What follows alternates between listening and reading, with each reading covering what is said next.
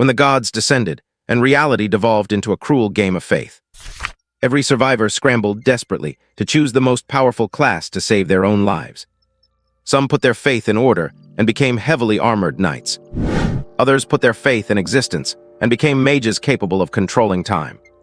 But Chengshi, a 6-foot-tall tough guy, chose instead to put his faith in the god of fertility, becoming a priest. Whenever he joined a party, his teammates looked at him like he was a joke. They mocked him, calling him a fertility saint who could do nothing but heal. Yet only Chengshi knew how twisted and powerful this seemingly useless class actually was. In a testing ground infested with mutated monsters, fertility represents not just new life, but absolute judgment over freaks of nature. He had no need to hide in the back lines healing his teammates, because he could deliver those unspeakable horrors straight into hell. And this strongest male priest, who would soon make the gods tremble, was only just stepping into his first solo trial. As his vision cleared, he heard shrill, piercing screams echoing in his ears. "Doctor, doctor, I feel like I am about to give birth." Heart-wrenching screams echoed through the dim little clinic, where a blood-stained woman writhed and struggled, tied to a heavily rusted birthing chair. "Hurry, doctor, come look, he is coming out." "Why are not you coming over, doctor, doctor? Are you even a doctor? Turn around and take a look." The pregnant woman's screams grew increasingly piercing, and her struggles more frantic, but the doctor standing nearby never once turned to look at her. He merely nodded and brushed her off with a slow, deliberate tone. All right, I am coming, do not rush. I am preparing the delivery tools. Madam, you would not want your child to drop on the floor right after being born, would you?" This sentence seemed to have a lethal impact on the increasingly frenzied pregnant woman. Her manic aura faltered, her reddened eyes gradually regained clarity, and her eyeballs turned slowly and mechanically as she looked down at her own belly, responding somewhat foolishly. "The baby? Yes, the baby. The baby cannot drop on the floor. I am going to have a baby. The baby cannot drop on the floor." She muttered this sentence over and over, her emotions gradually stabilizing. Soon, the small clinic quieted down again, leaving only the clanging sounds of iron being hammered. That was the doctor making the delivery tools. Fine sparks flew from in front of the doctor, briefly illuminating the dim space. The pregnant woman's attention was drawn by the sparks. Clutching her belly, she turned her head to look at the doctor's back. Her eyes gradually turned red again, and her expression slowly contorted into a grimace once more. "Doctor, what are you doing? What are you doing?" "Me, did not I tell you? I am preparing the delivery tools. The clinic has had too many patients lately, and the nurses have all gone to help out, so I have to do these chores myself." Saying so, the doctor turned around and showed the pregnant woman the crude hacksaw he had just hammered together. A bright, cheerful smile blossomed on his face as he said with a hint of pride, "See, it is ready." The moment the pregnant woman saw the hacksaw, her entire body suddenly convulsed. Under her struggling, the leather straps pulled against the rusty chair, making a teeth-grinding screech. Her legs kicked wildly, splattering the foul blood on her body everywhere. "What are you going to do? That is not a delivery tool. What are you going to do?" "Madam, please look more carefully. This is a delivery hacksaw." The doctor approached the pregnant woman holding the hacksaw, his gaze lingering on the irregular teeth as if admiring a piece of art, while clicking his tongue in praise. "This is the most cutting-edge delivery technique published in science. By simply using this hacksaw to cut your belly open, your child can be born perfectly intact onto the birthing chair. It tackles the root problem, avoiding the tragedy of the child highly likely dropping on the floor during a natural birth, and reducing the risk of infection. This is the most cutting-edge delivery technique published in science. By simply using this hacksaw to cut your belly open, your child can be born perfectly intact onto the birthing chair. It tackles the root problem, avoiding the tragedy of the child highly likely dropping on the floor during a natural birth, and reducing the risk of infection. Moreover, these sharp teeth can widen the incision, ensuring that the baby's head will not get stuck due to limited space during delivery." The doctor measured the tool against the pregnant woman's belly, smiling with narrowed eyes. "Most importantly, this procedure currently has 0 negative reviews." "The baby, safe. My baby, I will be safe." "Yes, madam, please rest assured. I am the most experienced delivery doctor in the entire clinic. I will definitely guarantee the safety of your child." Having received the promise, the pregnant woman suddenly became excited. She slapped her mountain-like swollen belly hard, craning her neck and shouting impatiently. "Hurry, deliver my baby now. My baby is coming out. Hurry, doctor, hurry." "It is my honor to serve you." Holding the crude hacksaw, the doctor's hands did not tremble at all. He then lightly touched her skin and expertly sliced upwards. "SSHHK. A thin line of blood snaked upwards, like a ripe watermelon splitting open at a flick. Immediately after, bang, the overburdened body exploded like a slashed balloon, splattering foul blood everywhere. She was not dead yet. Screaming hoarsely from the agonizing pain, she struggled with both hands and feet, her malicious and terrified gaze fixed on the doctor as she roared frantically. "What are you doing? What are you doing? You want to kill me? You want to kill my baby?" The doctor's body was sprayed with blood, but his face remained completely clean. He gently moved the hacksaw that was shielding his face and smiled again to comfort the patient. "Madam, it breaks my heart to hear you say that. I am saving you and your child. Look, your child has been born safely." Pregnant woman's frantic movements paused. She looked toward her belly with extreme joy, only to see a pair of massive, pure black eyes blinking back at her from within the abdominal cavity filled with mangled flesh. These eyes were very clear and bright, quite captivating. If its main body were not a writhing tentacle, perhaps it would be even more endearing.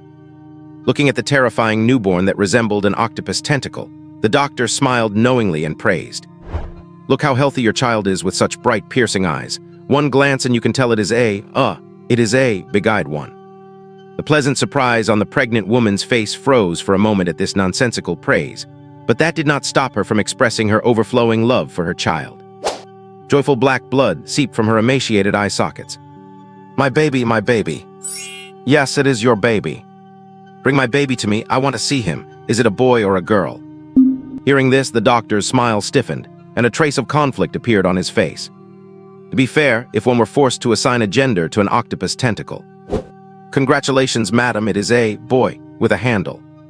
It did indeed have a handle, or rather, it was a handle itself. A boy's a boy. Pregnant woman's pitch rose again. Even severe injuries could not stop her from writhing and struggling. A frenzied look once again crawled onto her terrifying, blood-stained, emaciated face. "Why is it a boy? Why would it be a boy? She was supposed to be a girl. It is you. There must be something wrong with your delivery technique. It is you, you quack." Perhaps sensing its mother's anger, the newborn lying in the pool of blood blinked innocently. Honestly, if you ignored the body and only looked at the eyes, it was actually quite cute. Watching this absurd scene, the doctor shook his head and sighed. "Madam, you should know that a child's gender depends on the parents, not the doctor. Perhaps you should ask the child's father." The child's father. The pregnant woman's eyes turned blank for a moment before she suddenly let out a vicious, mocking laugh. "He is gone. I ate him. Ha ha ha, he is dead. That man, he actually wanted to be the child's mother. He does not deserve it, only I can be the mother. Is him. He is gone, cannot be found. Ha ha ha, he is missing. I am the mother of the child." The doctor's brain overloaded for a second. But his stellar professionalism allowed him to quickly spot a business opportunity. Raising his eyebrows, he said with slight excitement, "If it is just a simple death, our clinic can provide you with a special service to commune with the dead. You still have a chance to ask him why your child turned out to be a boy. If it is just a simple death, our clinic can provide you with a special service to commune with the dead. You still have a chance to ask him why your child turned out to be a boy. However, this service might be a bit expensive. But I think, for the sake of the child, it is all worth it." He pitched enthusiastically, as if closing this deal would earn him a huge cut. Perhaps moved by the doctor's sincerity, the pregnant woman's eyes shifted between venomous and dazed several times, eventually nodding like a walking corpse. "My child must get an explanation. What do I need to do? Quick, doctor, I want to ask him." "Very well, madam. First, please close your eyes." Seeing the pregnant woman hesitantly close her eyes, a strange smile curled on the doctor's lips. Holding the hacksaw, he moved the rough teeth to her neck. "Then take a deep breath. Yes, that is it, very good. Tilt your head back, yes, raise your neck a little higher. Good, do not rush, just a moment. SSHHHK. The doctor's hand slipped. Thud, something dropped. Foul blood splattered out, painting a stunningly beautiful cinnabar mural on the snow-white wall. Although there was a slight accident, the surgery went smoothly. Madam, you can go find the child's father now. The doctor clicked his tongue softly, casually wiped his blood-stained hands on his white coat, and glanced at the head on the floor. Yikes, how scary. He quickly kicked it away, then lifted the hacksaw and turned to look at the tentacle on the patient's corpse. Its large eyes were still blinking. It did not seem to realize what was going on, or perhaps it lacked cognitive ability altogether. As I just said, this service is a bit expensive. Your mother has not paid yet, and she probably will not be back anytime soon. As I just said, this service is a bit expensive. Your mother has not paid yet, and she probably will not be back anytime soon. How about you pay for her? Although lacking cognitive ability, sensing the approach of death, the newborn instinctively began to struggle violently. However, in the doctor's eyes, this struggle looked more like an invitation. The more the fish flops on the chopping block, the more vigorously the fisherman chops. SSHHHK. The doctor pierced through its body without hesitation. The new tentacle twitched in pain, and in a matter of moments, those cute large eyes completely lost their luster and became motionless. On the day it embraced birth, it also embraced death. Transaction complete. Thank you for your patronage. The doctor bowed elegantly, tossed aside the hacksaw, and walked out of the dim room without looking back. Single-player trial leftovers. Birth challenge successful. Scoring in progress. Calculating rewards. Player Chengshi performance score S. Obtained food. Finger bread rank C times 5. Obtained food. Canned slime drink rank C times 5. Obtained food. Imitation eyeball cake rank B times 1. Path to Ascension +0, Ladder of Audience +0. Single-player trials do not increase scores. Current Path to Ascension score, 2104.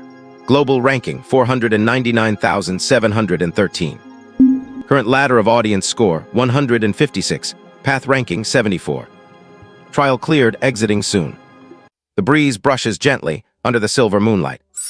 On the roof of a skyscraper, Chengshi sits at the edge, his legs dangling in the high altitude, swinging back and forth as he enjoys today's spoils. What he is chewing is the most common reward from the food trials, blood finger bread. The bread is shaped exactly like a human finger, with a texture so realistic it feels indistinguishable from the real thing. Only when you take a bite and taste the cranberry jam bursting from within can you confirm it is indeed just food, and not a severed finger. Pity that the bread tastes like wax and the jam is sour. C-tier food is not very good. But none of that matters because it provides energy, and providing energy means it can keep him alive. Ever since the gods descended 6 months ago, reality has been transformed into an absurd faith game. Everyone must choose a god to believe in, surviving in this broken and unreal world under the blessing of their deity. The entire world has been divided into countless fragments by the gods, with every person randomly assigned to one to survive. Just like Chengshi, who was assigned to the roof of an unknown building. The rooftop is about 200 square meters, spacious but completely exposed, not to mention wind and sun.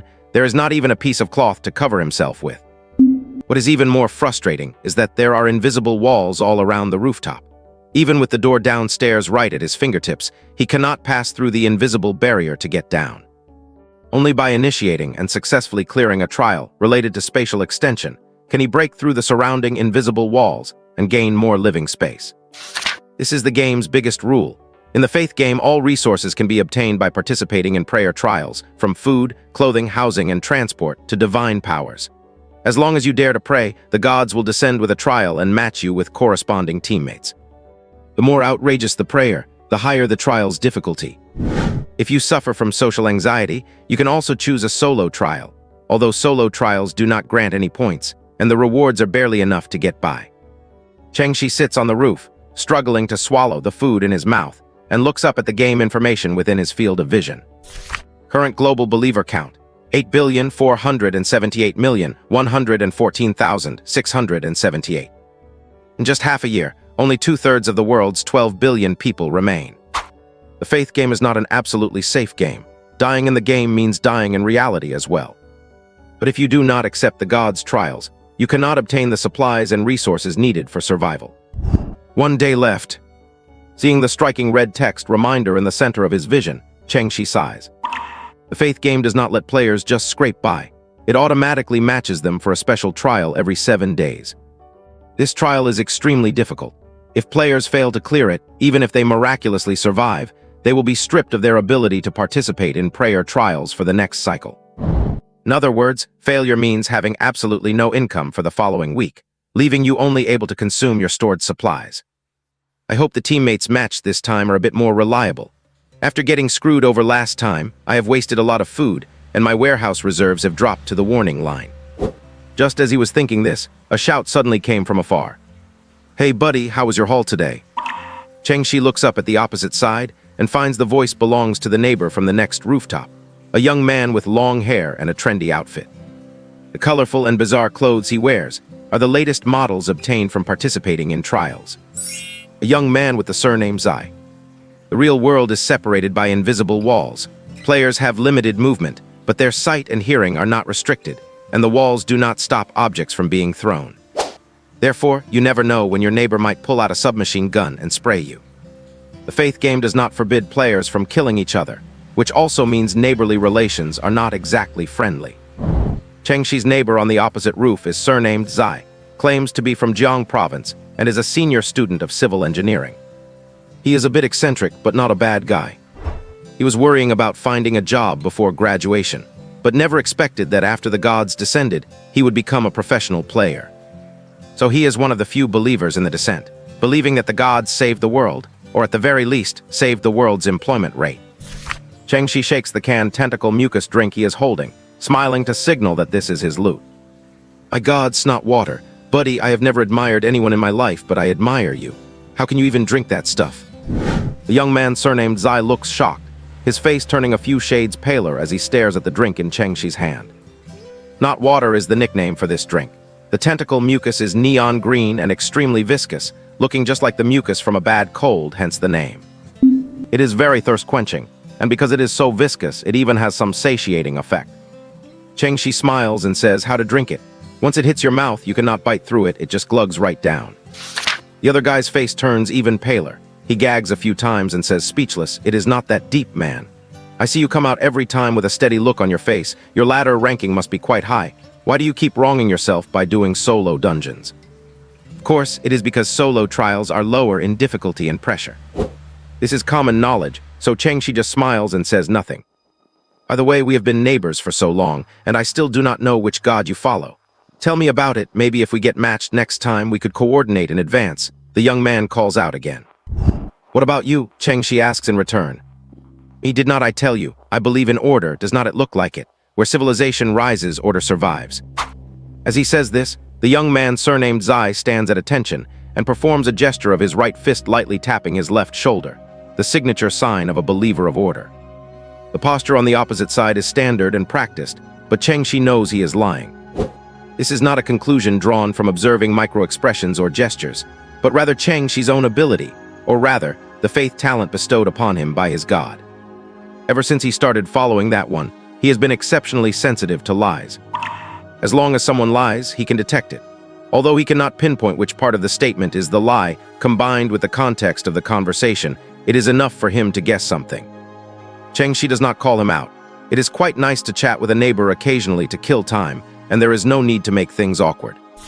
Hey buddy, I am saying it is no fun being all secretive. It does not affect anything if you say it. Could it be that we are rivals? The other guy is still probing. Chengxi curls the corner of his mouth and counters. What is your score on the ladder of audience? What is your ID? Let me see where you rank. Hearing this, the young man surnamed Zai pauses, his tone slightly stunned as he asks, are you really a believer of order? Chengxi shakes his head, wearing a playful smile. No, I'm a believer of chaos. The person opposite is visibly shocked. His pupils constrict and his brow furrows. Chengxi's tone in saying this is very calm. So calm that it sounds as if he truly could check the ranking on the ladder of audience for order. There are 6 paths in the faith game, opposing each other in pairs. Each path contains 2 to 3 gods, and the gods themselves also have adversarial relationships. Just like order and chaos, they belong to civilization and entropy. Their pursued essences are diametrically opposed, and their promoted wills are worlds apart, so their believers are also hostile in the game. However, the opposing sides of faith share the same ladder of audience ranking, allowing them to see each other on the leaderboard. The young man's expression keeps changing. He does not state his score, nor does he continue to probe, because he is indeed not a believer of order. At this moment, the moonlight spills onto his face, but it cannot light up the gloom within it. He finds Chengxi a bit unfathomable. You did not lie to me. Chengxi smiles, I never lie. The young man on the opposite roof frowned and guessed all night, while Chengxi slept soundly.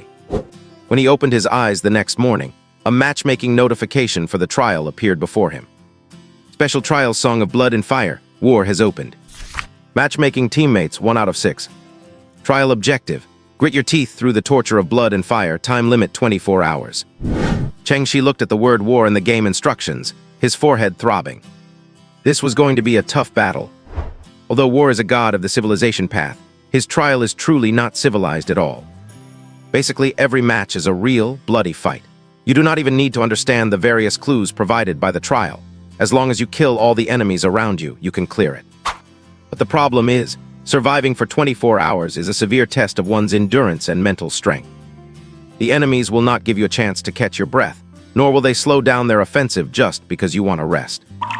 Under these circumstances, the more capable your teammates are in combat, the more advantageous it naturally is. Please match me with a few more warriors. One slacker like me is enough, please. Matchmaking successful, 6 out of 6 entering the trial.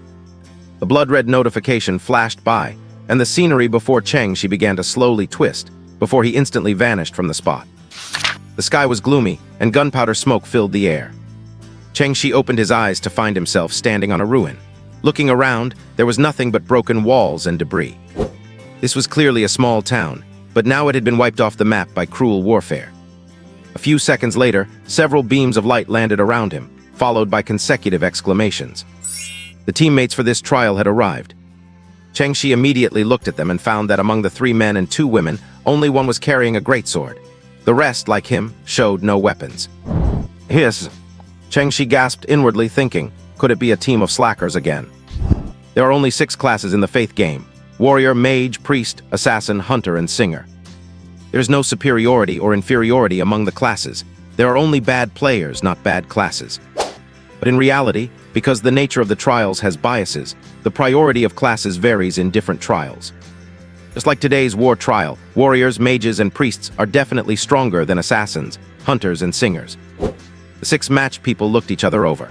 When the large man in casual clothes carrying the greatsword did not see anyone else's weapons, he spoke with a slightly irritated expression. Usual rules do not waste time. Report your path and class first, then your score. I will go first. Chen Chong, Civilization Warrior, Ladder 1647.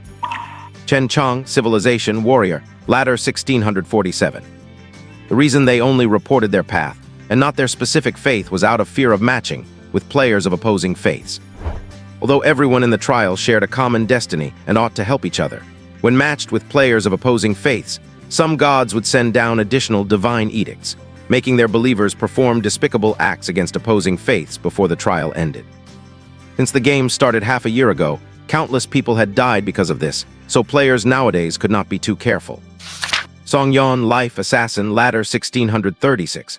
Bro, are you an Order Knight? I think I have seen this sword in the hands of other Order Knights. It should be a shield sword, right? Tall, thin young man wearing glasses and sportswear next to Chen Chong spoke second. After speaking, he carefully examined the greatsword in Chen Chong's hand, seeming to compare it with the greatsword in his memory. Songyeon, Life Assassin, Ladder 1636. Seeing his faith recognized, Chen Chong did not hide it and nodded in admission. The others' expressions eased, visibly relaxing a lot. Believers of Order are among the few trustworthy strangers in the trials. They follow the will of Order, respect rules, and discipline themselves.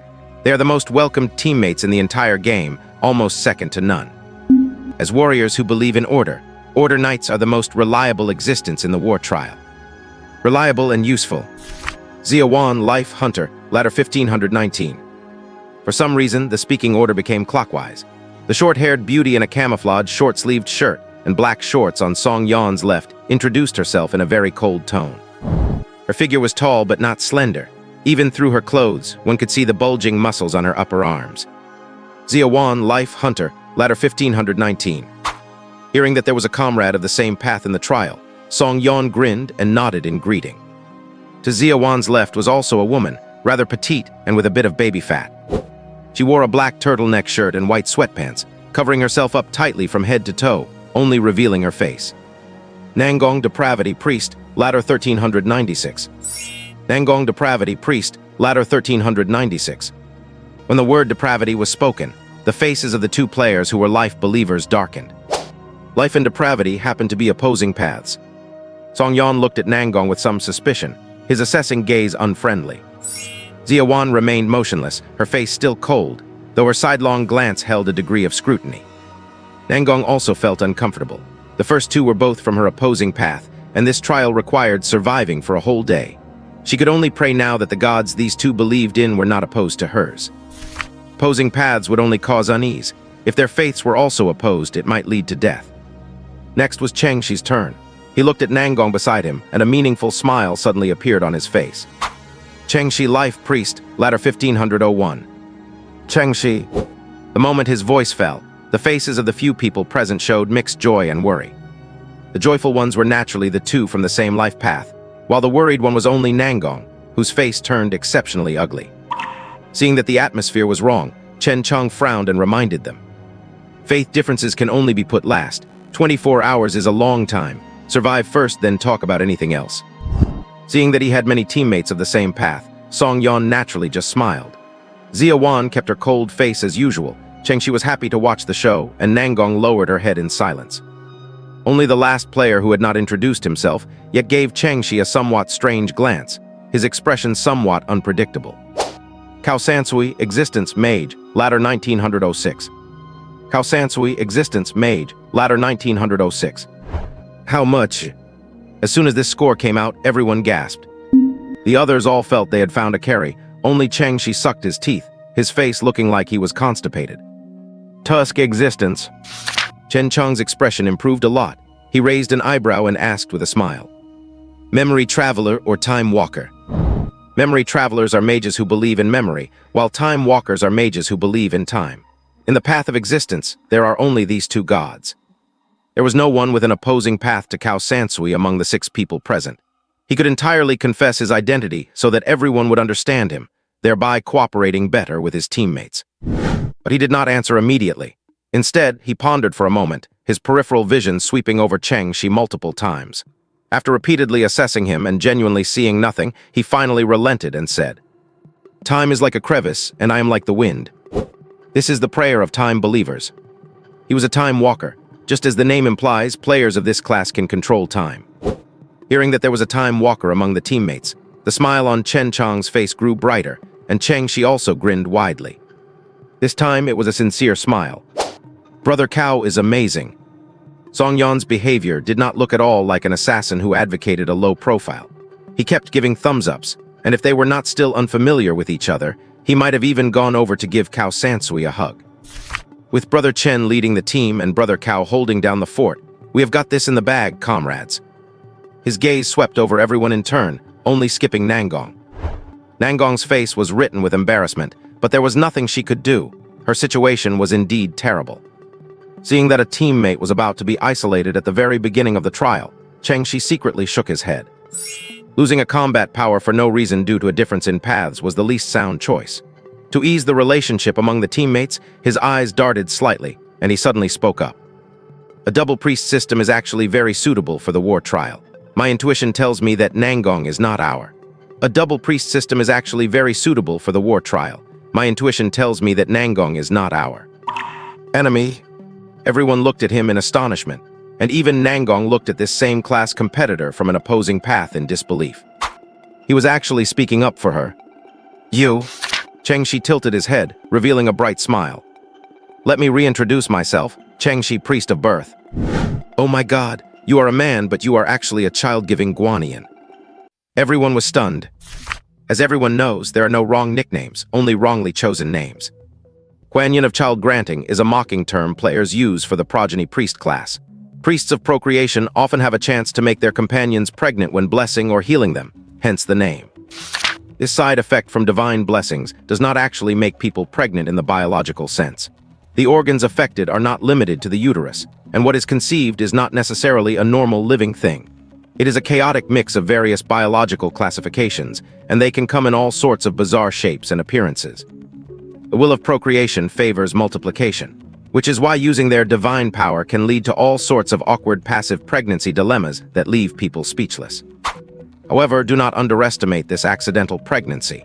For every new life gestated within the body of the person being healed, the healing effect they receive increases by 30%. That is why the progeny priest is a healer with incredibly potent output. Song Yan waved his hands in shock, his head shaking as fast as a fan. Brother, please do not heal me. I would rather accept a priest from an opposing faith than tolerate you getting me pregnant. If I get healed by you, how could I ever face anyone again? Could I tell them I have carried a male teammate's child? Nangong was also stunned. She was grateful to Chengshi for proactively revealing his faith to help her be accepted by the team, but with the faiths of the other two still unknown, she still dared not reveal her own. After all, players on the path of descent are often subjected to a lot of criticism, even if she was not at odds with Chengxi.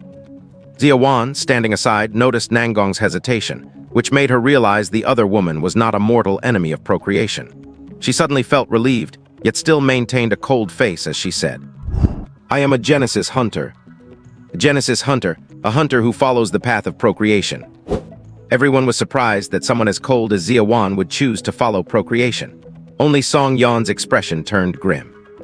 He also realized that Nangong was not an enemy of procreation. But since there are only 3 gods each for the life and descent paths, that meant there was a 50% chance the other person was his enemy. Just as he was debating whether to confess his own faith, Chen Chong waved his hand, interrupting their conversation. The divergence in our paths is not our fault, nor should we bear excessive pressure because of it. Since the 2 priests are not opposites, we can just split the healing work. He pointed at Nangong, then at himself and Cao Sansui, saying, "Zia, you are responsible for me and the mage. As for the followers of life, you handle yourselves." As he spoke, he turned to look at Zia Wan. "Since you are a follower of his, I assume you will not have any issues with Chengxi." Zia Wan gave a casual glance at this decent-looking progeny priest, kept her expression unchanged, and nodded slightly. The hunter looked indifferent, showing no awkwardness, but Chengxi's expression became very nuanced. And an even more subtle reaction came from Song Yan. It seemed he would have to accept treatment from a Kuan Yin of child granting after all. Chen Chong naturally took over the team leadership. Seeing that no one had any objections, he continued. "No more talk. There's a preparation period before the trial. We do not yet know the cause and effect of this war, so it is not wise to rush out of the landing site. During this time, everyone should try to complete their proclamation as quickly as possible, and then we will look for a suitable place to hold our ground." The so-called proclamation is the ritual where players pray for blessings from their respective gods. Once players choose a god to follow, they are granted an initial faith talent, which acts as a game skill. As players reach different tiers, the limit on the number of talents unlocks, and higher-level faith talents are bestowed. These talents greatly enhance a player's combat capabilities, and even serve as the foundation for building their various class archetypes. Of course, there are both active and passive talents.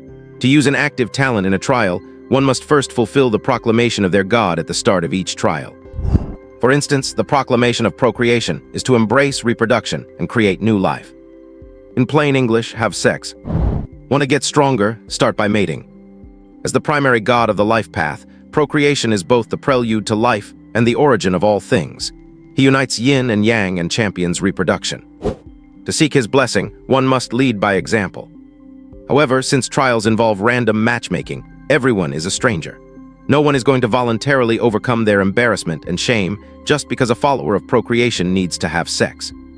Therefore, this proclamation is rarely completed perfectly. But humans are creative creatures.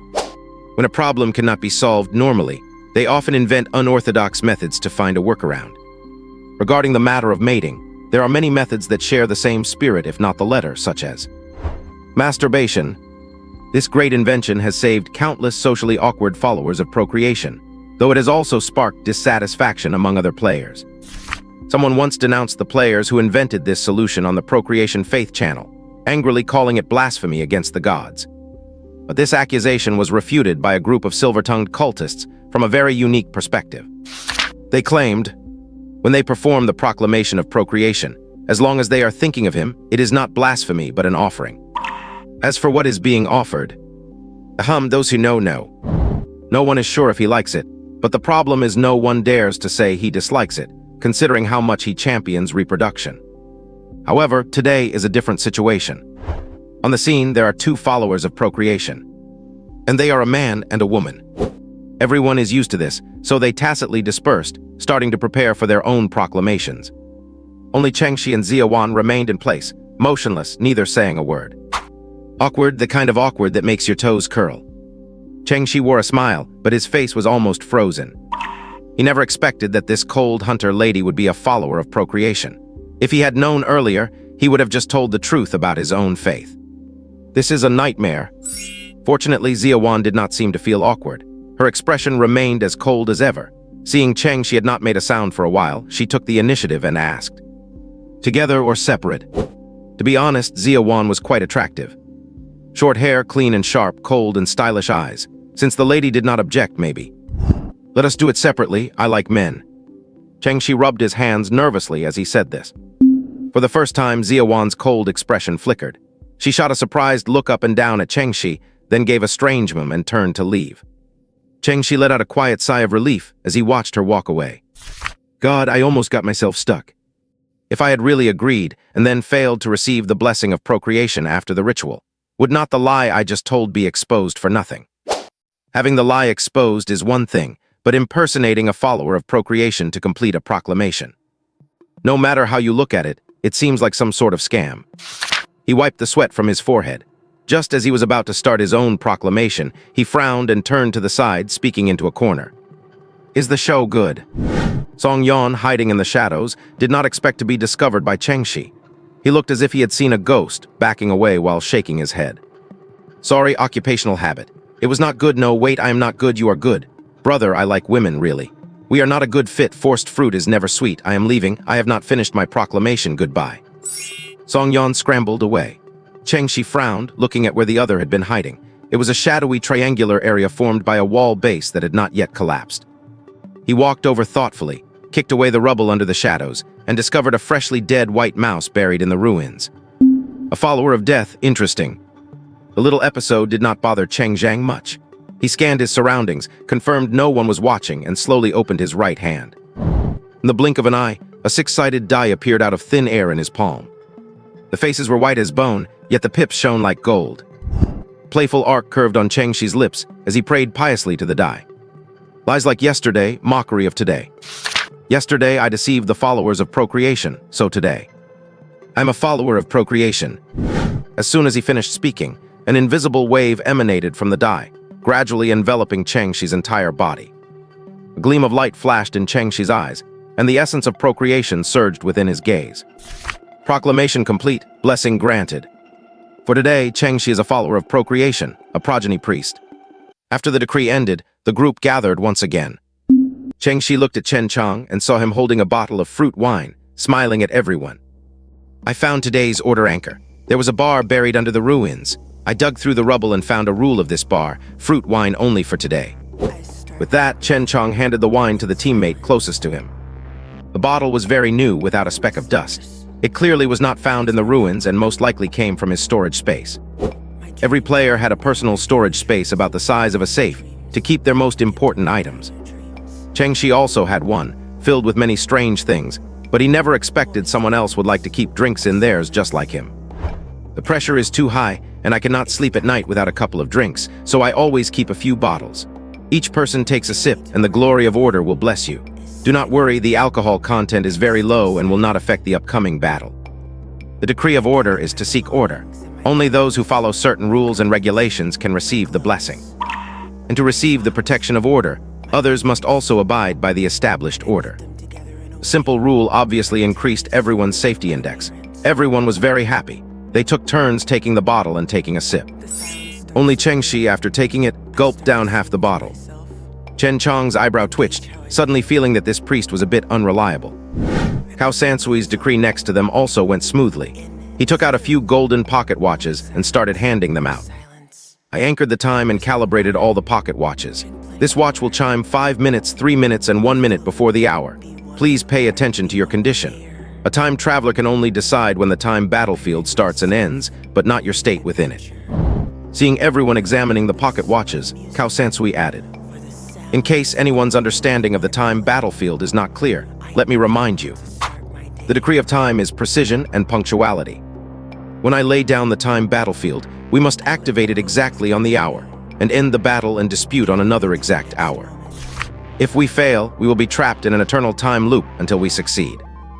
But every loop will dissolve our concept of time. Excessive looping will make us completely lost in the river of time, unable to escape. Remember, time regression is not a panacea. The group agreed in unison. Seeing everyone was ready, Chen Chang nodded and looked into the distance. To the east of these ruins are still some buildings that have not been completely destroyed. For safety's sake, let us take cover there first until we figure out what the battlefield is or decide what to do after a passive encounter. How about that? I have no objections. Xiaowan's tone remained cold. In the history of the Continent of Hope, there are few such brutal town destructions. I guess this trial is probably the Continent of Hope's counterattack. Cao Sansui nodded slightly. Exactly. Our location should be near Darkwood Shire. Many people in the Mage Channel study trial history. If we are really facing the continent of Hope's counterattack, then we are likely facing the right wing of the skeleton army right now. Chengshi really admired these people who studied trial history because he never did, nor did he have the patience to. In this bizarre world, just staying alive took up half of his mental effort. As for the other half, he had to save it for deceiving people. Half a month after the Game of Faith began, someone noticed that during each trial, players seemed to be teleported to a world that had once existed. Many people were curious about this world that only existed in trials, so they began collecting background information, organizing it, and sharing it with the public in the profession and faith channels. Unfortunately, there was absolutely no useful information in Chengshi's faith channel. All the historical fragments regarding the trial background were seen from the profession channel. He really was a priest. Chen Chong was clearly not a historian either. He frowned and asked. So, Lu Wan continued, there is very little information on the right-wing battle. If I remember correctly, the most recorded one should be. Before she could finish her sentence, a sharp screech suddenly came from the sky in the distance. Hearing the sound, everyone's expression changed, and they quickly turned to look. They saw that the distant sky had turned ink black at some point. Overwhelming black wings flapped, blotting out the sun and approaching like a storm. A terror fiends. Ziawan's face was gloomy as she gave the answer. Terror fiends were hell demons with fleshy wings on their backs. They fed on fear and excelled at causing chaos. They were believers in corruption and the mortal enemies of birth. Terror fiends. Looking at this terrifying number, if they really clashed, the 6 of them would not even be enough to fill the army's teeth. This is a way too many. Chengshi frowned and glanced at his pocket watch, noticing that it had just passed the hour, reaching 9:1. It seemed there was no time to open the time battlefield. Cao Sansui's expression also changed. Obviously, he had not expected the pace to be this fast, encountering an airborne army right from the start. Brother Cao, is this the kind of quantity you see in your 1900 rank games? Song Yon asked in shock.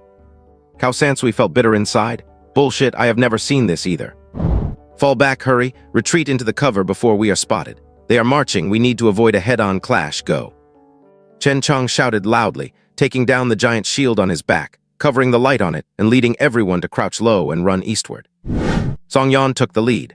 When he rushed out and touched the shadows among the ruins, he turned into a wisp of smoke and instantly disappeared from everyone's sight. This was the assassin's class skill, Shadow Weaver. They roamed in the darkness and weaved through shadows. Within a short distance, they could use shadows to change their position and hide themselves. This concealment was not physical hiding, but rather slipping into the shadow plane and vanishing directly. Ziawan's speed was also impressive. As a hunter, agility was their synonym. While running, she sprinkled creation grass seeds on the ground. This was a trap item blessed by birth. Any life touched by the seeds would be influenced by the will of birth, developing an intense desire to reproduce, rapidly gestating independent individuals within their bodies that defied the host's consciousness. This was also the primary attack method of the believers of birth. They never destroyed their enemies directly. Instead, they made them conceive, thereby twisting their will and leading them to self-destruction. Although gods aligned with the life path tended towards order, being lawful in will did not preclude material twisting. In some specific manifestations, lawful gods were no better than chaotic ones. Or even worse. I need at least 57 minutes and 42 seconds to reset the time battlefield. During this time, I can only affect your time fields. Pray, my friends, that they have not spotted us. Cut the crap, use it now, speed us up. Chen Chong growled, his forward speed increasing by another 30%. Cao Sansui moved in response, area fast forward. As soon as the words fell, the figures of the 5 people sped up as if a fast forward button had been pressed, running nearly 100 meters in the blink of an eye. Chengshi only felt the wind under his feet. He was incredibly fast. A place that would normally take minutes to reach now took only a dozen seconds. Unfortunately, this acceleration effect only worked within a certain area. Once out of it, their speed immediately plummeted back to normal. Although Cao Sansui had a high rank, accelerating such a large area all at once exhausted him. Seeing him losing strength, Chen Chong grabbed him, threw him on his back, and continued running. Assassin, go ahead, clear the ruins and find a stronghold. Nangong, restore the mage's mental energy. Offspring priest, do not make a move yet, it is not time for you to exert yourself. Creation hunter, lay down more traps. The terror fiend's scouts will not march in the air forever. When they land, every extra second we can stall counts. Chen Chong had great judgment and commanded with ease. He clearly earned his 1600 rating through real skill. But the current situation was too grim, leaving him no other options. As he ran, he carefully selected among the ruins ones that could accommodate 6 people, hoping to escape this disaster. However, the battlefield changed faster than expected. Before they could dash into the ruins ahead, the dense army of terror fiends had already swooped down toward them. Their scouts had long discovered the player's existence. Yarasaya! A terrifying screech echoed across the ruins. The terror fiends' excitement was palpable. It seemed they had found a little snack on their march. Too late, the grass seeds have been triggered. Prepare for combat. Zia Wan was the first to sense the enemies closing in from behind. Her eyes narrowed abruptly, glowing with a vibrant, intense life force. With a flick of her left hand, she produced an emerald green longbow, pulled an arrow from thin air with her right, and spun around to fire. A shaft of brilliant green light whistled into the air. Boom! The arrow exploded in midair, scattering spores across the sky. The army of fear demons charged forward, heedless of the cloud of spores.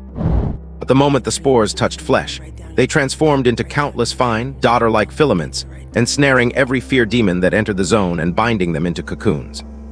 Deprived of their flapping wings, the fear demons plummeted, crashing hard against the ground. The ground was already carpeted with Genesis grass seeds. Upon contact with the seeds, the demons' stomachs swelled rapidly. Within a few breaths, it seemed as though something inside them was struggling desperately to break out. The hunter's trap combo was fluid, and the double crowd control effect was significant. The vanguard of the fear demons failed to reach the group immediately. However, even with Zia Wan firing like a downpour, she could only hold back a limited number of enemies. The sheer number of enemies was overwhelming. The locust-like shadow soon exhausted the spores in the air and surged toward them once more.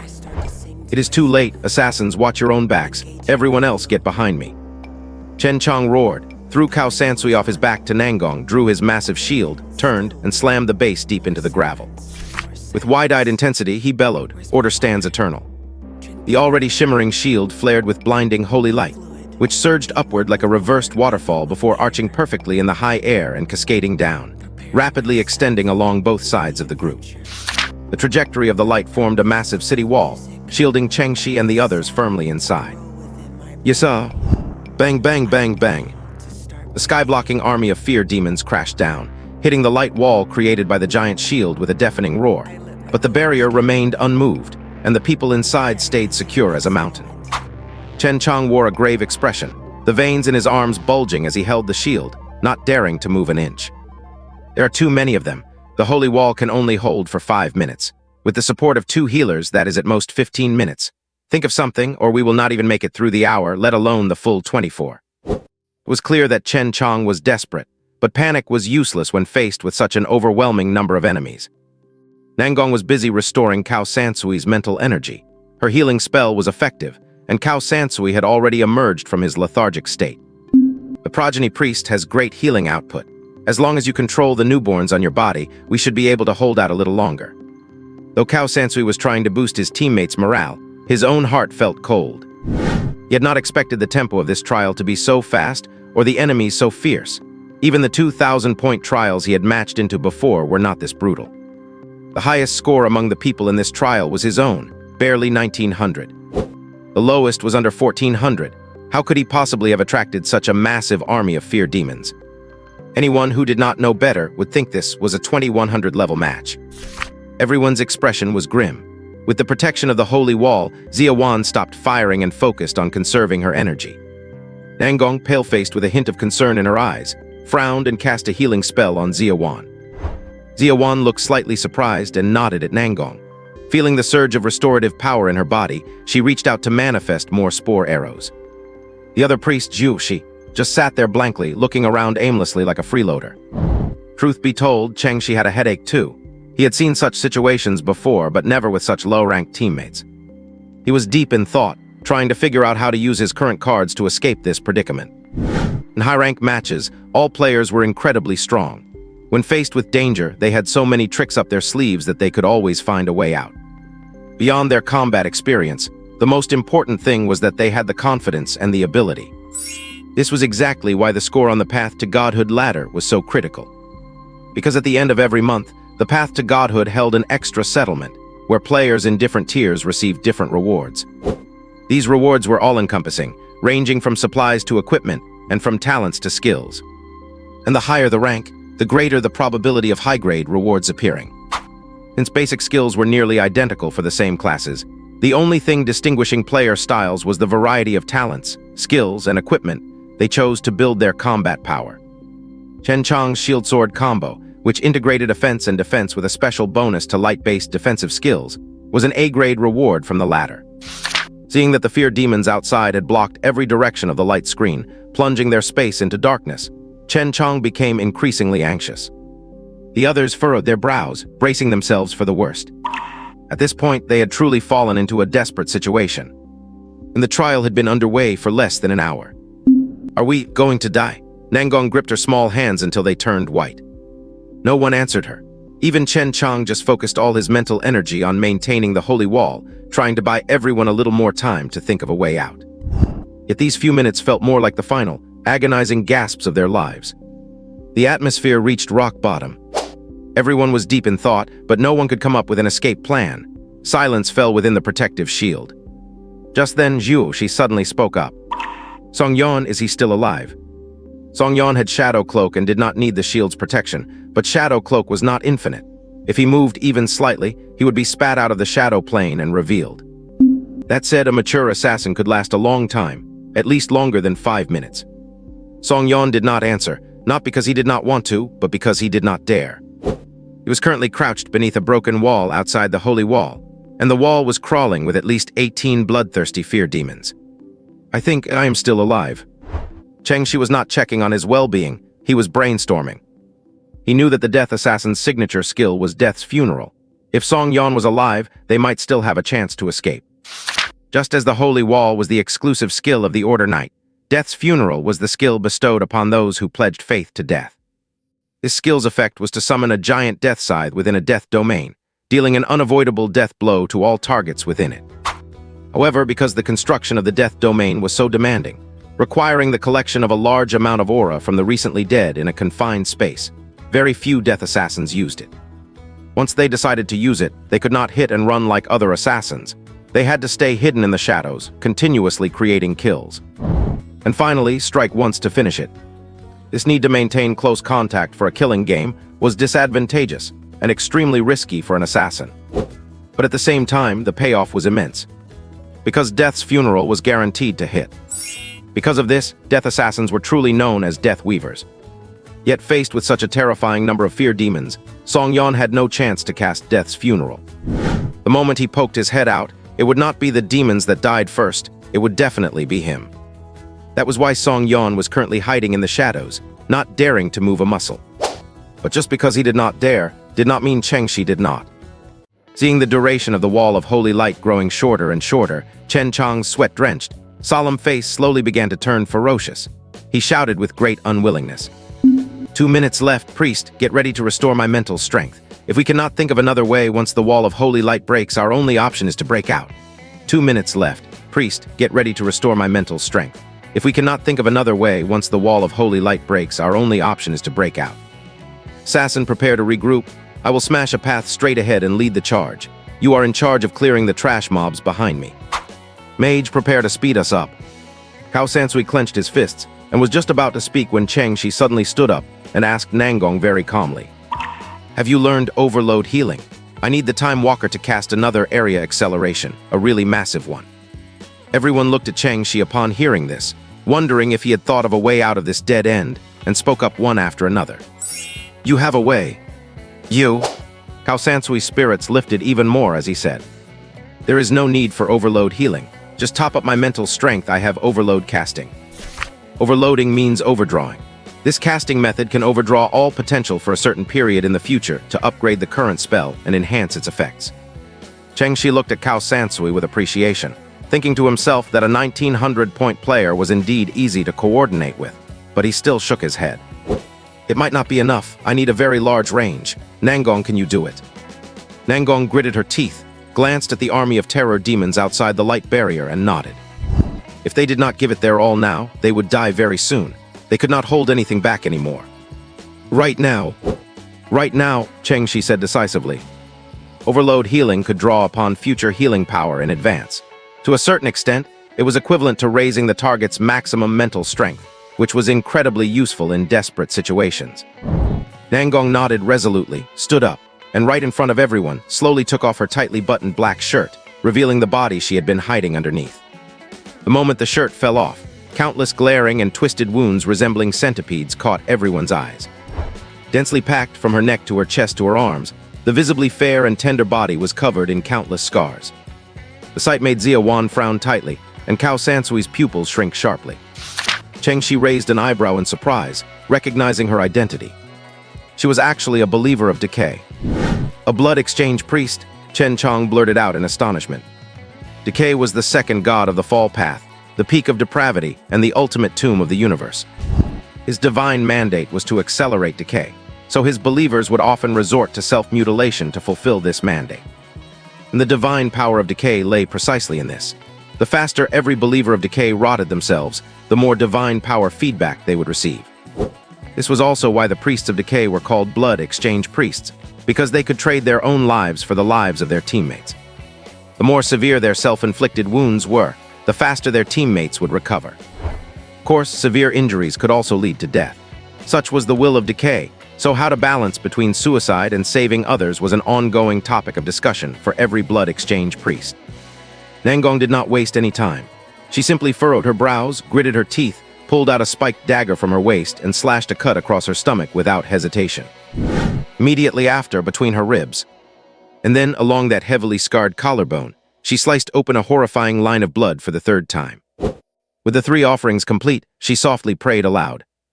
All beings shall rot, all things will decay. A dense light, carrying the scent of decay, rose from her wounds and sprayed outward. In the blink of an eye, it merged into a stream and poured right into Cao Sansui's body. Cao Sansui felt his body suddenly surge with power. His mental strength was completely restored, and his condition was so good that he even wanted to let out a wild roar. Feeling the immense power within him, some of his confidence returned, but only to a certain extent. He looked at Chengxi solemnly and asked word by word.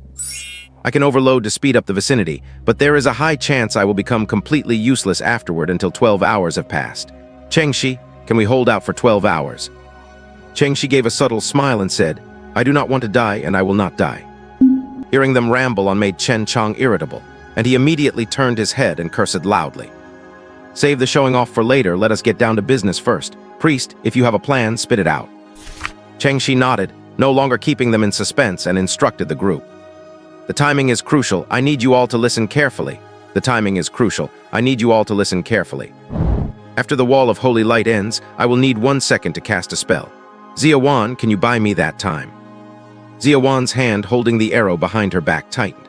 She looked up at the sky full of terror demons blocked outside the wall of holy light and nodded very solemnly. I can swallow the Genesis grass seed to gain his gaze. This way, when the power of reproduction skyrockets, I can fire 5 arrows simultaneously, but it will only delay them for 1 second at most. This was the most Zia Wan had ever spoken, and also the most solemn she had ever been. Chengxi had long expected that this was the only thing she could do, so he nodded in approval. Chen Chong looked anxious and shouted again. You are a priest, what kind of spell are you casting? Do not worry, Chengxi smiled and shouted loudly. Song Yan, I know you can hear me.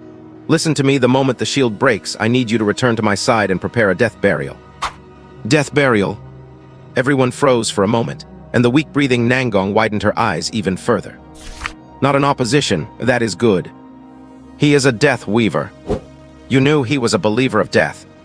Chengxi ignored their confusion and continued speaking. I know you have a lot of questions, but never mind that. You do not need to worry about the domain of death, you just need to reap to your heart's content when it is time to reap. I know you have a lot of questions, but never mind that. You do not need to worry about the domain of death, you just need to reap to your heart's content when it is time to reap. Song Yan, this move of yours determines whether we live or die. I am not joking. Chen Chong grew anxious again. What if he? He will not. Believers of death do not die easily, because their patron also needs someone to act as an agent of his grace. Chengxi laughed to ease the tension, but it was of little use. Seeing that no one had a funny bone in them, he twitched his lips and continued. Cao Sansui, the most critical step. The very instant after I cast my spell, you need to unleash the area acceleration. Target as much of the ruins as possible, excluding the shielded area. Cao Sansui's expression changed, and he said in shock, What, the entire ruins? Chengxi nodded firmly, the entire ruins. You at 1,500 points. Chengxi was stunned, then smiled and nodded again. 1,501. Cao Sansui obviously did not believe it. Could a 1,500-point person have this kind of aura and attitude at the juncture of life and death? He had seen 2,000-point big shots wet themselves at death's door before. I have to remind you that time's potential energy balances speed. If the range is that large, then the place where we are will become extremely stagnant, to the point where we will not even be able to move. I have to remind you that time's potential energy balances speed. If the range is that large, then the place where we are will become extremely stagnant, to the point where we will not even be able to move. Are you sure? This is suicide, Chengxi. Although Cao Sansui felt that Chengxi was hiding his score, he was genuinely nervous inside. If he were the one choosing, he really would not dare to do something like this. One must know that time walkers usually ranked in Tier 0 because they could slow down enemies while accelerating themselves, creating temporal suppression to pull off various combat responses. But if it was the other way around, would not they just be sitting ducks? I am sure you really do not want to accelerate yourself. Fine, the question is, what are you planning to do? Cao Su asked with a solemn face and deep skepticism. As part of the plan, we must know how you intend to lead us to survive. Chengxi chuckled. Me. I plan to give them a child. To be honest, any normal person would freeze for 3 seconds after hearing what Chengxi just said. A human male saying he wants to give a group of asexual dread demons a child. No matter where you say it, that is an incredibly explosive statement. Dread demons do not reproduce sexually. They are born from the Fear Mother tree in the underground world. The Fear Mother tree absorbs feelings of fear from various planes and grows new branches. After a period of time, the branches fall off and become new individual dread demons. Amidst the shock of everyone present, Cao Sansui was the first to regain his senses, asking uncertainly, "Are you planning to heal the dread demons?" Chengxi snapped his fingers. Bingo, I will cast a healing spell that covers the entire ruins. All the dread demons will fall under the gaze of my lord and embrace reproduction. Impossible. No priest could possibly have a healing range that large. Nangong said with an ashen face, starting to conclude that under the immense pressure of survival, Chengxi had lost his mind. What a pity. The guy is handsome and has a good heart. He just went crazy way too fast. Chengxi did not offer much explanation, just smiled and said, "There is no such thing as impossible. When you think something is impossible, it is because your perception is not quite there yet." Hearing Chengxi's mockery, Nangong pursed her lips, unable to retort. She might know some secrets unknown to outsiders, but as this fellow professional said, her understanding of this game was still far from enough. You? Chengxi ignored her, instead stretching out his right hand and assuming a plain, unadorned stance to initiate a healing spell. How much longer does the Holy Light Rampart have? Chen Lu's face darkened. He had finally reminded this guy that the shield was about to expire. He was not sure if he should trust Zioshi, but seeing him so confident, he replied resignedly. 10 more seconds for you to show off. 9 seconds. 8, 3, 2, now. Chengxi shouted, and the healing light in his hands began to surge violently. At the same time, Ziawan did not hesitate to swallow a handful of Genesis grass seeds, pulled 6 spore arrows out of thin air, and aimed her bow at the sky. With a whoosh, the 6 arrows exploded above everyone's heads, releasing a dense wave of reproductive energy. 1. The Holy Light Rampart shattered like a mirror, instantly losing its brilliance. The dread demons piled up outside the light barrier suddenly lost their support and began to fall. The dread demons on the perimeter, seeing the shield had broken, roared and charged in. 4 threads grew wildly in the limited space. The dread demons were squeezed so tightly there was almost no gap between them, so a single thread could string together countless amounts of flesh. Whether it was the dread demons crashing into each other in their rush or the extra spore arrow that did the trick, the time it took for the enemies to reach them was far greater than 1 second. Just as everyone looked terrified and started preparing for a counterattack, Chengxi's ultimate move finally finished charging. Let me show you all what true healing power looks like. Across the 4 corners of the universe, bathe in the divine grace. As the last word left his lips, a massive beam of holy light struck the nearest dread demon in front of Chengxi, and then the light refracted through it, shooting rapidly toward their kin in every direction. This did not look like a simple healing spell. It looked more like a healing chain capable of curing many targets. But the problem is, a healing chain has attenuation. The more people it hits, the faster the healing drops off. Considering the order of magnitude of enemies in front of them, this kind of healing would likely only be enough to restore a few hairs. In previous trials, it was not as if no one had tried healing the enemy. The faith game might be a game, but it felt more like another reality. There is no mechanic like friendly fire immunity or invalid healing on enemies here. If you heal the enemy, they really do recover, and then they beat you even harder. When Cao San Sui saw that Chengxi had only cast a single healing chain, his fear peaked beyond measure. What good could this possibly do? But even if he did not trust him, it was too late. Acting on the belief of a desperate final stand, he followed the plan, and the moment Chengxi made his move, cast an overload-level area acceleration on the entire ruin, excluding the area near their group. Area acceleration. Time in the outer perimeter pressed fast forward, and the dread demons suddenly accelerated. Time around them fell into stagnation, and everyone instantly froze.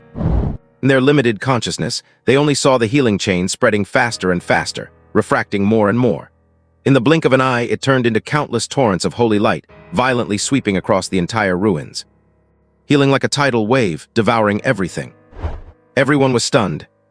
Cao San Sui watched as the surrounding dread demons approached, then fell into the time stagnation zone, forming a wall of flesh on the perimeter that protected them inside. He could not help but wonder, was this also part of the plan? He gradually lost sight of the perimeter. His last thought before it vanished was the shock of why Chengxi's healing chain was not attenuating, but increasing instead. The chain healed stronger and stronger, eventually covering the entire ruins. How could this be possible? There is no such thing as impossible. When Chengxi, with his nearly frozen mind, saw the surrounding dread demons fall into time stagnation and build a new rampart, he knew his plan had succeeded. The reason he could flood the entire ruins with the healing chain was his unique S-rank job talent, bathe in divine grace. This talent allowed him to generate a transmission effect when healing living beings of the same species. For every extra individual, the healing effect and range would expand. Normally, since a team only had 6 people at most, this effect was just the icing on the cake. But now, if all the dread demons were counted as targets, even if a true god descended, they would not be able to count how many there were. Even if each individual only added a 1% bonus, calculating it 1,000 times resulted in over 20,000 times the power. And there were far more than 1,000 dread demons here. Today, here, all the dread demons were bathed in Chengxi's healing chain. And all in an instant.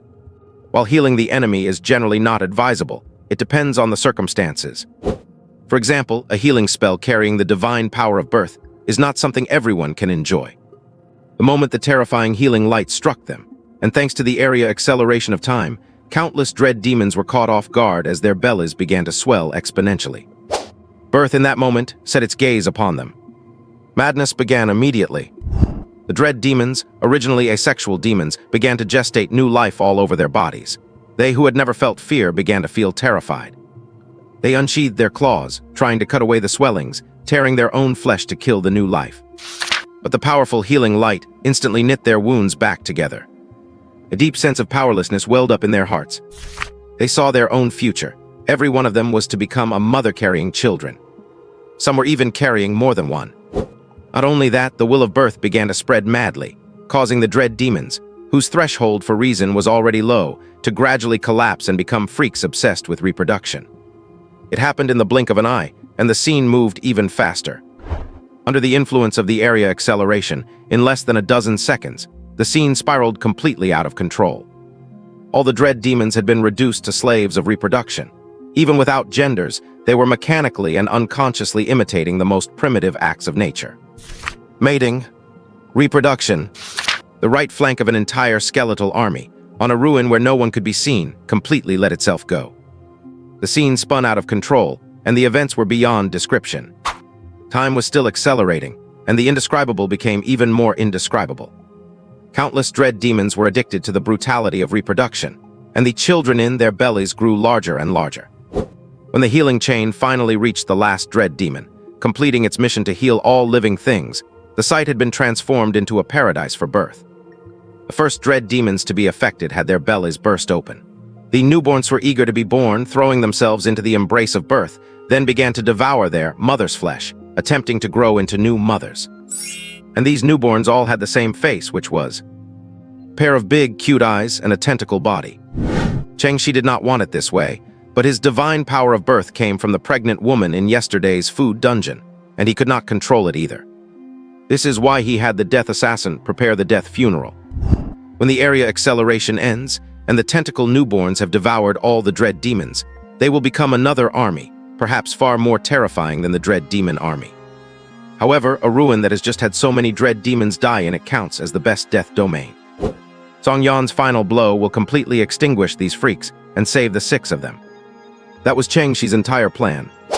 It is just that the other teammates, trapped in the wall of dread demons, probably would not be able to appreciate such a crazy spectacle. What would you think about when time pauses? If we could extract all the thoughts of you dear readers, they could probably be compiled into a book. And this book actually exists in the real world. It is called the criminal law. In reality, when time pauses, you cannot think of anything at all. Consciousness relies on existence, and the essence of existence is time. When time solidifies, existence ceases, consciousness fades, and a person loses all thought, turning into a statue of flesh and blood. This experience is terrifying, because a person trapped in a time standstill might feel as if they are already dead. But it might also not be that terrifying, because this person probably would not even realize they were trapped in a time standstill. Who knows how long had passed?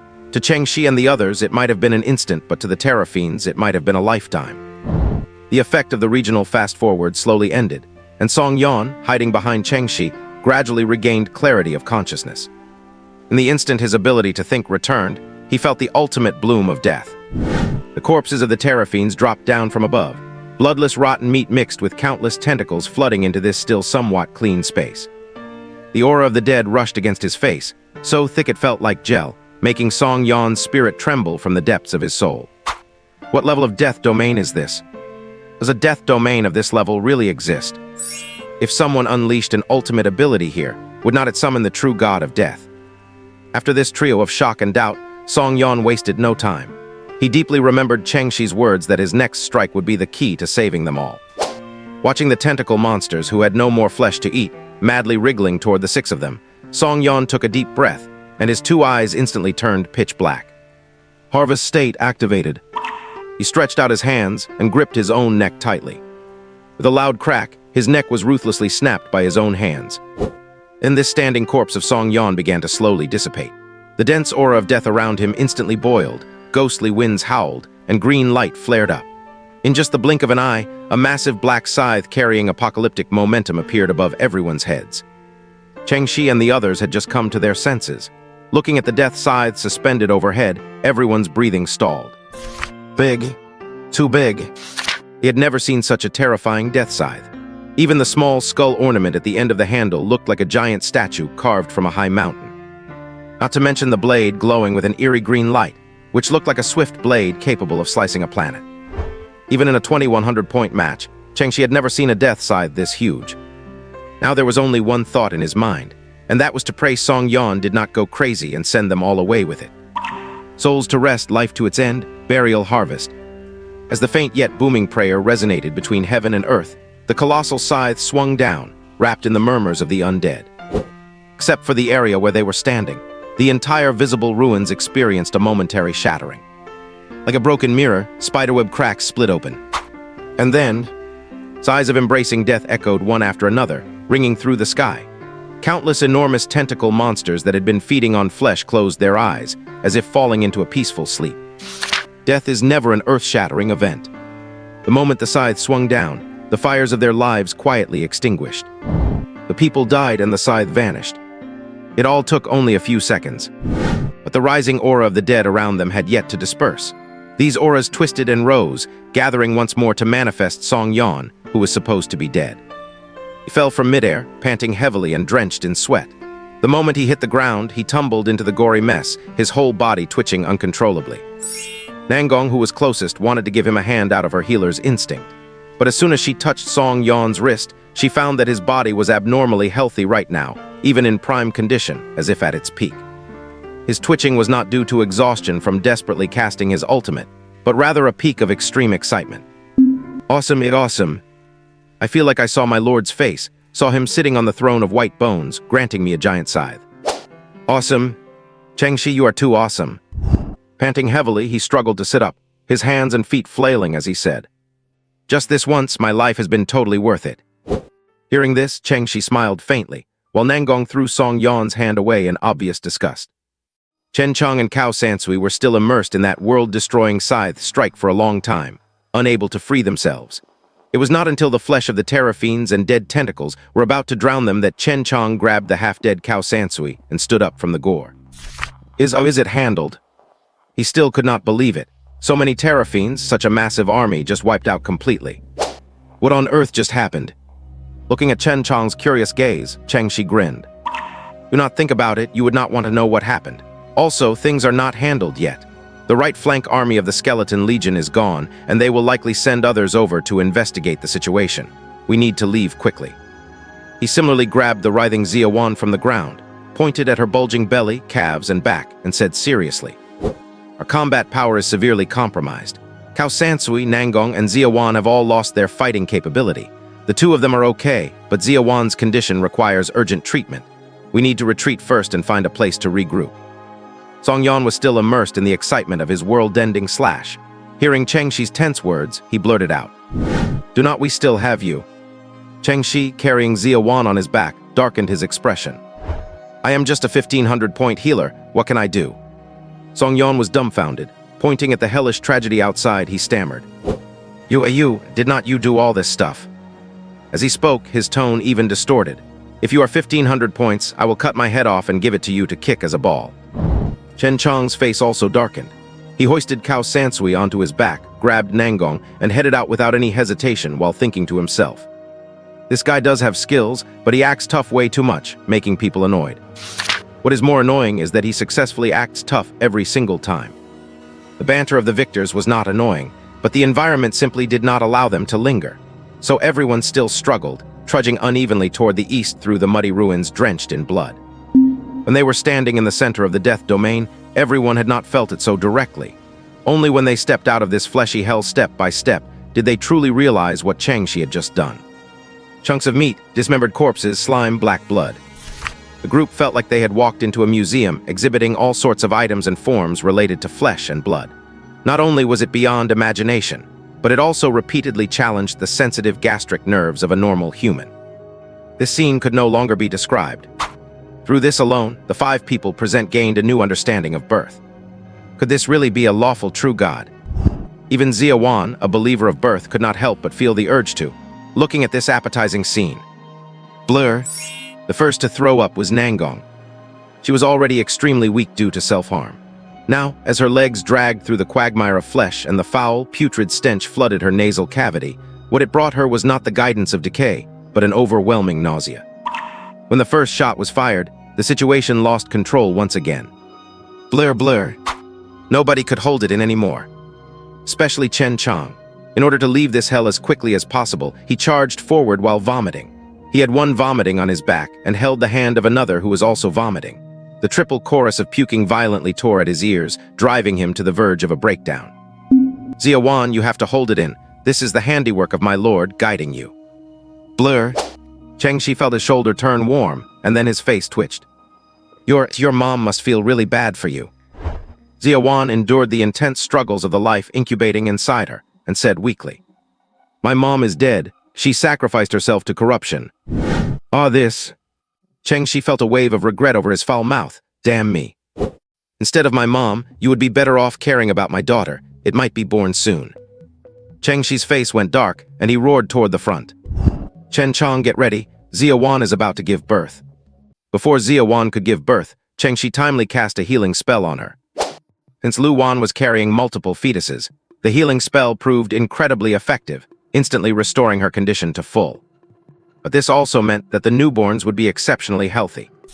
The group was sprinting madly, and not long after, the life forms gestating within Xia Wan could not wait any longer to enter the world. Life catalyzed by Genesis grass seeds does not wait for any obstetrician. Halfway through their run, the bulges on Xia Wan's body burst open, spitting out several grotesque vines that were half flesh and half plant. The good news is that these vines were not very strong, and Song Yan dealt with them all by himself.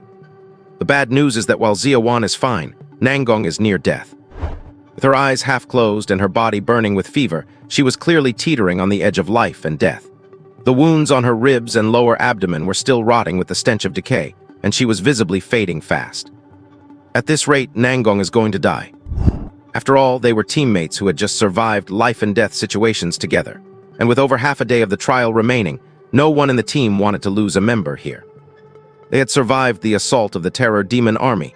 It would be a shame to die here. Chen Chang stopped, dumped Cao Sansui off his back, and said to Cheng Shi, "Nangong's body cannot handle the healing from gestation anymore. Why do not you heal the mage and let him use time tricks to keep her alive?" Cao Sansui would like to, but he is a mage, not a priest or a chanter. He does not have that many support spells. Seeing the sorrow on everyone's faces, Cheng Shi sighed and took a small red vial out of his personal vault. "What is this?" Song Yan leaned in immediately. He seemed to smell the scent of death on the bottle. A grade A potion, the scorn of the departed, produced from devout followers of death. A grade A potion, the scorn of the departed, produced from devout followers of death. His proxy believes some people are unworthy of death, so he extracts this scorn and brews it into a potion to punish oath-breakers who have committed grave sins. It prevents them from ever nearing death again and stops them from hearing his teachings. Cheng Shi explained as he poured the potion over Nangong. As long as it mixes with their own blood, they will not die even from critical injuries, though it has no curative effect. It purely keeps them alive. Oh, there is stuff like that. Song Yan tried to snatch a drop to study it with quick hands, but Cheng Shi was faster, smacking his hand away and laughing sarcastically. "Even a drop less will make it lose its effect. Are you trying to kill her?" Song Yan looked awkward and flushed, saying, I have never seen it before. Nangong, sorry, I did not mean to." The pale-faced Nangong had no strength to acknowledge him. She just watched the liquid poured onto her body rapidly blend into her blood, and then she felt absolutely nothing. Is this working?" Cheng Shi glanced at her sideways and said, "It is working, and it is expensive. Remember to pay me back once you have recovered." Nangong gritted her teeth and nodded heavily. "Okay." Zia Wan had just given birth and was bleeding everywhere. But as a follower of gestation, she had a stronger resistance to reproduction. So Cheng Shi did not use the medicine and simply cast a standard healing spell on her. She was lucky she did not get pregnant. Seeing Cheng Shi save 2 more lives so easily, Chen Chang asked very solemnly, "Cheng Shi, what is your score exactly?" Besides 1501. Cheng Shi looked around and noticed the skepticism in everyone's eyes. Seeing they did not believe him, he still said shamelessly, "It really is 1501. Chen Chang did not believe a word of it. He said in a deep voice, "Do you think I am stupid? The healing chain for that situation earlier is only possible with an S-grade talent, plus these 2 vials of the scorn of the departed. It is impossible for you to be below 2,000 points. The path to ascension starts at 1,000 points.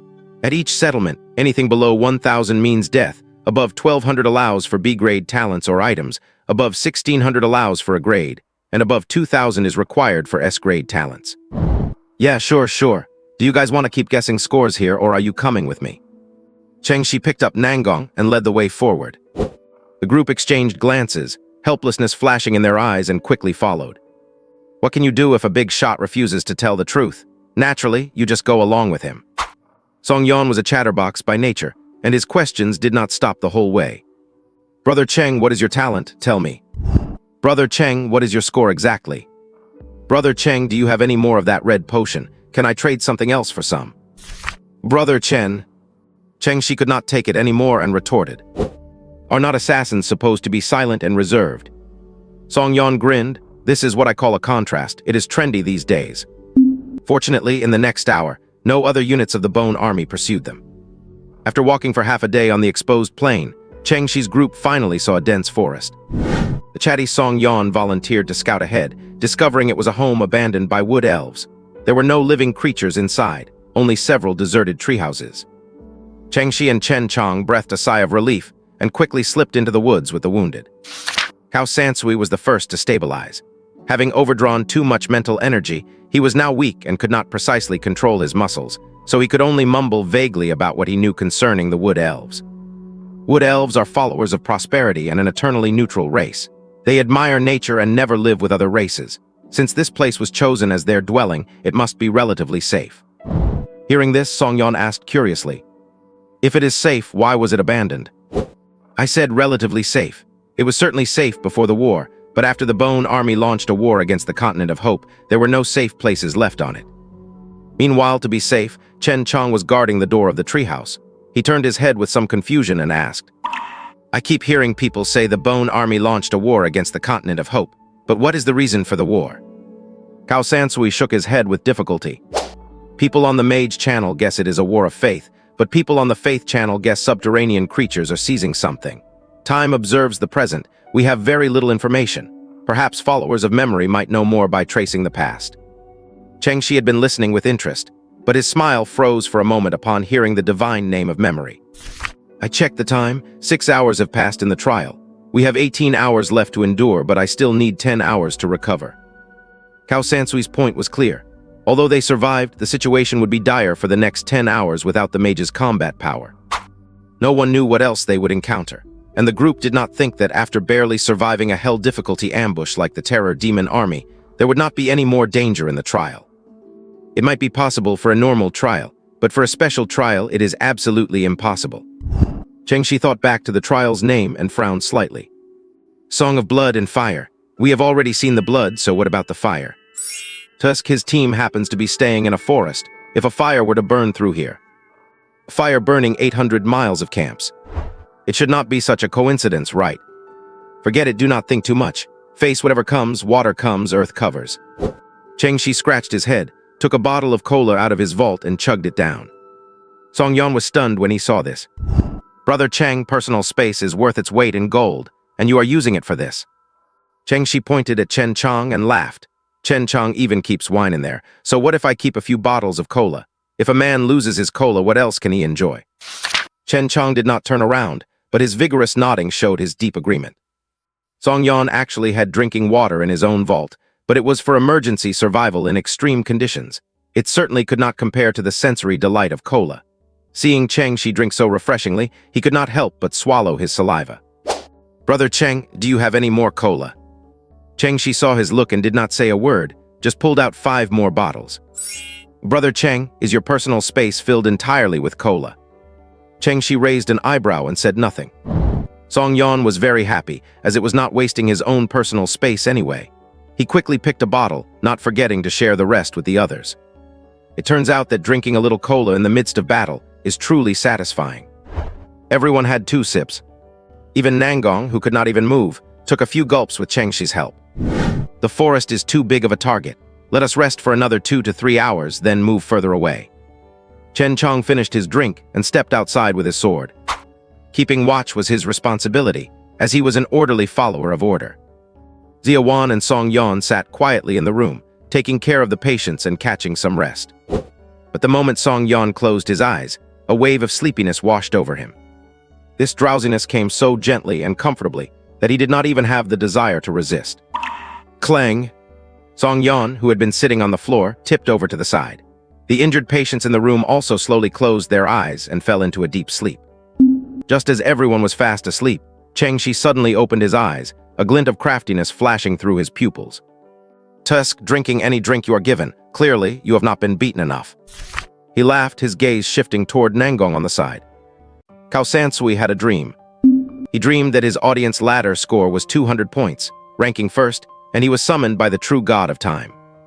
Just as he devoutly prostrated on the ground, ready to receive the god's blessing, a terror demon suddenly flew over, kicked him aside, and received the blessing instead. Burning with anger, he woke up in a fit of rage. Fuck!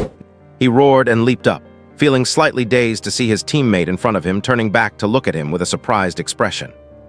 Ice hut, how am I recovered? Feeling the power in his body as full as when he first entered the trial, Cao Sansui was deeply shocked. Not just him, Nangong beside him also had a much more normal complexion, showing no signs of having just been injured. Wait, just now. Cao Sansui's heart skipped a beat, and he immediately took his pocket watch out of his chest pocket and glanced at it. 8 hours had passed since the anchored time. In other words, he had only slept for 2 hours. Number, how could I recover like this in just 2 hours? With a deep frown, Cao Sansui reached out and gently swiped in the air, immediately sensing the flow of time around him.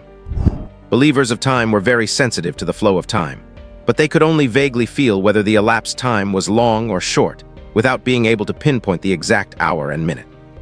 The time here indeed had not passed much, probably just 2 or 3 hours. But the problem was, how did he recover? Looking up with a puzzled face, he asked, "What is going on here?" Sensing his gaze, Nangong did not speak, but merely tilted her head toward the door and then continued bandaging Zia Wan.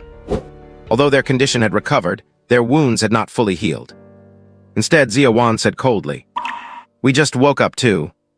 Cao Sansui, naturally not stupid to be able to reach 1900 points, blurted out. There was something wrong with the cola. Ziawan nodded. Whereas Changshi, standing guard outside. Hearing this, Cao Sansui furrowed his brows tightly. The fact that he could recover in 2 hours now definitely had to do with Changshi. He did not know if this was a special method of a high-scoring priest, or if Changshi had done extra healing. He only knew that if Changshi had any malicious intentions while they were asleep, they would be dead right now. Fortunately, he did not make a move, or rather, fortunately, he was not someone of an opposing faith. Even more fortunately, no enemies arrived during these 2 hours. Cao Sansui instinctively felt some lingering fear. He climbed up and walked out of the treehouse with a solemn face. Beneath the treehouse, Changshi was chatting with Chen Chong and Song Yan. Looking at their complexions, they seemed to have recovered to some extent as well. The moment Cao Sansui thought about the 5 of them falling asleep together just now, leaving only Changshi on guard, and him being a priest, he said in disbelief, "Are you crazy? Letting 5 people fall asleep at the same time, even if you have potions to recover everyone, you should do it one by one." The 3 of them turned their heads simultaneously. Song Yan grinned without speaking. Chen Chong's expression did not change much, but his twitching eyes clearly showed that he also had some complaints about Changshi's move. Only Changshi scratched his head and said, "Ah, do not talk nonsense, I just woke up too. It was 6 of us sleeping together." Tremor ran deep into Cao Sansui's soul. He did not even dare to imagine Changshi being so bold. "Changshi, you are joking with everyone's lives. If any accident happened in between, we might have been completely wiped out." Changshi agreed deeply. Indeed, the risk was too great, not advisable. Cao Sansui's scolding tone paused. Seeing Changshi's attitude and remarks, one would think he was not the one who did it, but was instead condemning the instigator as well. "You knew and you still dared to gamble." Cao Sansui laughed out of extreme anger. Changshi spread his hands. "But I won the gamble and we recovered to our peak combat strength, did not we? We were going to stay for 2 hours anyway. Just tell me if taking this gamble was highly profitable or not." With a constipated look on his face, Cao Sansui sat next to the 3 and sighed heavily. "Next time there is a situation like this, please let me know first. I do not want to be scared to death by you before I even get an audience with time." Changshi was not joking this time. He said apologetically, "You would not agree, or rather, everyone would not be willing to gamble. But the truth is, we might not have enough time for everyone to take turns recovering. Danger is approaching and every second counts." "But what if there was?" "Judging from the results, the what if you mentioned did not happen," Changshi said with a grin again. Cao Sansui fell silent and Chen Chong cursed. "There will not be a next time, Changshi. I hate uncertainty. Damn it, you do not seem like a believer of birth at all. You are more like a believer of fate." Changshi was amused. He reached out his hand, summoned a little healing light, and gestured at Chen Chong.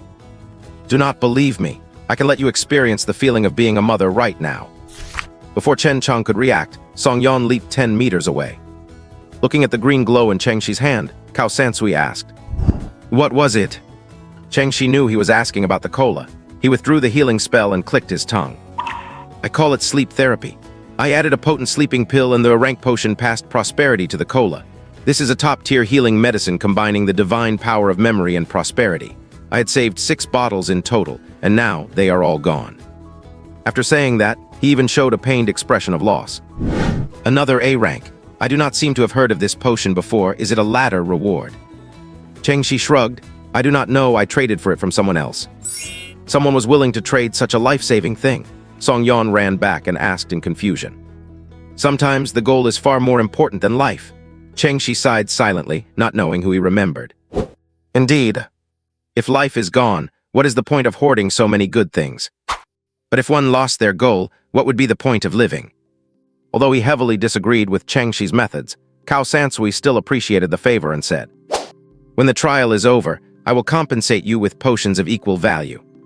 Changshi's eyes lit up. That would be embarrassing for me to accept. But his eyes were clearly full of drool, and his gaze had already begun to scan up and down Cao Sansui's body, wanting to see what good things he was hiding. Everyone says that the 2,000-point big shots have eccentric personalities, and seeing Changshi today, it was indeed true. They had already tacitly accepted that Changshi had 2,000 points without any doubt. "Since everyone is awake and in good condition, what do we do now?" Cao Sansui asked. "Set off as planned." Seeing that Chengxi had no intention of commanding and just sat there giggling silently, Chen Chong chimed in with a dark face. Okay, then I will call them.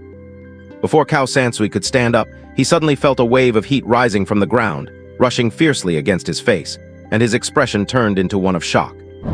The others were equally shocked, standing up one after another to look at their feet.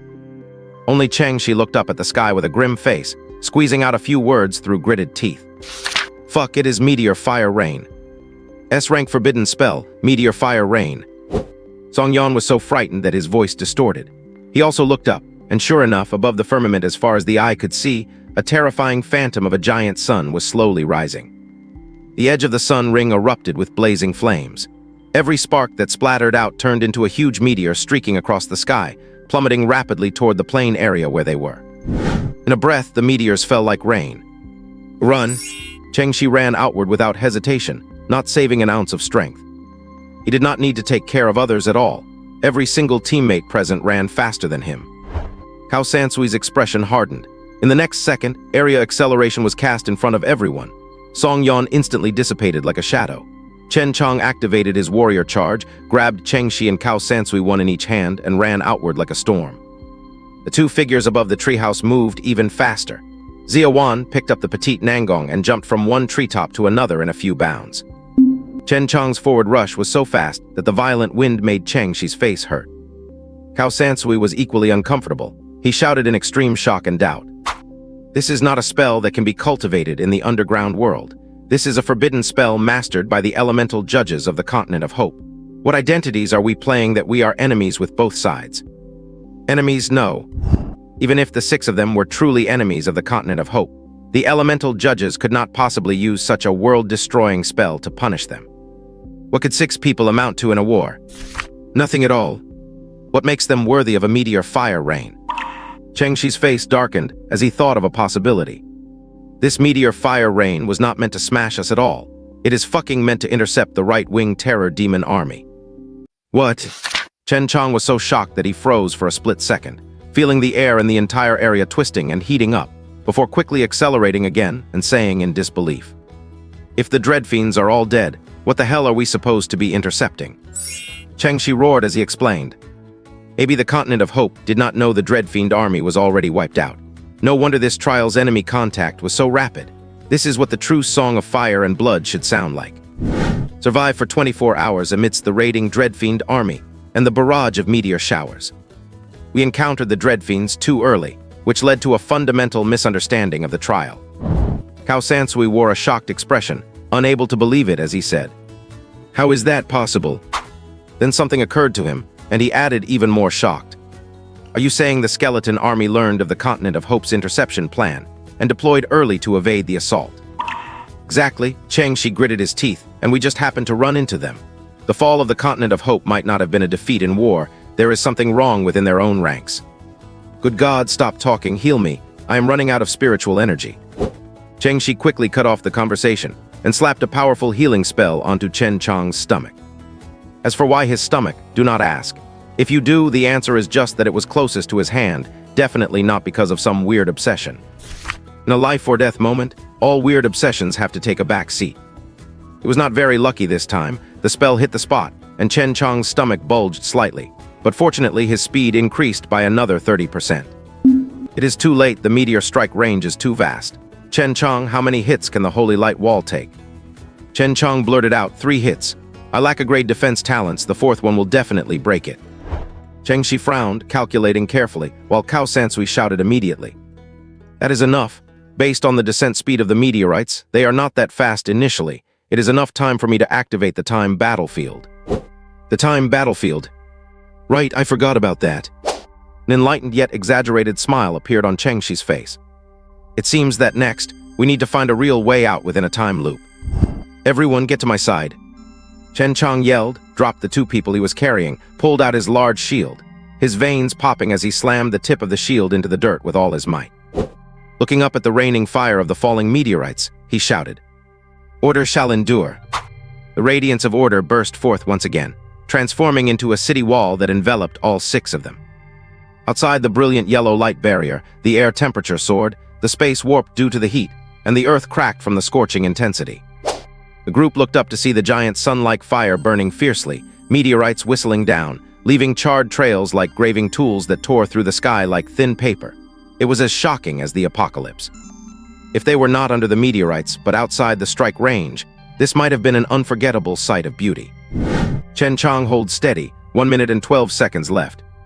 Chen Chong gripped the shield tightly and shouted through gritted teeth, "Watch out, it is coming." The words had barely left his lips. Boom! The group felt their vision go dark for a moment, as a massive fireball of a meteorite slammed against the light barrier. Immediately after, intense light flooded their eyes, and the exploding fire surged like magma, instantly engulfing the holy light wall. Even the barrier that had withstood countless dreadfiend assaults was rocked violently by the sheer kinetic energy at this moment. Chen Chong shuddered, and his skin began to turn red. "It is too hot. Cleric, heal me." Nangong did not say a word, and began casting minor healing and cooling spells. Cao Sansui held a pocket watch in his hand, his face etched with anxiety. "Steady, 48 seconds. Another 1, 2 of them. Keep an eye on dissipating the heat." Boom. Boom. This time, the 2 hit in succession. Fortunately, one did not strike the holy light wall directly, but landed beside the barrier. However, the splashing flames still left the barrier swaying precariously. "It is no good, I cannot hold on, there is another one above. Chengxi, find a way." Chengxi's face darkened, and just as he was about to move, he saw Song Yan quickly take out a pure black cloth from his spatial inventory.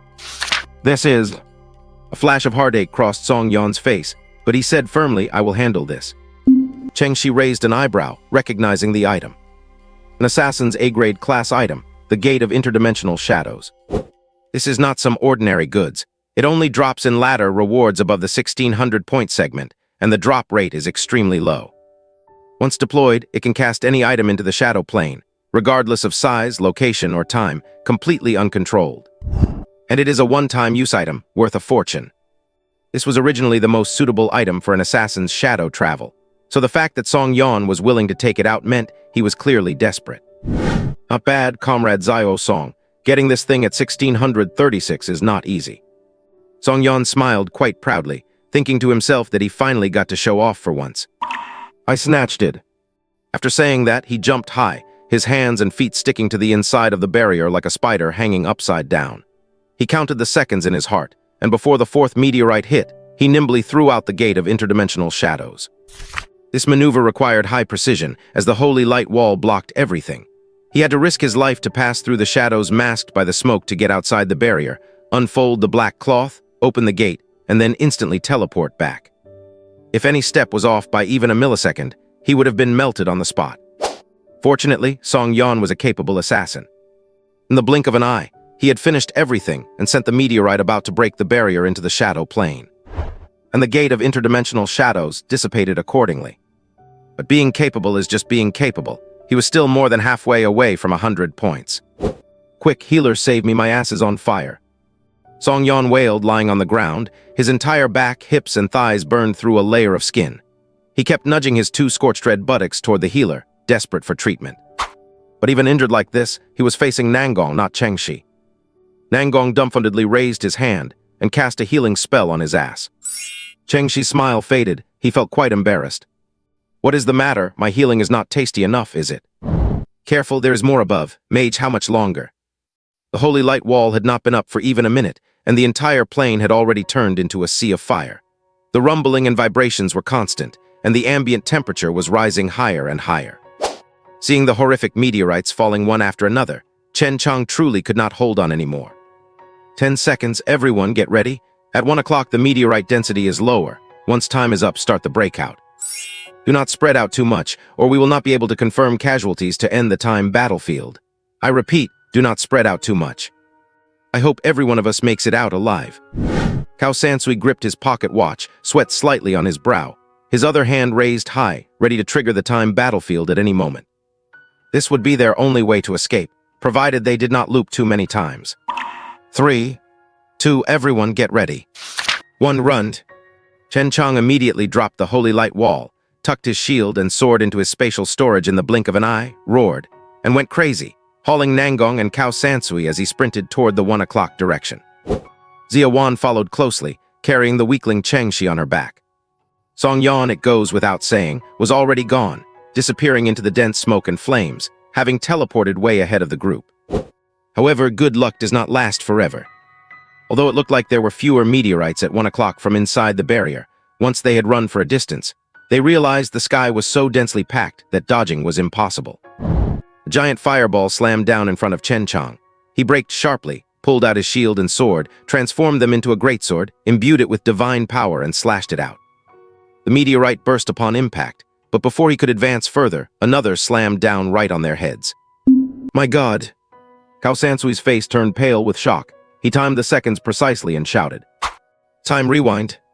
The entire world suddenly froze, then began to reverse rapidly as if someone had pressed the rewind button on a movie. The flames converged, the meteorites rose back up, figures retreated, and the light barrier reappeared. Everything returned to the exact moment the time battlefield was activated. One runned. The moment the barrier shattered, everyone put their full effort into running, aiming for the 1 o'clock direction. Only Cao Sansui, gasping for air in Chen Chang's grasp, screamed frantically. Chen Chang, Ziawan, switch 3 o'clock direction quick.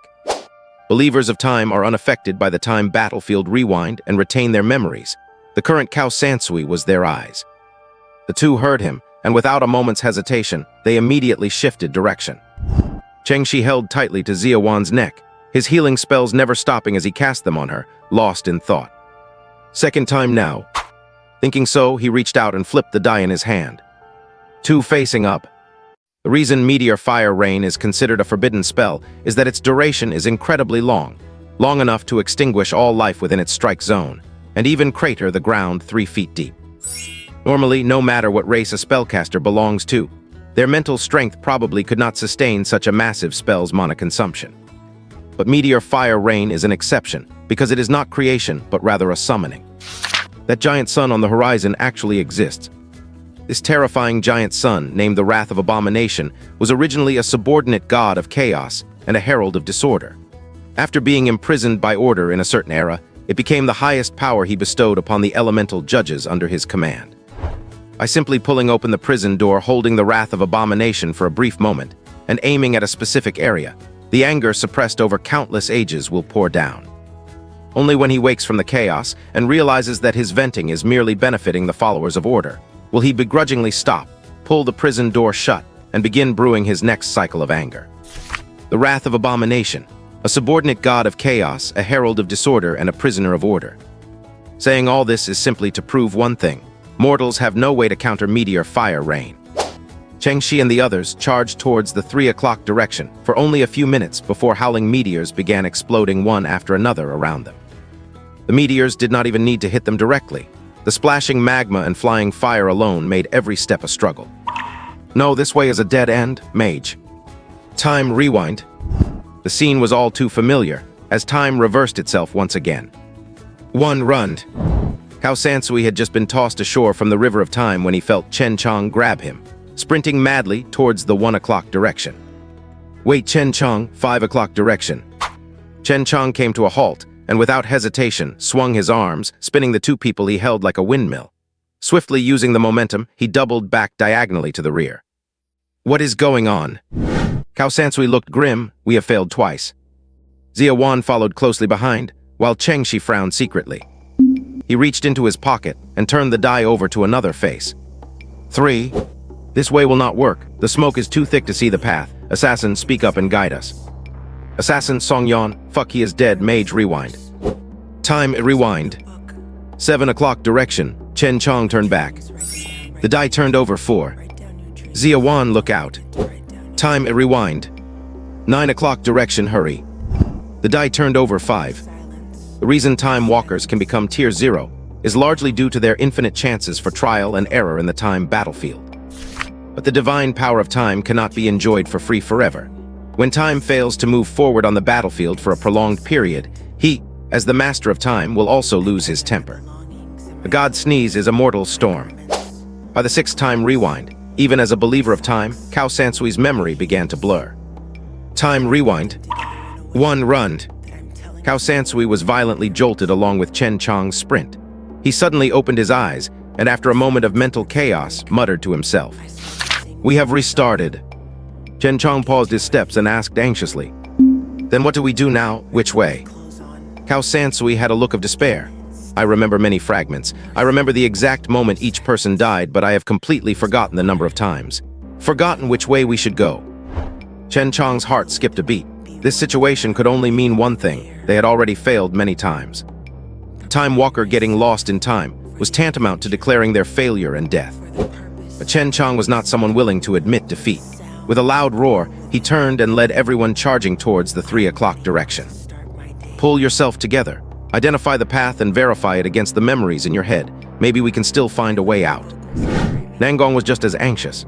Seeing the persistent confusion in Cao Sansui's eyes, she gritted her teeth, pulled out that spike, and ruthlessly stabbed herself in the stomach. Immediately after, a rich light of healing washed over the top of Cao Sansui's head, instantly clearing his chaotic mind. He looked at Nangong's hopeful eyes and nodded firmly. Okay, I will try to remember.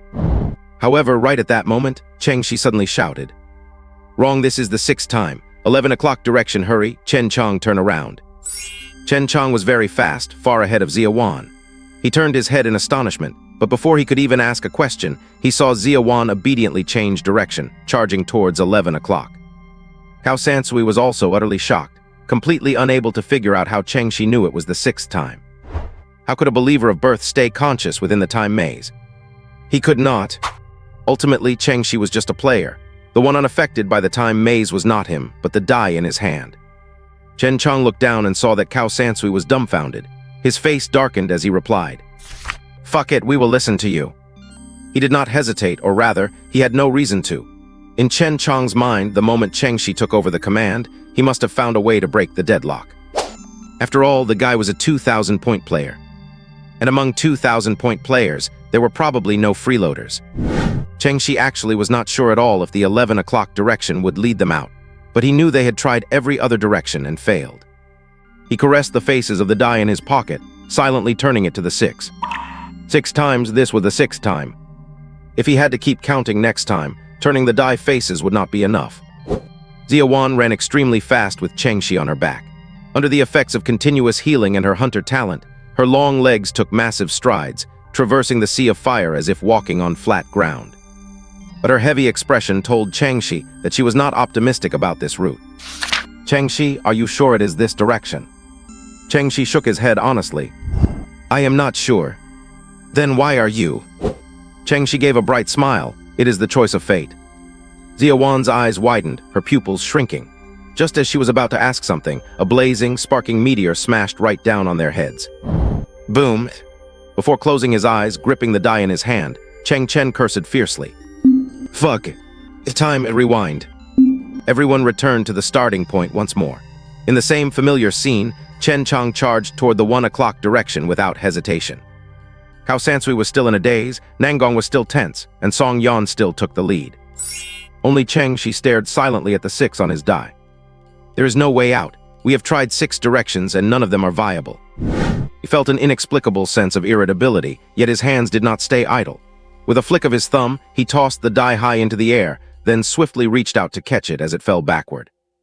Noticing Cheng Shi's movements behind her back, Zia Wan asked solemnly as she sprinted forward. What is wrong? Cheng Shi opened his palm, saw the die showing a 1, and sighed as if resigning to his fate. We have failed 6 times, but the guidance fate gave me is indeed the 1 o'clock direction. Zia Wan's emotions suddenly became a mess. For a moment, she did not know whether she should feel sad over failing 6 times, or happy for this so-called guidance of fate Cheng Shi mentioned. Does that mean the 1 o'clock direction is right? He seemed to have started unconditionally trusting Cheng Shi. Cheng Shi smacked his lips and cursed aloud. But I just have a feeling that fate is a bitch. Zia Wan's eyes widened, throwing an unbelievable glance back at Cheng Shi. Before the gods descended, there would have been absolutely nothing wrong with that statement. But after the gods descended, put it this way, there was a god whose divine name was exactly fate. Fuck that, believing in fate is like believing I am Qin Shi Huang. Zia Wan, reverse, 7 o'clock. Cheng Shi chose the direction that defied fate. He yelled it so loudly that Chen Chang heard it too. Like Zia Wan, Chen Chang had plenty of doubts in his heart, but he did not hesitate at all. He immediately turned around and ran back, following Zia Wan. After running for a short while, Cao Sansui realized that this path was very similar to a fragment in his memory. This meant they had already failed in this direction. If nothing went wrong in 3 seconds, a meteor would land to Zia Wan's right front. blasting a giant hole into the ground. Both Ziawan and Cheng, she would lose their footing and fall into it. And then he would have to rewind time once again. The flame of hope in Cao Sansui's heart was somewhat extinguished. He counted down the seconds, waiting to be lost in the river of time once more. 3, 2, 1. Time's rage Unexpectedly, nothing happened. Cao Sansui watched with a face full of astonishment as Ziawan strode across the sea of fire and smoke ahead, fleeing into the distance. How is this possible? The meteor that was supposed to fall in his memory did not appear. Not only that, but none of the meteors in the entire 7 o'clock direction were falling either. The sky ahead suddenly cleared up.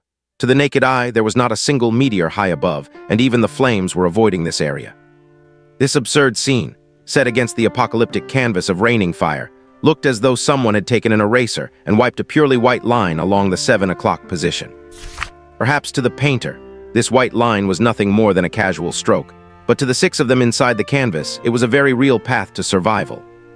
In shock and fear, the group sprinted desperately, escaping along the clear line of the sky. After almost an hour of gritting their teeth and persevering, they finally made it out of the strike zone of the meteor fire rain. In the moment they escaped alive, the erased portion of the fiery rain canvas was instantly filled back in. Cao Sansui glanced at the pocket watch in his hand. Exactly 6 hours had passed.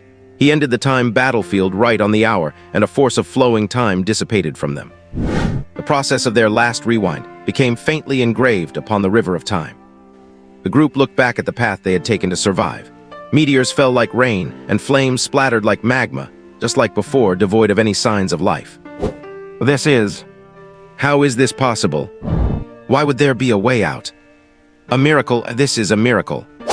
Everyone was dumbfounded. They stared at Chengxi in pure awe, their faces filled with shock and incomprehension. What kind of item is this? Can it even be called an item anymore? Brother Cheng, do not tell me you are actually a 2400-point player. You, especially Ziawan. She was the only one who knew how Chengxi had made the decision to choose the 7 o'clock direction and lead them out of the sea of fire. Why, she wondered to herself, yet she never dared to ask the question aloud. Just because Chengxi called fate a bitch. Chengxi watched the pouring fire from the horizon, his own mind struggling to process what had just happened. That is the second time. He thought to himself silently, do I actually have some sort of hidden talent? And the activation phrase is, fate is a bitch. Let us rewind time a little, back to the moment Chengxi shouted that fate is a bitch. Above the skies of the continent of hope, within a plane unreachable by mortals, 3 pairs of eyes opened simultaneously. The first pair of eyes were heterochromatic, the left a burning flame, the right a flowing stream of blood. The moment those eyes opened, a passionate musical score resonated through the void, every note stirring the soul and setting the spirit of battle ablaze. This is my trial, you have broken the rules. The second pair of eyes were cold and silent, devoid of emotion.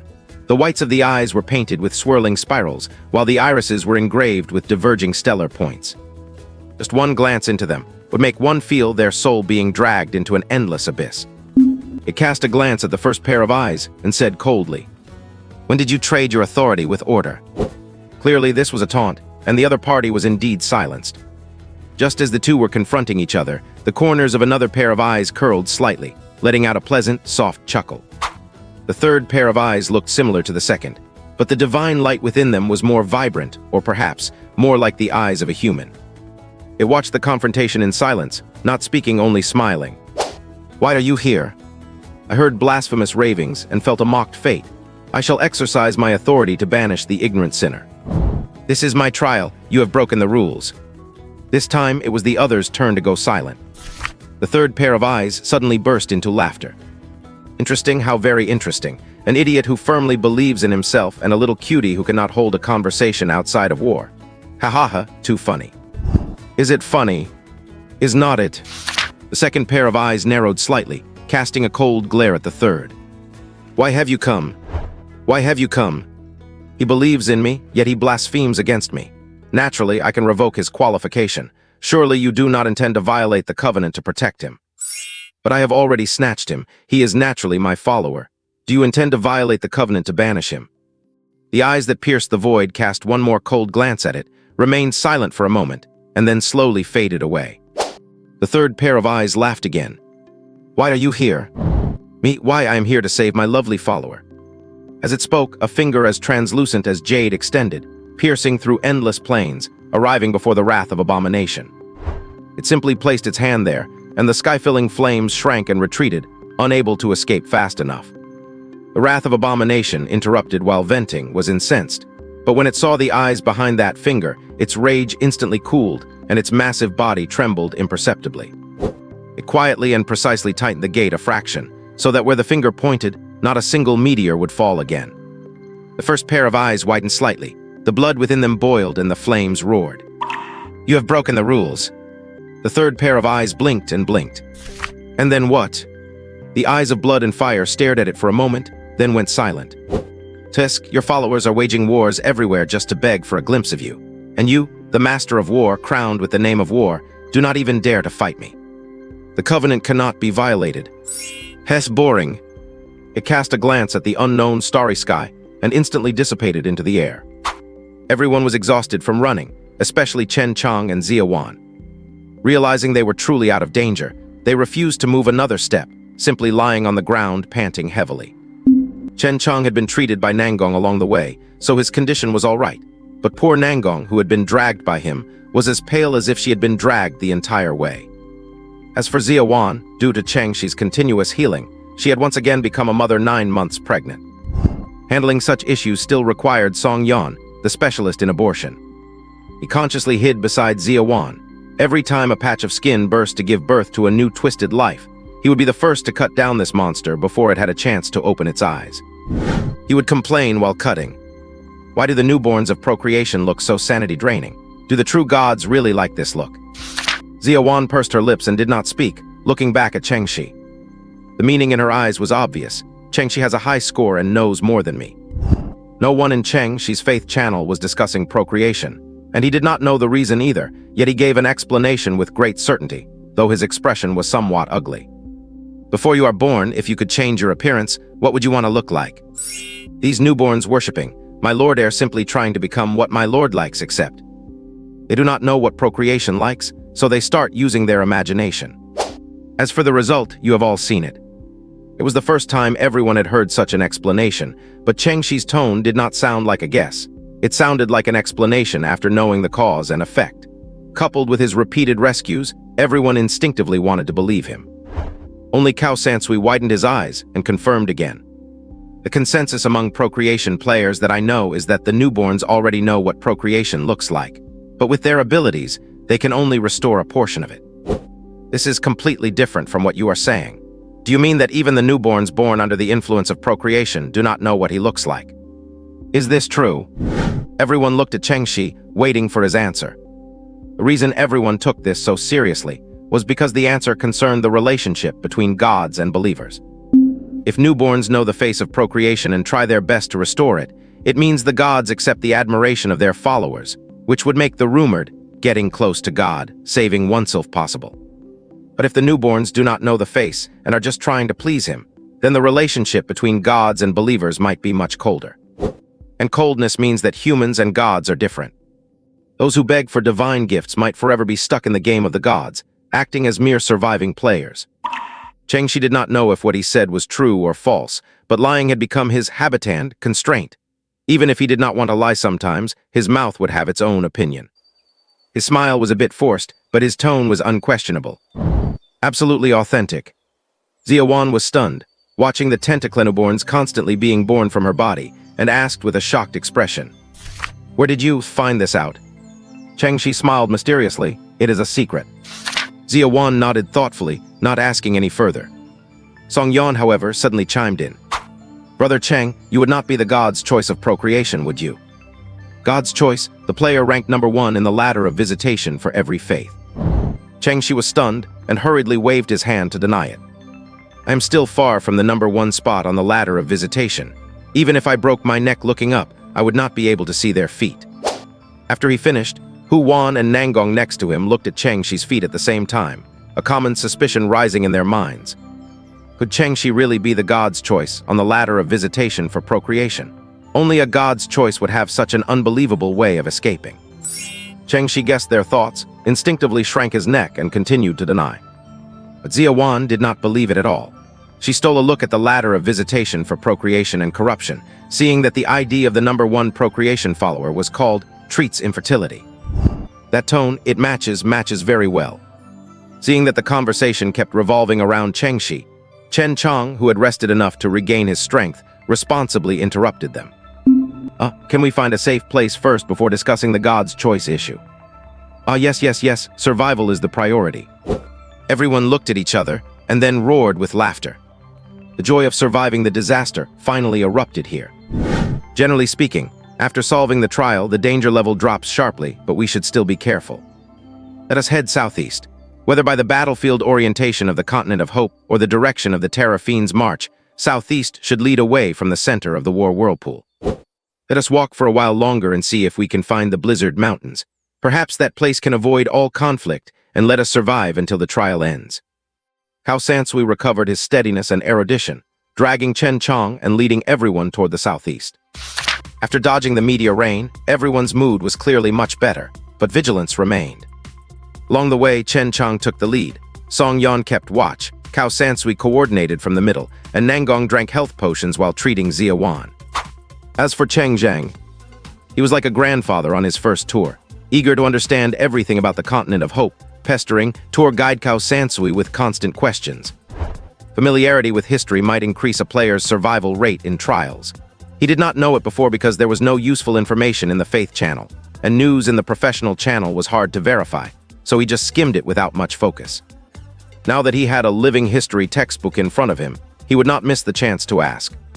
According to some information sorted out by the big shots in the Mage channel, corroborated with what I have seen and heard in the trial, some facts can be confirmed. According to some information sorted out by the big shots in the Mage channel, corroborated with what I have seen and heard in the trial, some facts can be confirmed. The Continent of Hope should be the largest continent in the land of trials. Great number of countries and factions have risen and fallen on the surface of this land. Among them, the most famous ones, which also take up the most part in the background period of the trials, should be several large-scale god-worshipping factions that ruled for thousands of years. These include the Nature Alliance that worships the path of life, the Grand Inquisition that believes in order, the Tower of Rationality that pursues truth, and the Nation of War that was born from the flames of war in the late Civilization era. The Undead Army's attack on the Continent of Hope happened during the Continental War period in the late Civilization era. Forced by the approaching underground forces, the three factions that were constantly fighting each other joined hands again to fight the common enemy. The dense forest county where we are now is exactly the administrative county within the territory of the Grand Inquisition that is closest to the abyssal volcano, the entrance to the underground world. Along the way, Cao Sansui had been methodically telling Chengxi the history of the Continent of Hope. After hearing this, Chengxi finally had a rough understanding of it. The distribution of underground factions is rather complicated. Since I am not a follower of the paths of depravity and chaos, I do not know much about this part. The distribution of underground factions is rather complicated. Since I am not a follower of the paths of depravity and chaos, I do not know much about this part. Besides, Cao Sansui looked at Nangong and said meaningfully, players on these paths generally do not like to share related information either.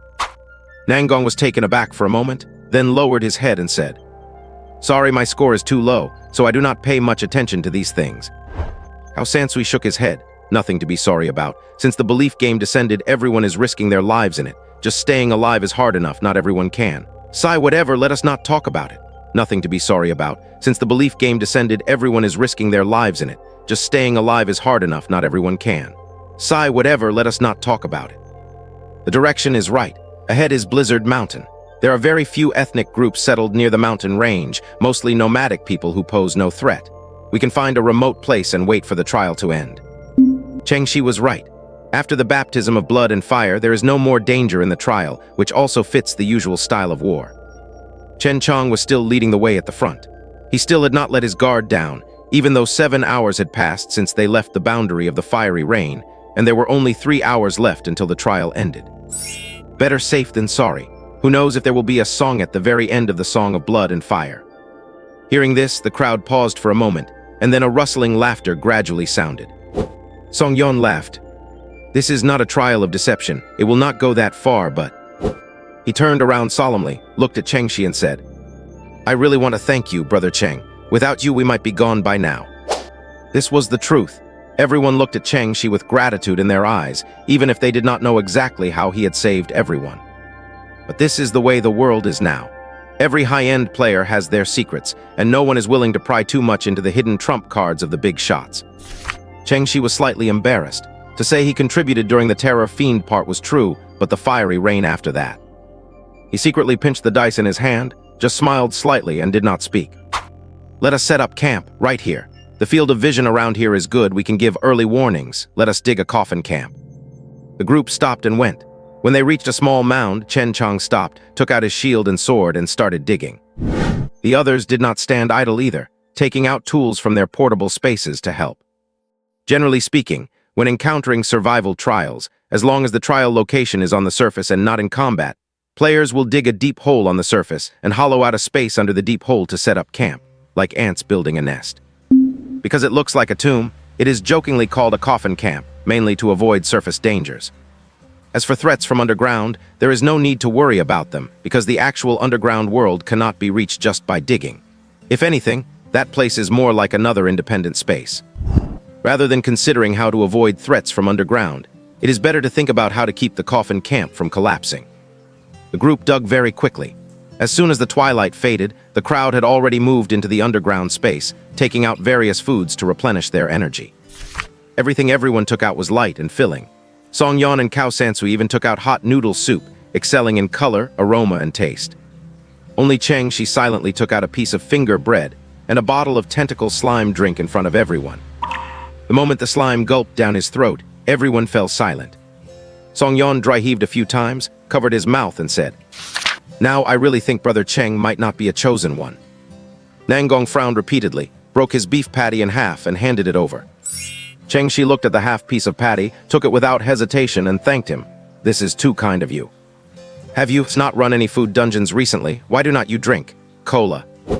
"Ah," Cheng Shi mumbled while eating. "I did. This finger bread is fresh, produced just yesterday." Cao Sansui looked at him in disbelief. "You have 2,000 points and you like eating this." "Who told you I have 2,000 points? I have 1,501. Chen Chang chuckled helplessly. "You even deceive people with a ladder score. Cheng Shi, could it be that you are?"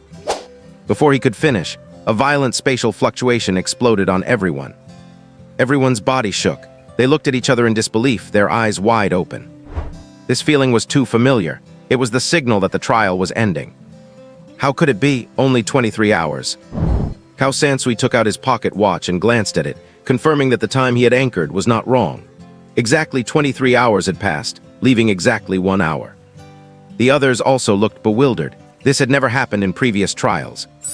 But no one was excited about the trial ending early. Instead, they frowned deeply. Change means risk. No one could say for sure whether ending the trial early was a good or bad thing. But these things are not for players to decide. Just as everyone wanted to say a few more words, the 6 figures dissipated one by one, leaving only the food in their hands to drop to the ground with a thud. Looking at the food dropped on the ground, Cheng Shi's heart skipped a beat, and he felt an inexplicable heartache. Damn it, they have not paid me back for my disdain of the dead and past prosperity. Special trial song of blood and fire. War challenge successful. Rating in progress and settling rewards. Player Cheng Shi performance rating, S. Obtained item, complaining mask rank B ×1. Obtained item, confused mask rank A ×1. Obtained item, grateful mask rank A ×1.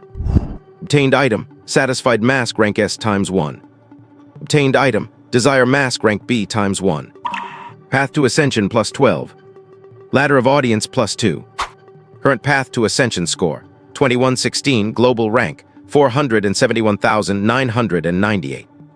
Current ladder of audience score, 158, path rank, 69. Trial cleared, exiting shortly. His vision went black again. When Cheng Shi opened his eyes, he was already back on the rooftop.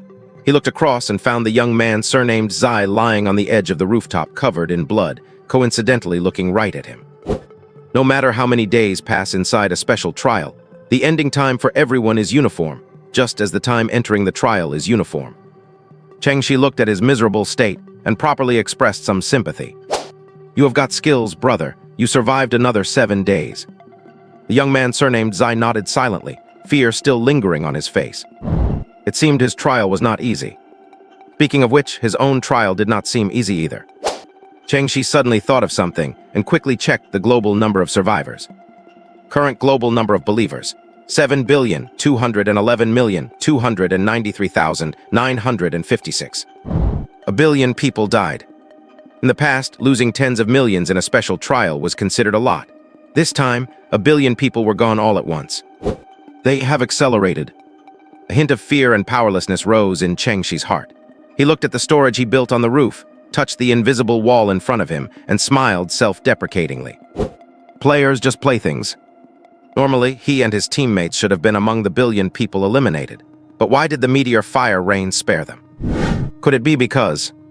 Cheng-Shi took out the pale dice from his pocket.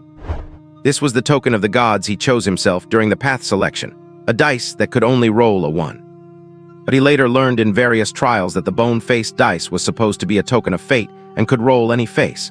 So what exactly was his? And these rewarded masks. He quickly walked into the storage room, opened a special door, looked at the rows of white masks in the acrylic display cabinet, and fell into deep thought again. Flattery, fawning, disdain, intense praise, apathy, indignation. Dozens of masks were arranged in rows, each with a different expression. But their designs were so similar, just a snow-white face with a pair of expressive eye holes. It was not that Cheng-Shi had not tried putting these masks on his own face, but they were of no use at all, and even the sizes were not quite right. Ever since I got that talent, special trials no longer give other reward items. What exactly are these masks for? Cheng-Shi sighed and looked blankly at his player panel. Cheng-Shi male, 22 years old. Path nihility. Belief deception. Class priest. Path to ascension. 2116, global rank, 471,998. Ladder of audience, 158, path rank, 69. Talents: I like yesterday, rank SS. Deception belief talent active. Your belief will temporarily be replaced by the belief of the last believer you deceived. Master of deception, rank S. Deception belief talent passive.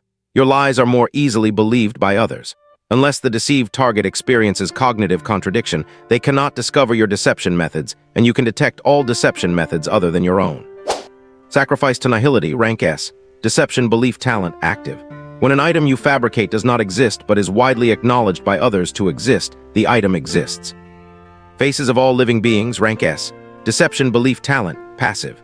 Rewards from non-solo trials will be replaced by the special item mask of all living beings, and this talent cannot be replaced by other talents. Basking in divine grace together, rank S. Priest class talent active. Healing members of the same species will produce a healing transmission effect. For every additional target, the healing effect and range expands slightly. Items: Dice of Fate predetermined, rank S. You can never change the fate of this dice. Lips of Folly fused, rank S. It loves to lie whether you like it or not. It loves to deceive, including you. Masks of all living beings, ranks S, A, B, C. 1,000 people with one face, 1,000 faces on one person. Quantity, 47. Past prosperity, rank A, healing potion. Search everywhere in your memories, trace back and restore to the most prosperous state of the past. Quantity, 93. Skills: basic healing spell, healing chain, light of healing, calm spell, hypnosis, curse removal, resistance shield, holy light prayer. Reality: in an empty parking lot in an unknown city. Chen Chang opened his eyes slowly, looking at the familiar car roof before him, and let out a sigh filled with mixed emotions. Survived once again. Not only that, but the trial reward also gave me a second A-rank talent. Obtain talent, defensive stance under the city wall, an A-rank warrior talent. When using shield-type skills, all defensive effects are increased by 25%.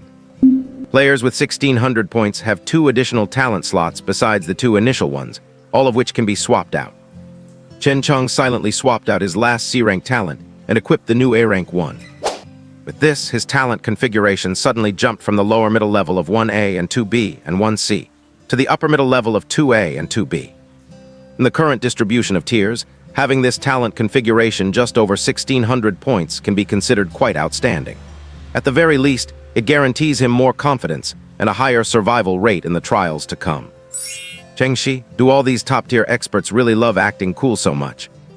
He shook his head with a bitter laugh, grabbed a beer from the stack of cases on the passenger seat, and gulped it down. The beer spilled and ran down his clothes, but he did not care. After finishing 4 bottles in a row, he let out a drunken hiccup and slumped his head against the seat back. Heh, this damn world. It'd be better to just be dreaming.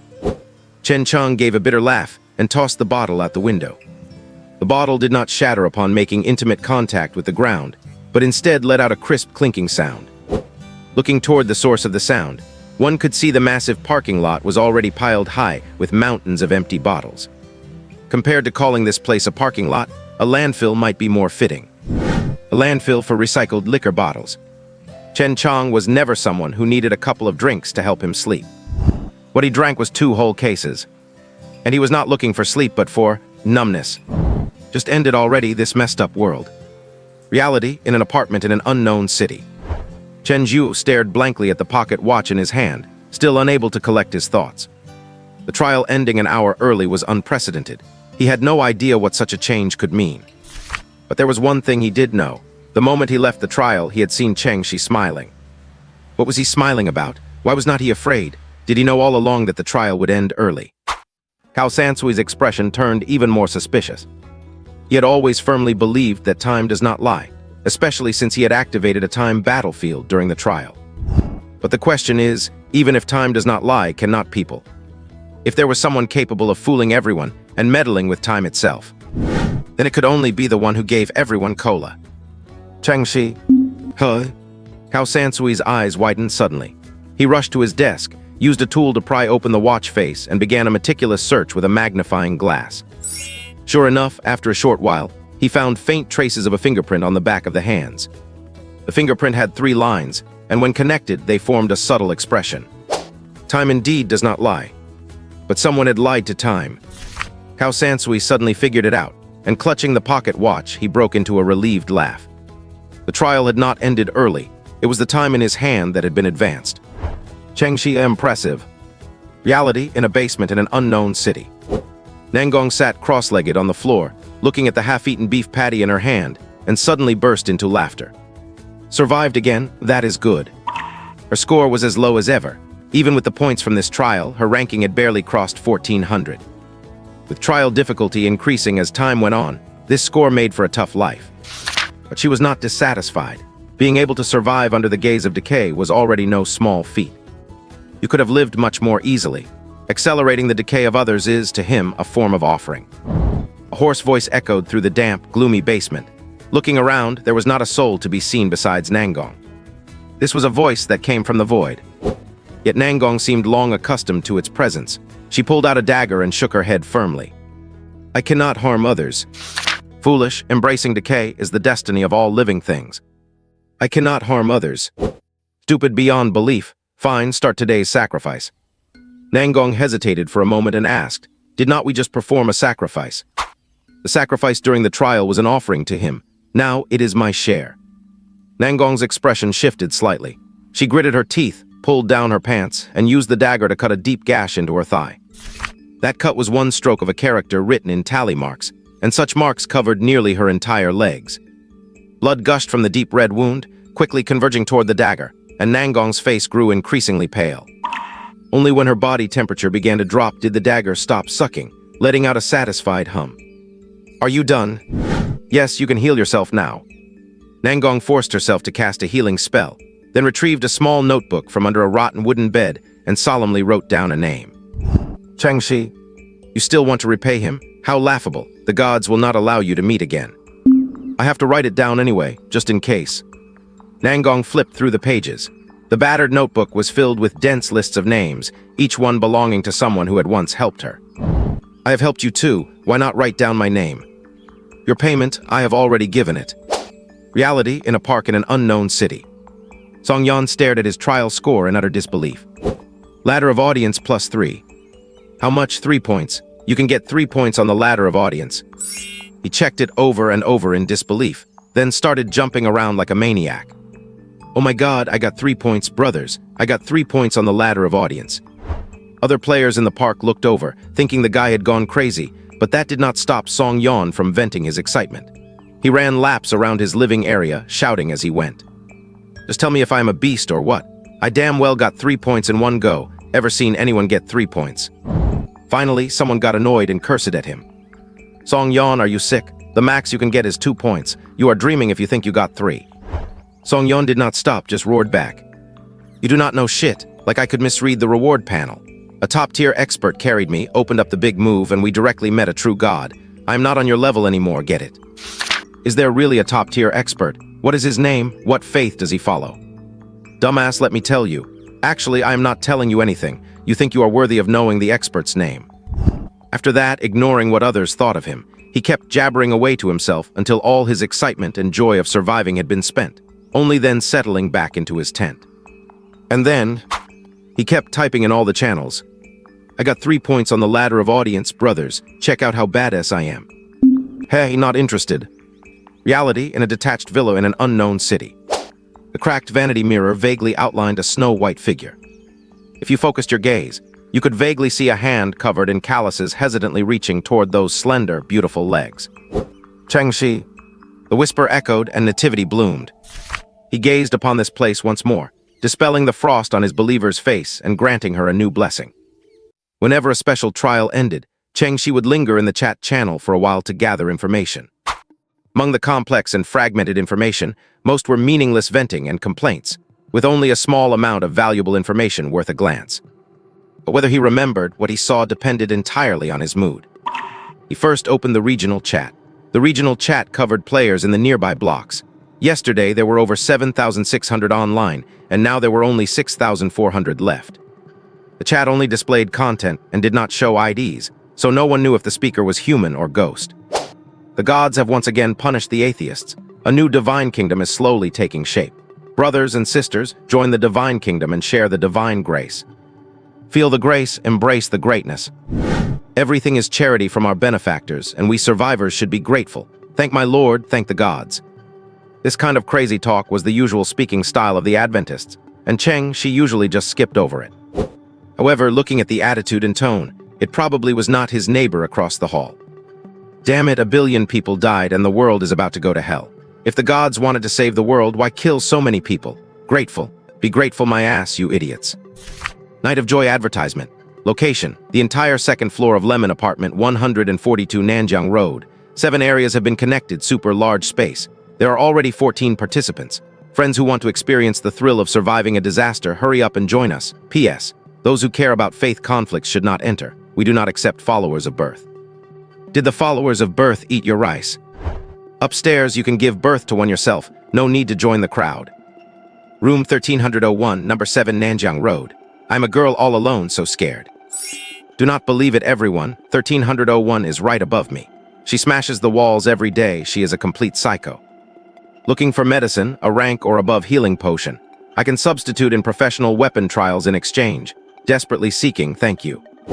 Even though many people had died, the chat channel was still as chaotic as ever. Chengxi only noticed the message asking for medicine, but since there was no private chat in the faith game, he could only type on the public screen. The one asking for medicine, are you on Nanjiang Road or Muliu Road? A massive amount of chat messages instantly drowned out Chengxi's words, but he still sharply caught the other party's reply. Muliu Road, high floor. Chengxi raised an eyebrow. He was on Muliu Road himself and on the top floor at that. Tusk, could it really be the guy across the hall? Thinking of his neighbor across the hall covered in blood, Chengxi walked to the edge of the roof and shouted from a distance. Hey, is that you asking for medicine? A dirty head poked out from a large tent opposite him, full of surprise and suspicion between the eyebrows, and hesitantly replied. Bro, how did you know it was me? Just as I thought. Chengxi smiled faintly, guessed it. I have an rank prosperity of the past on me, how about it? The young man surnamed Zai was obviously knowledgeable. He widened his eyes and stared blankly at Chengxi for a long time, then said solemnly, You have 2,000 points. In his understanding, players under 2,000 points would never be willing to trade this kind of medicine to others. Chengxi was indeed reluctant, but he was very interested in what the young man said about substituting in dungeons. He currently lacked a handy item. This item was crucial for his next trial. Most importantly, his stock of prosperity of the past was still sufficient. No, I just happened to pick it up in a certain trial. Looking at the 93 bottles of potion in his personal space, Chengxi recalled the happy times when he was matched with that big bro in a certain trial. In that prosperity trial to protect the pharmacy owner, they teamed up to kill the owner in advance and looted the pharmacy, avoiding the terrible situation of the owner falling into enemy hands, and ended the trial in an unreasonable and illegal way. Because of this, every teammate had 20 ladder points deducted. but everyone got a share of 120 bottles of prosperity of the past. Tisk, a small loss. What do you want? Are you lacking a weapon? The young man surnamed Zai was very confused, and he said a little awkwardly, I have not reached 2,000 points, so I probably will not be able to grind out the weapon you want. At most, it can only be a rank. Chengxi was very confused. Going to a weapon dungeon, especially for a rank weapon, was a very dangerous thing. Since he was injured, why not rest and heal properly instead of tossing himself around? Even if he cured himself with the medicine, would not he get injured again after the trial? Could it be that he had a way to keep himself from getting injured in the trial? You do not look severely injured. Is it really that urgent? The young man surnamed Zai pursed his lips slightly, looking a bit sad. It is Su Lu, she is dying. Who? Chengxi thought for a long time before remembering that a girl named Su Lu lived in an apartment far away downstairs from the young man. Because she was on a floor far from Chengxi, he had never seen her and only heard people downstairs talking across the air. It was said she was a singer who spoke in an affectedly sweet voice. You guys, she just agreed to be with me. I cannot leave her alone. My God, love makes people blind, bro. Chengxi could tell the young man was not lying and was sincere, but the problem was, the other party was definitely not sincere. If the injury was so serious that it needed a rank potion to save her life, the person would have died long ago with all this delay. How could she possibly still ask someone to shout for medicine in the channel? Chengxi hesitated for a moment, but decided to remind him anyway. It could be seen that the other party was very grateful, but still insisted on the medicine. Thank you. I know how to judge if a person is good or bad, just like I can tell you are not a follower of an evil god. Forget it, there is no need to hide it from you. Actually, she is a prophet. She foresaw the danger of her next trial, so she wanted to prepare for a rainy day. Chengxi was stunned, blinking his eyes in bewilderment. A prophet, a singer of fate. No wonder she acted so bitchy. Seeing that he could not persuade the other side, Chengxi still threw the medicine over. The young man caught it, looking very shocked. Are not you afraid I will pocket your medicine? Chengxi smiled casually. I actually hope you pocket it. The young man surnamed Zai trembled all over, gripped the medicine bottle tightly, and solemnly promised. Thank you, I will go deliver the medicine first, and then I will come here what weapon you need. I will definitely bring it back for you. My name is Zai Yang. After saying that, he bowed. Quite the dramatic Chunabiu. Just as Chengxi was pondering how he should reply, Zai Yang's next action completely dumbfounded him. He saw him rush to the other side of the roof, pick up a fishing rod, hook the potion on it, and start letting out the line downwards. Wait, she agreed to be with you, but did not open a merged space trial with you. Zai Yang turned his head and explained seriously.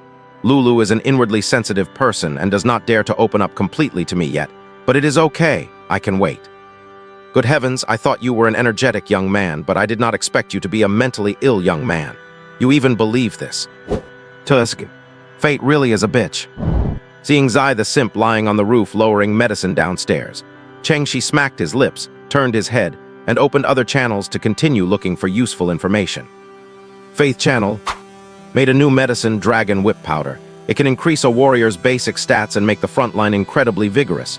It is easy to use. Sadly, I cannot sell it to you guys. Sigh, what a pity.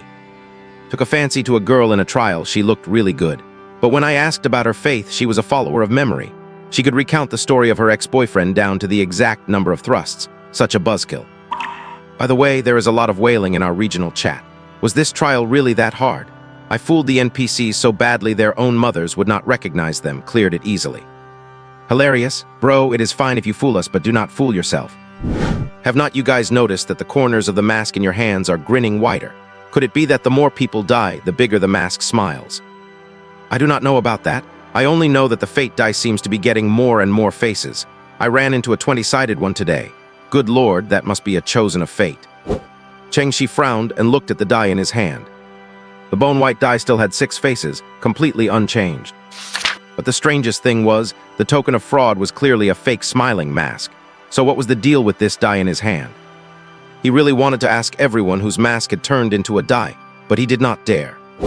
Guinea pigs always die first, he firmly believed this. Forget it, just take it one step at a time. The faith channel was full of lies, only the profession channel was worth a look. Just as he switched over, he saw someone asking for advice. Asking all the big shots, has anyone seen the rank potion Scorn of the Dead?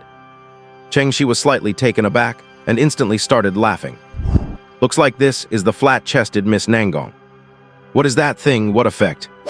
Sounds like a death potion. What is it for? Sustaining life. There are 1,843 rank potions currently recorded. I have not seen this one. What ranking bracket was it farmed in? My god, boss, you remember so clearly. Are you a memory boss? No, I matched into 2 trials with generators and computers.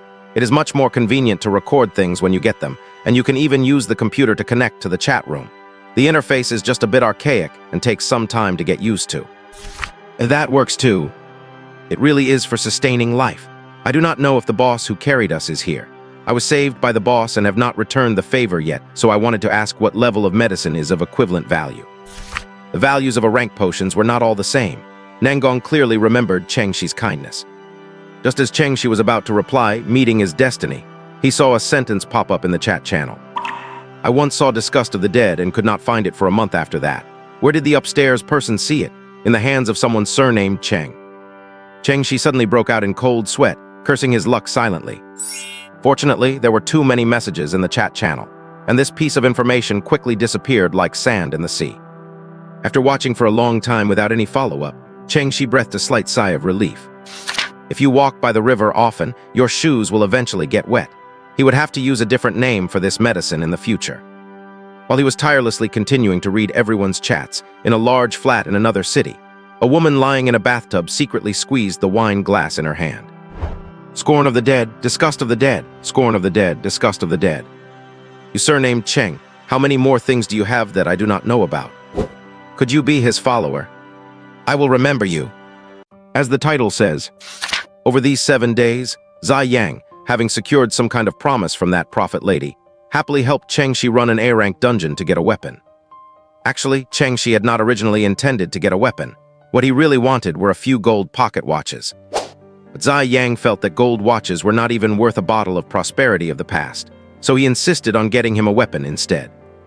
Seeing how stubbornly reckless the guy was, Chengxi compromised and casually requested a mage weapon for him to fetch.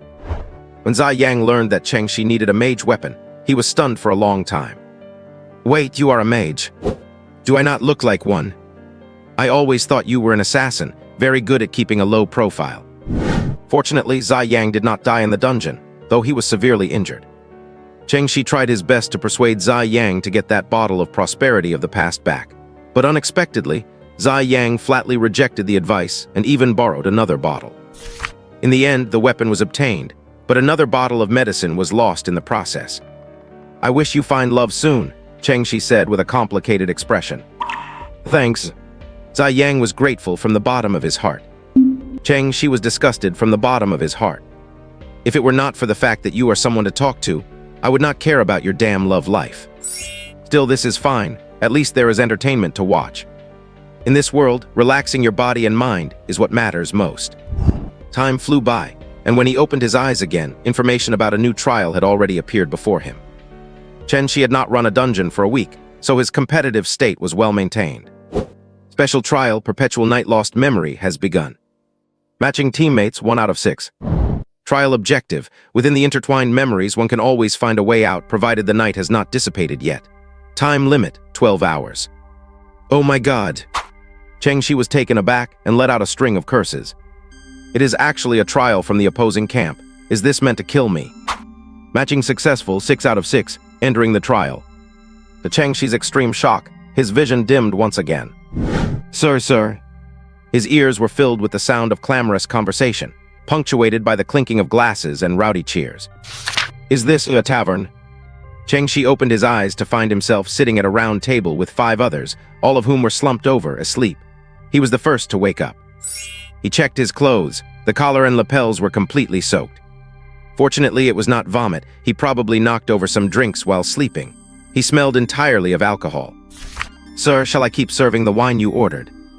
A waiter in black stood nearby, clutching a tray and waiting quietly for Chengxi's instructions. Keep serving. Everyone is already this drunk. Why serve more? Are we taking a bath in it? No need, thank you. Chengxi shook his head and watched the waiter bow and retreat as his teammates began to wake up one by one. Where is this, a tavern?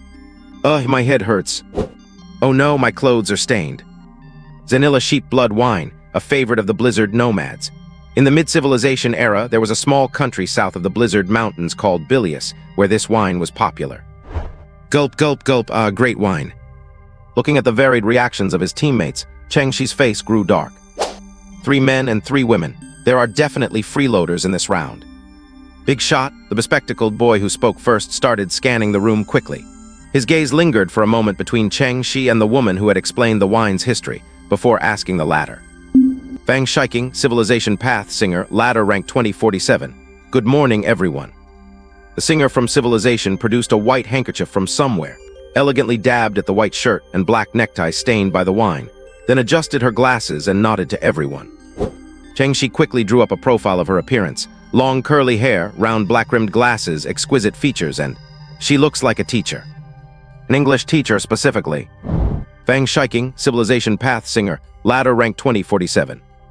The bespectacled boy sitting to her right opened his mouth slightly, looking completely shocked. 2000 rank game. Seeing everyone looking at him, he hurriedly introduced himself in a fluster. Ming, as in the Ming from memory, Civilization, Assassin, ladder rank 1717. As soon as the boy finished speaking, Chengxi frowned. This guy is lying.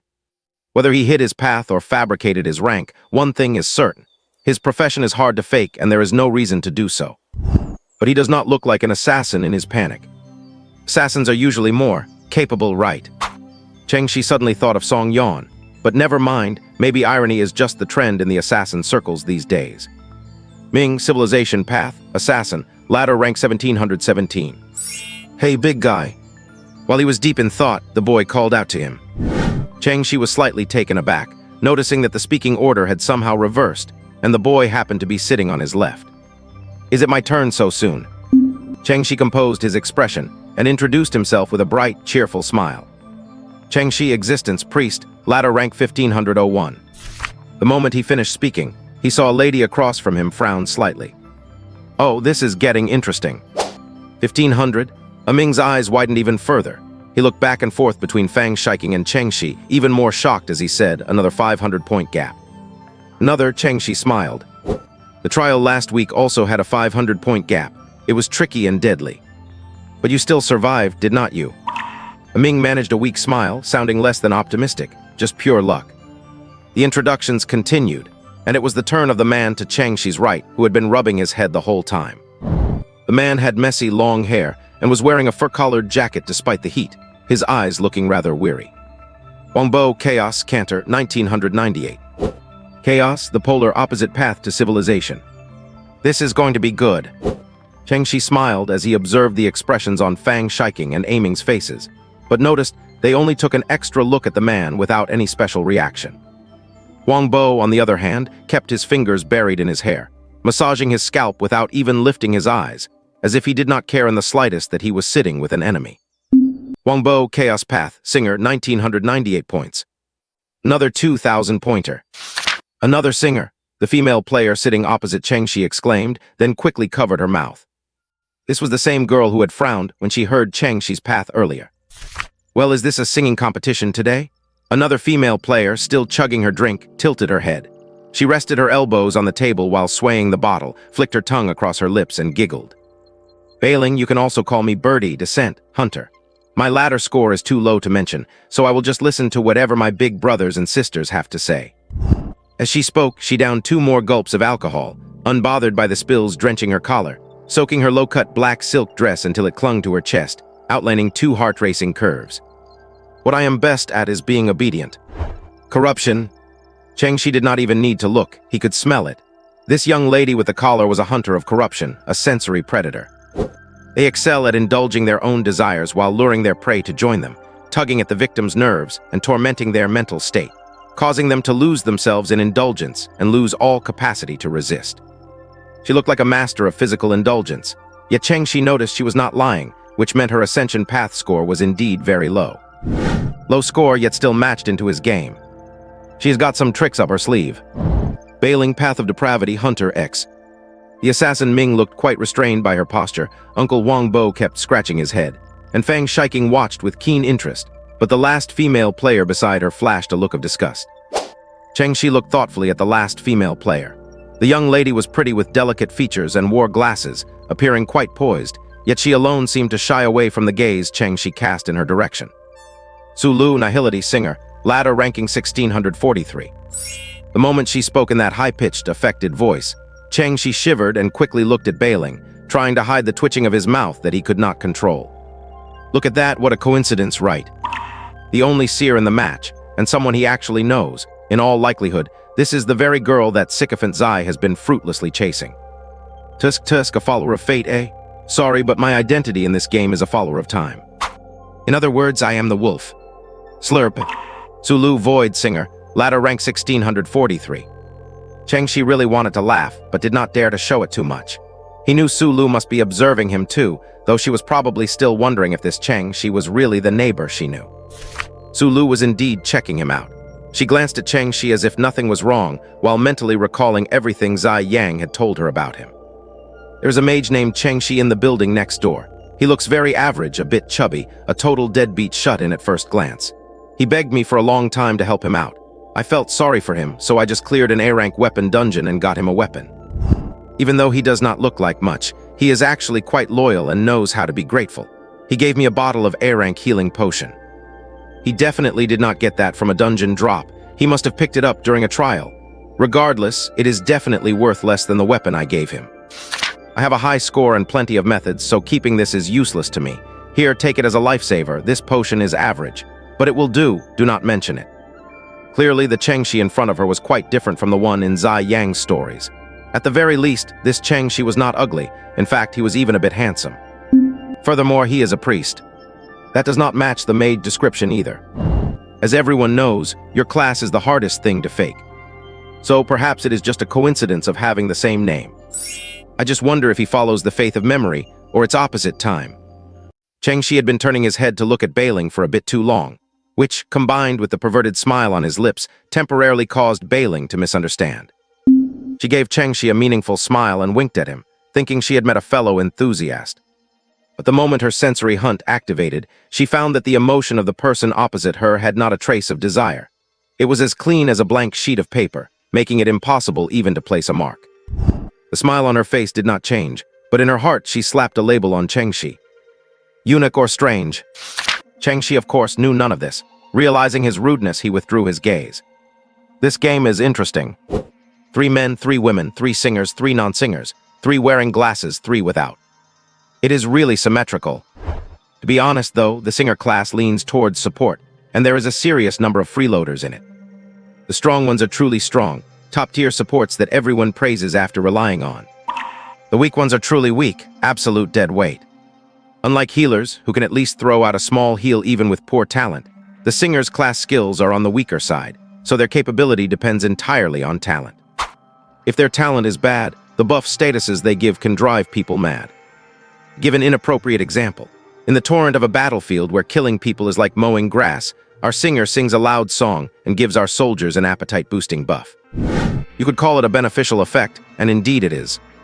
But is it useful? What use is it to bite the enemy a couple more times? It is absolutely useless.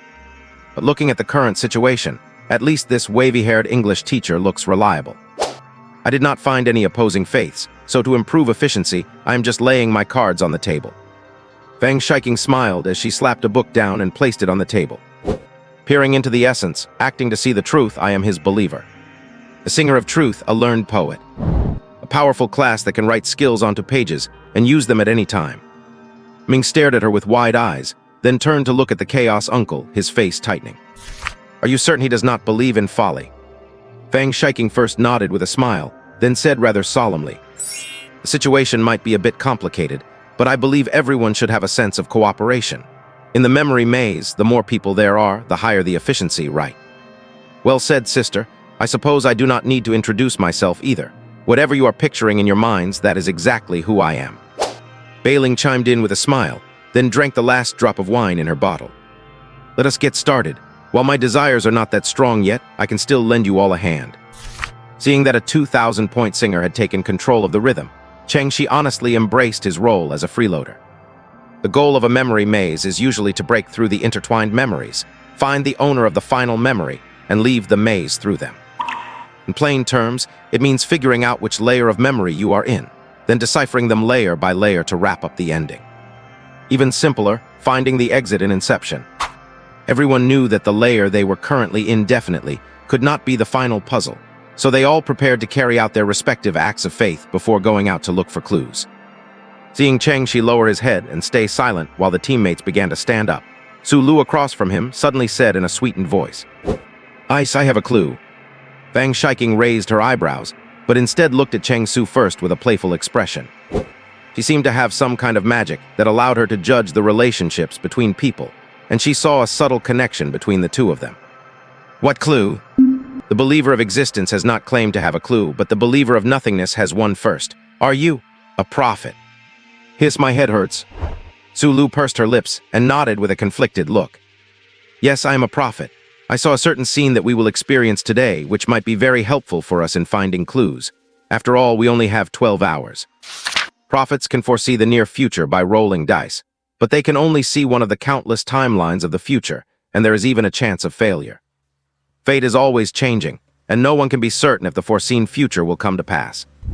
But that does not prevent it from acting as a guide." Ming blinked. "When did you complete your act of faith just now?" The act of faith for fate is divination, which means rolling the die of destiny in one's hand. But the results of this divination are very obscure. It is usually only when the trial ends that players connect the number rolled with the outcome. When Su Lu first woke up, she quietly rolled the die of destiny on her thigh and got a 5. She was a little afraid that this number signified the number of people who would survive at the end, so she had to figure out a way to ensure her own safety. Even though this existence player across from her was not necessarily of an opposing faith, even though a priest's damage output was not high, and even though his score was lower than hers, she still did not want to take any risks. "Yes, my score is not high, and I am not smart. I need to team up with someone to explore so I do not hold everyone back." This was clearly laying out terms. Changshi just smiled and did not say anything. Bailing rolled her eyes, and Huang Bo was still scratching his head. Ming, however, was very sweet. He gave her an out and replied, "Then you." Su Lu did not speak, but looked at Fang Shiking.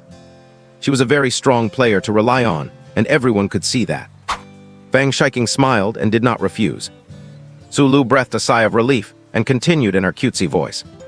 "There are 2 prophecies in total. Yesterday I saw that someone would die today, and the number rolled was 9.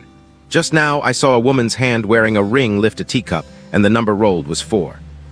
You have a ladder score of 1600, so your die of destiny probably only has 10 sides." Su Lu nodded. "Is the person who dies a man or a woman?" Su Lu shook her head, her face looking pale. "The revelation of fate was not clear. I only saw someone lying in a pool of blood. The higher the number, the greater the likelihood of it happening, which meant it was highly probable that someone would die today." Everyone's faces visibly darkened because of this prophecy, especially Ming, who looked at Huang Bo across from him with a bit of panic. As for the woman, Changshi looked around and found that aside from their table, there did not seem to be many women in this bar. Even if there were, there did not seem to be any teacups on the tavern's tables. Perhaps this scene corresponded to a later layer of memory. "Time is tight, let us not make wild guesses. Investigation comes first. Let us all carry out our acts of faith, and whether we find clues or not, we will gather in an hour. Let us synchronize our watches now. You all have watches, right?" Fang Shiking rolled up her sleeve, revealing an elegant women's watch on her wrist, and continued. "I noticed the setting sun outside the window just dipped below the horizon. According to previous memory mazes, there should be a 10 to 15-minute preparation period. Let us exclude that time and anchor this moment as 12:0 for the countdown. No problem with that, right?" Seeing that the others were starting to synchronize their watches, Fang Shiking neatly covered her watch and began to prepare her act of faith for truth. But right at that moment, Changshi smiled and brought out 6 pocket watches, happily handing them out to everyone. Watching Su Lu across from him widen her eyes more and more, he said meaningfully, "If you all do not mind, it would be better to use my pocket watches. I have already anchored the time. 12:0 was exactly the moment we entered the trial, and I have synchronized all these pocket watches. This watch will chime 5 minutes, 3 minutes, and 1 minute before the top of the hour. Please make sure to maintain your conditions." This entire speech was copied word for word from Cao Sansui. This was not because Changshi had nothing else to say, but because the time faith Changshi currently held was also stolen from him. Having stolen his faith, stealing a speech as well was not too much, right? His memory flashed back to the last trial. In the wood elven treehouse where everyone had been knocked out, Changshi had wickedly patted down everyone's pockets, taken out their pocket watches, and adjusted the dials to make every single watch exactly 1 hour behind. Then, to be safe, he stood guard outside by himself, his nerves tense, until everyone woke up one by one. Only then did he pretend to have woken up at the same time, sharing his sleeping experience with the group. By doing this, he had deceived everyone. He had also deceived the time battlefield. Because the time battlefield indeed started exactly on the hour, and ended exactly on the hour. It was just that this hour was exactly 1 hour earlier than the time walkers believed. And so, today's Changshi was a believer of time, an oblivion doctor. Dr. Forgetful. Fang Shiking looked at Changshi with great interest, smiling as she picked up the pocket watch on the table. The others followed suit and picked up their pocket watches, but their expressions were all remarkably colorful. Their gazes shifted back and forth between Changshi and Sulu, thinking to themselves that the girl with the hair clip definitely had her reasons for being afraid. With their defensive postures already so blatant, this guy Changshi still had to go and stir the pot, as if he was afraid others would not know he and the girl with the hair clip were on opposite sides. Sulu clearly did not dare to accept anything from Changshi. She synchronized her time with the pocket watch and then pushed it back. Dr. Forgetful is not a good answer in the trial of memory. Changshi, I hope you do not mess with the non-player characters too much. Over-accelerating them could lead to a memory collapse, and we might get trapped in this memory, unable to escape. Changshi shrugged nonchalantly, picked up the pocket watch, and turned to leave. He was going to find a private spot to carry out his divine decree. The tavern was large with 2 levels. The style was similar to medieval Nordic, with wooden decor complemented by animal furs, very rugged. There were dozens of tables upstairs and down, and it was almost packed. The sounds of clinking glasses and roars filled the air. Before he had walked many steps, Changshi could no longer hear his teammates. There was an open atrium design at the center bar, with the second-floor railing encircling it, allowing one to easily overlook the entire first floor. Changshi hurried his pace, rounded a corridor, and in a corner where no one could see, he pulled out his dice of fate. The divine decree was successfully completed. He felt the favor of time upon his fingertips and walked out with a smile. It was time to start the investigation. The trial of memory was infinitely more civilized than that of war. Combat rarely occurred, and even when it did, it was usually confined to a small scale and resolved quickly. In the trial of memory, every scene was someone else's memory. If the imagery of a memory were distorted too much, it would likely collapse, causing the person to be trapped forever. The goal of the trial was to continuously search for the true core of the memory in each act, the actual owner of the memory. In the current scenario, the memory owner must have been here for a long time, which is why they had such a profound recollection of the tavern's layout and its patrons. But a person's memory is selective. In areas they focused on, the non-player characters would be more active, with behaviors and logic consistent with real people. In areas they overlooked, vague fragments would often appear. The non-player characters reconstructed from these fragments would have various errors. While these errors were not obvious, players had to find them to clear the trial. And the simplest, most mindless way to find those errors was canvassing.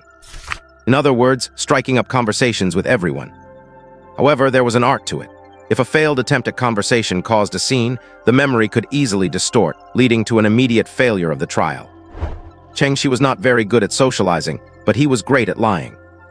He saw several waiters coming out of a small room, slipped in while no one was looking, quickly stole a waiter's uniform, changed into it, and sneaked back out. Just as he stepped out, he saw Fang Shiking and the girl with the hair clip sneaking over. He smiled knowingly. How about that, they were on the same wavelength. Seeing Changshi already in the waiter's uniform, Fang Shiking's eyes lit up and she whispered a compliment. Clever. Changshi took it well and laughed. A compliment from a big shot is the motivation for my progress. Su Chen hid behind Fang Zhu, her eyes full of guard, and muttered under her breath, so fake. Fang Shiking smiled. I am sure you know the divine decree of my lord. Share a piece of knowledge with me, and the radiance of truth shall illuminate your path forward. The divine decree of truth was the pursuit of knowledge. Any unknown law or piece of information could bring followers of truth closer to the truth itself. For those followers of truth with support or defensive abilities, if they wanted her protection, they had to share knowledge with their fellow believers. Changshi rolled his eyes and quickly shared a bit of trivia. Inserting your finger into your anus and rotating it for 30 seconds can effectively suppress hiccups. As soon as Changshi finished sharing, the 2 women in front of him froze. The girl with the hair clip had a complex expression. It was unclear whether she was frightened or disgusted. Either way, a player with an opposing faith being this perverted was indeed a threat to her safety. He moved back a couple of steps and pressed closer to Fang Shiking. As for Fang Shiking, she felt the brilliance of truth surging toward Chengshi, which meant he was not talking nonsense. This was actually true. How did you find that out? Oh, I am a doctor. Practice is the path to truth. A doctor in real life. Chengshi kept a straight face, does not it look like it? Although Chengshi meant he had practiced on others, Fang Shiking's gaze could not help but keep darting toward his backside. Thank you, noted. She managed a stiff smile and led the girl with the hair clip into the changing room without looking back. Lushi smiled as he left and began his investigation. The players roughly divided the area. Chengshi was assigned the entire east section of the first floor, about a dozen tables. Chatting with strangers was actually a very boring task, especially for a socially anxious person like Chengshi. He grabbed a tray, swiped a few bottles of wine from some dead-drunk patrons, and began his delivery work. At every table, he would formally announce that it was a special promotion and a gift from the boss, then ask how they were doing and if they were happy. If they were happy, he would ask if they could share some gossip as payment for the wine. To be honest, the wine at Bilius was not cheap. Seeing the place offering free drinks, the patrons were delighted and quickly shared various rumors they had heard. After all, they were just bragging anyway. Getting a free bottle of wine for one more brag was a bargain.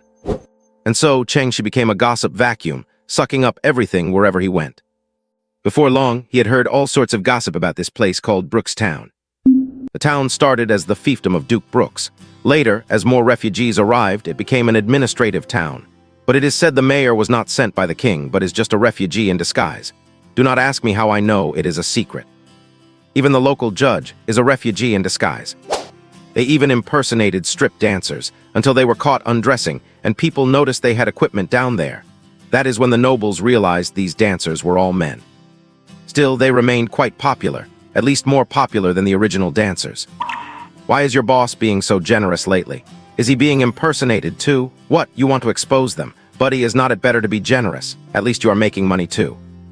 The refugees flooded in from Gazmara. It is said the faith of the underworld is spreading in the Tower of Rationality.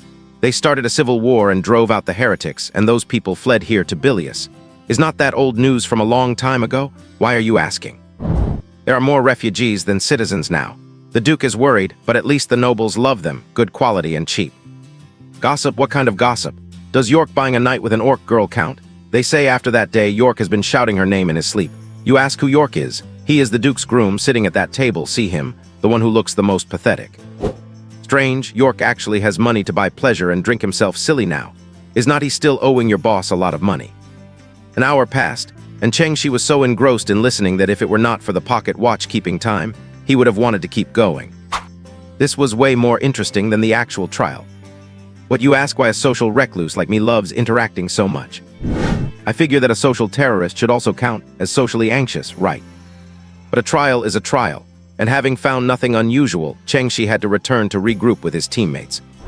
When the 6 players gathered at the table again, everyone's face was heavy with seriousness. Except for Chengshi. He was having a great time. Why the long faces? Did anyone find any problems? Ming pursed his lips and shook his head. Fang Shiking furrowed her brows in deep thought, and even Huang Bo, who was always scratching his scalp, was quiet this time, head drooping as if pondering something. Based on previous experience in a memory scene, there should be some errors that are not obvious but are easy to spot. But this time, Su Lu and I basically listened in on all the tables, including the second floor, and did not find any non-player characters with overly rigid logic. They all seem so normal they do not seem like people in a memory. Me too, I even used my talent to sense their inner thoughts. Very calm, very orderly. They do not seem like people in a memory. You can read minds. Chengshi was stunned and grew interested. Ming quickly shook his head. No, it is just a vague feeling. I am not at liberty to discuss the specifics. Chengshi nodded and looked at Fang Shiking again. He suspected this wavy-haired teacher also had similar skills, likely stronger ones. Seeing Chengshi looking at her, Fang Shiking asked back, what about you? Me, no discoveries, but I did hear a ton of gossip. You want to hear it? Remembering that bit of trivia Chengshi had shared, her mouth twitched, and she turned to the others. Brother Huang. A headache, nothing, there should not be anything. Fang Shiking and Chengshi heard this and both furrowed their brows slightly. The same thought occurred to both of them. Damn, this uncle is a follower of chaos. Chaos is the first god of the path of primordial chaos. the prelude to primordial chaos, the madness of disorder, and the mortal enemy of order. Its will upholds that there are simply no rules in the world, and that the ultimate state of the universe should be chaotic and disorderly. Therefore, players who believe in it are often mentally influenced by its will, turning out somewhat abnormal. If one were to choose the most popular players, the believers of order would undoubtedly win. But if one were to choose the least popular players, the believers of evil gods like corruption, annihilation, and folly would have to step aside. The votes for the believers of chaos would easily take first place by a landslide. Because in trials, they not only offer little help but also frequently make things worse. Of course, calling it making things worse is somewhat of a euphemism. Driven by their rejection of rules and their ideal of trampling on order, they often cause trouble maliciously. Yet to them, this malice is born out of goodwill, because they believe they are guiding the trial toward disorder. And disorder is the true ultimate state of the universe. As for believers of chaos, it is best not to provoke them too much. Just let them be. Fang Shiking quickly bypassed Huang Bo and looked at Bailing. Bailing also waved her hand and said weakly, "I did not find any issues. If I had to point out something, it would be that the men here are a bit too muscular." As she spoke, she could not help but lick the corner of her mouth, almost excessively muscular. None of them, this is not right. Fang Shiking subconsciously filtered out the feverish bird's flirtatious remarks and lowered her head in deep thought. If every corner of the memory scene is exceptionally clear, then there is only one possibility. The owner of the memory knows everyone, which is why he can completely fill in the details of each individual in the memory. However, based on the previous investigation, it seems that the tavern patrons are all strangers to each other. But how could strangers have such a clear memory of one another? Could someone be plotting something in the tavern? Just as everyone was buried in thought, Chengshi raised his glass out of sheer boredom and complained. "Where are the tavern waiters? Why have not they come to refill our drinks when they are all gone? Are not they supposed to keep an eye on every table and proactively serve the customers at all times?" As soon as he finished speaking, Sulu sitting across from him cast a contemptuous look his way, as if looking at a slacker. Bailing beside him, however, thoroughly agreed. She winked at him and secretly slapped a new label on Chengshi in her mind, a slacker out for fun. Fang Shiking heard it too. At first, she felt quite powerless, thinking that aside from the little assassin A Ming who was hiding secrets, everyone else in this round was just slacking off. But for some reason, watching Chengshi peek around looking for a waiter, a sudden flash of inspiration crossed her mind, and she slammed the book in her hand onto the table. The loud bang startled everyone. "The waiters!" "Huh?" Fang Shiking said with considerable excitement. "It is the waiters. Chengshi is right. Only the waiters would constantly pay attention to the movements of the guests at all the tables, and only they are familiar with these guests. That is why the memory of every corner is clear, because they already understand everything here." Sulu widened her eyes and looked at Chengshi. Seeing that Chengshi looked equally bewildered, her internal shock subsided slightly. It seemed he had not thought of it either, probably just a lucky guess. Chengshi was indeed acting bewildered. He widened his eyes as much as possible, blinked rapidly a few times, and muttered in confusion. "Did I say that?" Fang Shiking gave him a meaningful look, and quickly stood up to contact the various waiters. It was not that she had not listened to the waiters' conversations during the previous sweep, but compared to the patrons, the waiters spoke too little and provided little useful information, so she had quickly skipped over them. Seeing her move so swiftly, Chengshi kindly offered another reminder. "Take it easy, boss. The patrons here are so muscular and have had so much to drink, their tempers cannot be good. If you rush around and agitate them, we will be in danger if a fight breaks out." This sounded like a drag. Su Xiling, following right behind Fang Shiking, looked back with a hint of anger on her face, and even a Ming, who had just stood up, awkwardly glanced back at Chengshi. "Chengshi, you!" But upon hearing this, Fang Shiking suddenly froze, and another spark of inspiration hit her mind. Human memory is never a completely objective reproduction. It often carries a subjective bias. As the saying goes, when I view objects, the objects are all tinged with my colors. This is the best portrayal of memory. If the patrons in this memory scene are generally muscular, it means that the memory's owner likely felt they were very muscular subjectively when interacting with them. Working backward, this person is highly likely to be very frail, even frailer than an ordinary person. Frail waiter is extremely likely to be the answer to this layer of memory. Fang Shiking's eyes lit up. She glanced at Chengshi again. Seeing that he was still playing dumb, she did not expose him and just led a Ming quickly upstairs. "I recall you mentioning there is a waiter sleeping in the break room upstairs." A Ming immediately recalled and answered, Yes, exactly. Quite tall, quite frail, and his leg is a bit crippled. It is him. Fang Shiking headed upstairs without looking back. The other two followed closely. Seeing that she seemed to have found the answer, Bailing also immediately got up to catch up.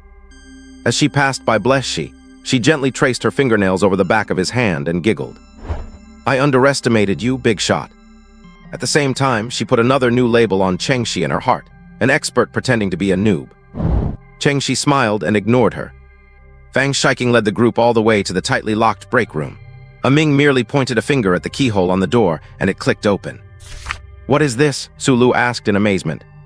Class talent finger key, Ming replied shyly. Chengxi silently raised his rating of Ming, because this talent was an A rank, and a rather hard-to-farm A rank at that. Moreover, this talent definitely belonged to the assassin class, which meant he had not lied about his class. He had concealed his score. In that case, did he believe in order or war? Fang Shiking stepped into the pitch-black room, reached out to tear a page from her book, and shook it in the air. The paper immediately shrank into a lantern, illuminating the entire room. Melodious song drifted from the paper lantern. O gods, bring the light. O mortals, sing for it. The Lorebard's trick was finally displayed before everyone's eyes. Tusk tusk, that actually sounds quite nice. The voice was clearly Fang Shiking's own. Chengxi had not expected this English teacher to sing a ballad with such flavor. But the sound of the door opening and the singing still woke the resting waiter. He opened his eyes in confusion, looked at the group of people standing before him, and said with some fear, If you need help, you can look for Zato. I'm off duty. Fang Shiking smiled gently at the waiter. We came looking for you. Looking for me? The waiter was somewhat frightened. He gripped his quilt tightly and said with a trembling voice, I do not think I know you. Do not be afraid. We are not here to cause you trouble. As she spoke, she glanced back at Chengxi and gave him a meaningful look. Chengxi understood her intention and casually cast a calming spell on the waiter, following it up with a hypnosis spell. He was a cleric after all. He did not lack basic skills.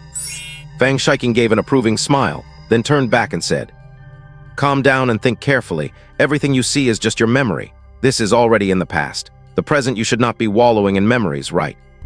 The waiter's eyes grew increasingly unfocused, and then he nodded, saying, Yes, that is right. I remember now. This is my memory. Phew. Crash.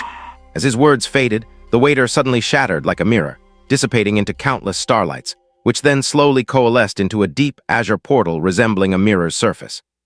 The answer was correct. The players had found the exit to this layer of memory. Everyone let out a long sigh of relief. Fang Shiking raised her eyebrows, signaling everyone to leave in an orderly manner. Huang Bo has not come up yet, Ming reminded cautiously. Ignore him, let us go first. Chengxi curled his lips and stepped in first. Before leaving, he turned his face and locked eyes with Fang Shiking in front of him, both understanding the look in each other's eyes. Fang Shiking's eyes said, I know you're playing dumb. Chengxi's eyes said, derp derp derp. Seeing the unhelpful Chengxi take the lead, Sulu pinched her fingers behind Fang Shiking's back and complained in a forced sweet voice. What kind of person is that? He is only most proactive at times like this. Hearing this, Fang Shiking smiled sweetly, but complained silently in her heart. Just what kind of man would like this sort of fake sweet voice? How silly and pitiful. Everyone followed one by one. Ming stayed at the back, looking downstairs with conflict, and only turned to step inside after a good while. When Chengxi opened his eyes again, he found himself sitting in the upper section of a circular spectator stand, with a sea of heads and a central stage below him, his ears filled with cheers and roaring laughter. On the stage, 7 or 8 giants in exaggerated costumes were performing acrobatics. His teammates opened their eyes one after another, and upon seeing the scene, exclaimed in surprise. A circus? It stinks in here. While they are huge. The bilious circus. A pro on the Singer channel once shared information about it, and he said what struck him most was the giant acrobatics, because those giants are not giants at all, but phonies skillfully assembled from a dozen dwarves. Fang Shiking once again demonstrated the erudition of a believer in truth, her knowledge living up to the word well-informed. A dozen dwarves under the clothes. Ming, who arrived last, only heard part of it, yet he stared at the stage, dumbfounded, trying to spot a flaw. But unfortunately, the giants were perfect, with no stuttering or lack of coordination between their limbs. That is actually impressive. You guys not smell that weird stench? Should we find somewhere else to talk? Dwarves, not necessarily a deal breaker. The group was still immersed in the joy of cracking the first layer of memory, completely oblivious to the severity of the situation, except for Cheng Shi and Fang Shiking, whose faces had darkened slightly. It is big, too big. This circus venue is massive, with nearly tens of times more people than the tavern in the previous scene. With so many targets to find the error in, the investigation is going to be a huge task. Cheng Shi glanced at his pocket watch. It was 9:56. 2 hours had already passed. I have some good news and some bad news. Which one do you want to hear first? Everyone looked at Cheng Shi in astonishment. Fang Shiking frowned slightly and whispered, "Tell us the bad news first, so we can be prepared." Cheng Shi nodded. "The bad news is that the hour has passed, and the doctor forgot to record your status. If you get sick from now on, we can only use accelerated metabolism to treat you. There are two blessings for the priest profession related to time. One is revert status, used to reset physical condition back to the last recorded hour. The other is accelerated metabolism. The skill Fang Shiking warned him not to use on NPCs, because this skill drastically speeds up the target's metabolism to heal injuries or physical negative statuses through the passage of time. It really is just like the saying goes, time heals all wounds. But honestly, accelerated metabolism does not feel like a healing method. It feels more like accelerating oblivion. It does not truly heal anyone at the core, it just pushes them past the pain. And the good news. The good news is that the giant acrobatics just started, so we can watch the whole thing, Cheng Shi said happily. How is that good news? Are we not pressed for time? Zulu's face fell instantly. She pinched her nose, wanting to leave, but seeing that Fang Shiking had not moved, she raised her bottom a few times but could not bring herself to stand up. Fang Shiking chuckled, then helplessly began assigning tasks to everyone. Cheng Shi, due to his social anxiety, was assigned to the center of the stage. His task was to survey the entire circus troupe. "Big boss, you really flatter me." Fang Shiking shrugged and left with Zulu. Aiming spent a few seconds struggling between wanting to comfort Cheng Shi and wanting to start the investigation, then just said good luck to him before walking away quickly. Only Bailing remained in her seat, not moving a muscle.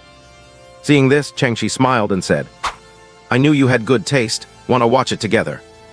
Bailing pressed her hands against her lower abdomen and bit her lip, whispering coyly, "Instead of watching the circus, I would rather have a horse-riding circus. Care to join?" Cheng Shi's expression stiffened, and he turned on his heel to leave. "You would better mean the circus." The follower of defilement can no longer restrain her nature. No telling which lucky guy will join her in the embrace of defilement. Since there was still one person in the group who had not entered the second memory scene, the door of memory had not vanished. Passing by it, Cheng Shi silently noted its location. Logically, this should be where the waiter used to sit. If we can lead the waiter to recall his tavern experience, there must be something familiar to him within this scene, at least within his field of vision. But what in the circus could have anything to do with a tavern? Cheng Shi pondered as he walked, soon reaching the area behind the stage. The circus backstage is located directly below the VIP seating on the west side. It is not restricted, and the commotion is every bit as noisy as the outer field. A variety of races, beasts, and elemental creatures were waiting there, their chatter as cacophonous as a farmer's market. Cheng Shi only took one glance inside before realizing the target this time could not be one of the circus performers, but a member of the audience, perhaps even a less wealthy spectator. Because the floor of the VIP section and the roof of the backstage changing room were clipping through each other. The entire ceiling of the backstage was transparent and intersecting. He could even see the soles of the VIP's feet and their backsides. This was a very obvious memory glitch, one that only occurs when the source of the memory is unfamiliar with a certain corner or has never seen it at all. Of course, generally speaking, one could not rule out the possibility of someone casting a spell, since this is a world with all sorts of bizarre skills. But after wandering around inside, Cheng Shi noticed that not a single person had paid attention to the VIP bottoms overhead, which meant the source of the memory really did not know much about the circus backstage or the VIP area. "This is interesting. Let me take a look at these VIP bottoms. Ah, no, let me see if there are any clues here." Cheng Shi then interviewed a few friendly-looking performers, chatted with them for a while, and soon determined which VIP belonged to which bottom. The most distinguished guest was undoubtedly Lady Diller, the wife of Duke Brooks, one of the masters of this town. They say she loves dwarf circuses, and especially lately, she has been frequenting the troupe quite often. Sitting next to her were the female relatives of various noble families. Clearly, this was a girls' night out. Behind them were the nobles' attendants and bodyguards, and only then the town's middle-class factory owners. Cheng-Shi observed for a long time and discovered an interesting phenomenon. The bodyguards sneered at the factory owners sitting behind them, while the owners looked at the lackeys in front of them with utter disdain. They despised each other, yet were both envious of the other's status. Even in the continent of hope, human relationships are just as complex as in reality. But when Cheng-Shi saw the next scene, he exclaimed in shock. No, even more complex than reality. Because he saw the bodyguard behind the Duchess sneakily reaching his hand toward the Duchess's backside. Since time was tight, Cheng-Shi only watched for 3 minutes before leaving, still wanting more. Since he had already narrowed down the scope of the memory's source, he naturally needed to touch base with his friends and change the direction of the investigation. He checked the time again. Another half hour had passed. He turned to look at the spectator stand and found the door of memory still standing there, undissipated. Strange, what is Uncle Huang still doing in the first scene? The thoughts of a follower of chaos cannot be measured by common logic.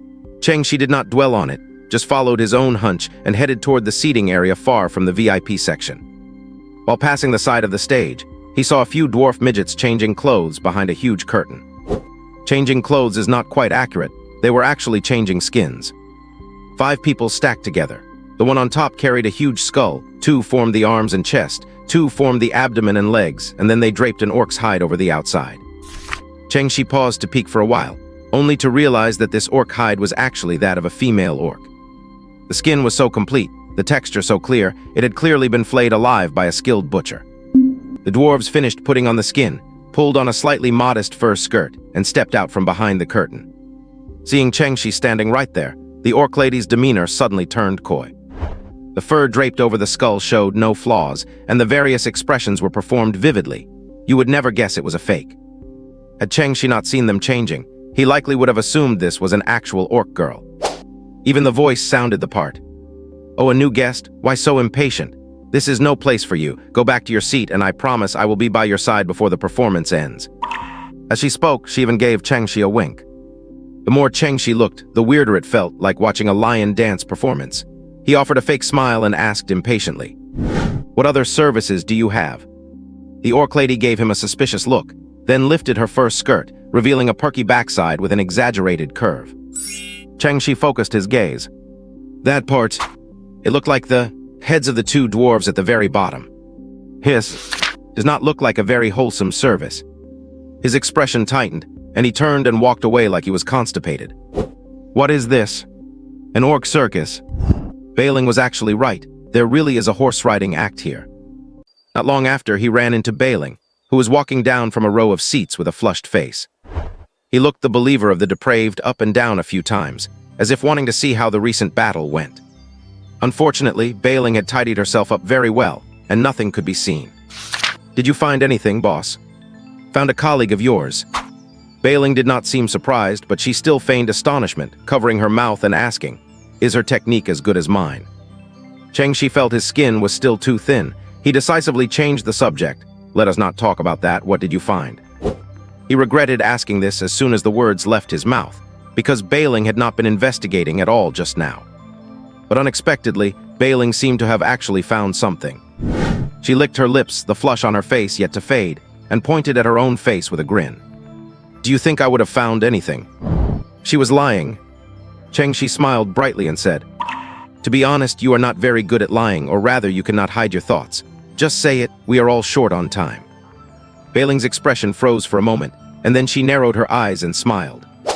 A boss is a boss. What great observation skills. I have even greater skills, but I cannot tell you. Cheng-Shi winked at Bailing, signaling her to make a long story short to save time. Bailing understood and pointed in a certain direction, saying, I found a few men we ran into at the tavern. Perhaps there is a clue among them. Cheng-Shi looked at the massive audience seating area and frowned. Finding the same individuals in adjacent memories is indeed a good thing, because many memory subjects recall a previous memory of seeing someone precisely because they see that person again. This is also how players solve problems in most memory trials, by sorting out relationship chains to find the next target. Although the connection between 2 scenes of memory might not be deep, finding even a sliver of a clue is always good. Cheng-Shi was not ignorant of this logic. The problem was, in such a vast sea of people, how did Bailing find these few men so quickly? Bailing saw Cheng-Shi's confusion. She extended a finger, tapped Chengxi's forehead, then drew it back and tapped her own full chest. Chengxi followed her pointing finger and looked. Ahem. Seeing Chengxi's gaze start to wander, Bailing chuckled lightly. Boss, stop pretending. My talent can materialize men's possessiveness towards me, allowing me to carefully sense their lust for every inch of my skin. You clearly have no feelings for me, so why pretend to be a pervert? Oh, there is a talent like that. Seeing that he was exposed, Chengxi was not embarrassed. He clicked his tongue a couple of times and looked away. I was not pretending either. After all, everyone appreciates beauty. Pity me? Bailing blinked, her seductive expression turning innocent. Who is fit to pity whom? Chengxi chuckled and said casually, perhaps I just do not like women. Bailing burst out laughing. She stepped forward, hooked her arm through his, and said with great amusement, If you dare to say it, I dare to believe it. Sister Cheng, hurry up, let us save time. Chengxi was dragged along for a distance with a pained expression. Finally unable to stand the friction against the soft flesh, he pulled his hand back, struggling with a wry smile. I was just kidding. Bailing did not let go at all, looking even more amused. Do not worry, my lips are sealed. Helpless, Chengxi had to change the subject. Why do not you guide them to break the memory yourself? I do not know how to do that. I only know how to lead them into wild fantasies. If I do that, what you will see will not just be my solo show. Everyone in this entire circus tent will start putting on a circus act. A horseback riding one at that. Chengxi knew she was right. If she really found the memory subject and seduced them, a scene of memory chaos could indeed occur. Once the memory started to become disordered, the entire memory would quickly shatter. It seems you guys also value your lives very much. You guys naturally referred to the believers of the depraved. Bailing nodded decisively. Of course, only by staying alive. Can we more right? Chengxi had dark lines on his face, automatically censoring the unrepeatable words. When he followed Bailing to the few acquaintances, he recognized them at a glance. They were indeed the large men from the tavern memory scene who had been drinking and boasting. Mind telling me how you found them? Chengxi looked at Bailing with some curiosity. He actually wanted to know the specific effects of Bailing's talent, but his instinct told him that even if he asked, Bailing would not answer. Bailing smiled at Chengxi and replied, Everyone has different preferences. Some like waists, some like legs, some like... Got it. What do you like? Bailing licked her rosy lips. Me? I like staying alive. Chengxi ignored her and began to quietly approach the targets, casting hypnosis on each of them separately. However, after a round of questioning, surprisingly none of the dozen or so people were the final answer. Both of their expressions darkened at the same time. These people were indeed in the waiter's field of vision. Since it is none of them, could the waiter have seen an object that made him recall the previous scene? If it involves an object, it will be much too hard to find. For the same reason, the venue was simply too large. Let us notify the others first and narrow down the scope further. Chengxi sighed helplessly and spent some more time calling Fang Shiking and the others back. She and Sulu were in charge of the VIP seating area. The direction was wrong from the start, so naturally, they would not have any clues. Ming, however, hesitated and muttered that there seemed to be special service staff in the audience area conducting unspeakable, filthy transactions with the spectators. The group just listened to it as a joke and quickly ignored it. They had encountered this kind of thing too many times, and it was no longer surprising. Compared to the chaos in the VIP seats, the audience section where the poor commoners sat was much more orderly. After the first exchange of intel, Fang Shiking frowned and said, Keep looking. The memory subject must be in the regular audience seating. The performance on stage has not deviated at all, which means he has been watching the show the whole time. Pay attention to the audience members who are watching the performance intently. Let us split up and meet back here in an hour. Okay. Whatever the boss says goes. No objections. The group quickly separated, and Chengxi once again navigated through the audience seating alone. He frowned and did not go to his assigned search area. Instead, as if searching for a specific target, he kept his head down and weaved between the rows of seats. He was looking for the dwarf-assembled beast girl. Fang Shiking's summary had reminded him that if a person had never come into contact with the dwarf-assembled beast girl, then she could not possibly have seen the process of the dwarves under the beast skin putting on their clothes. Therefore, the memory subject of this scene must have interacted with the dwarf-assembled beast girl, and might even know that she was not one person at all, who would interact with the other party, knowing full well they were not a normal special worker. Chengxi swore that with his normal human brain, he really could not figure it out. But not being able to figure it out did not mean he could not find them. So he started looking for traces of the beast girl. People came and went in the circus with no order. Especially in the regular seating, various shouts rose and fell, not much different from a tavern. So his movements were not conspicuous. It did not take long for Chengshi to find his target, the dwarf beast girl. At this moment, she was squirming coquettishly in the arms of an audience member. Squirming in the physical sense. Chengshi watched, dumbfounded. He really wanted to observe up close what exactly they were doing, but soon he saw a surprisingly familiar face around the beast girl. York, the Duke's coachman mentioned by the tavern patrons, a ruthless guy who suddenly got rich and slept with a beast girl. Chengshi curled his lips, feeling he had guessed right. Sure enough, found him. York was wearing a straw hat that covered his eyes, his gaze beneath the brim constantly darting back and forth between two target locations on the left and right. One was towards the stage, and the other was towards the beast girl's location to the front right. Actually, it was not just him. The surrounding audience were all intentionally or unintentionally glancing in that direction. But because the beast girl's movements were restrained and she was not making much noise, it did not cause a huge stir. But while the other spectators were looking at the beast girl's chest, waist, legs, and rear, York was the only one whose gaze remained fixed on her face, the deep affection in his eyes practically palpable. Bro, could you tell me how you fell for these 5 lion-dancing dwarves?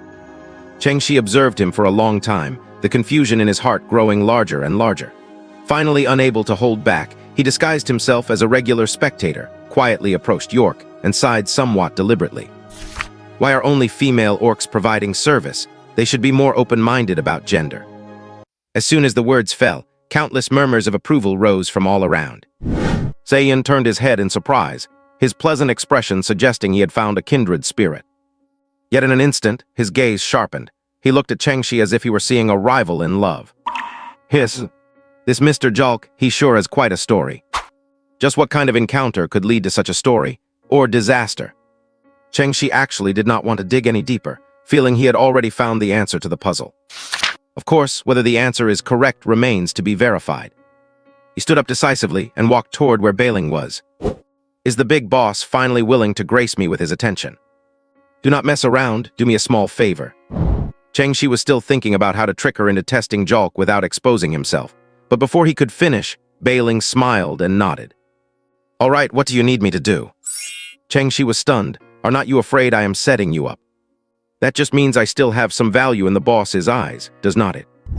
Tusk, anyone who has made it this far, regardless of score, is no innocent babe. But that does make things easier. Chengshi nodded and pointed toward Jalk. Go test that man. How does the boss want me to test him? A civil trial or a martial one? Chengshi's eyes widened, looking a bit bewildered. That is a thing. Bailing covered her mouth and giggled, her finger tapping against Fei's chest. A civil trial naturally would be. As she spoke, she slid her hand down to her skirt, slowly pulling the hem up to the base of her thigh. Fine, fine, a civil trial it is. Let us save time, go try it now. Startled, Jingaming, she quickly pulled her skirt down and urged her to go. Bailing let out a girlish giggle and walked gracefully toward Jalk. But not long after, she walked back with a dark expression. Seeing her face as dark as ink, Chengshi suppressed a laugh. What, did you get shut down? Bailing glared at Chengshi resentfully and snapped. I have bad news and more bad news. Which one do you want to hear first? Does that even require a choice? Chengshi chuckled, then tell me the second one first. That guy grabbing business in the crowd is indeed a colleague of mine. How is that bad news? Wait, hold on. Seeing Bailing's grim expression, Chengshi felt a thud in his heart. The colleague she mentioned was not in the business of physical pleasure, but in being a follower of filth and depravity.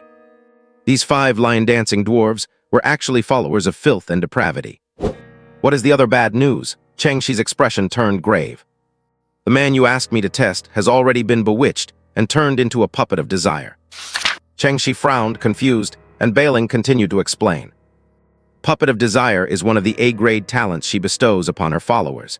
It can unleash the most primal desires from within a person, turning the target into a walking corpse that only knows how to sink into their cravings. He will constantly sink into the memories of past desires, unable to pull himself out until he dies. This talent requires continuous casting, which means if he is the source of the memory, the reason he is recalling this scene is not nostalgia, but because he is being controlled, likely even being controlled right now. Do you understand, boss? If he truly is the answer, the moment we get out, we will face the follower of filth and depravity controlling him, and we will likely end up fighting them. Chengxi's face sank as he listened.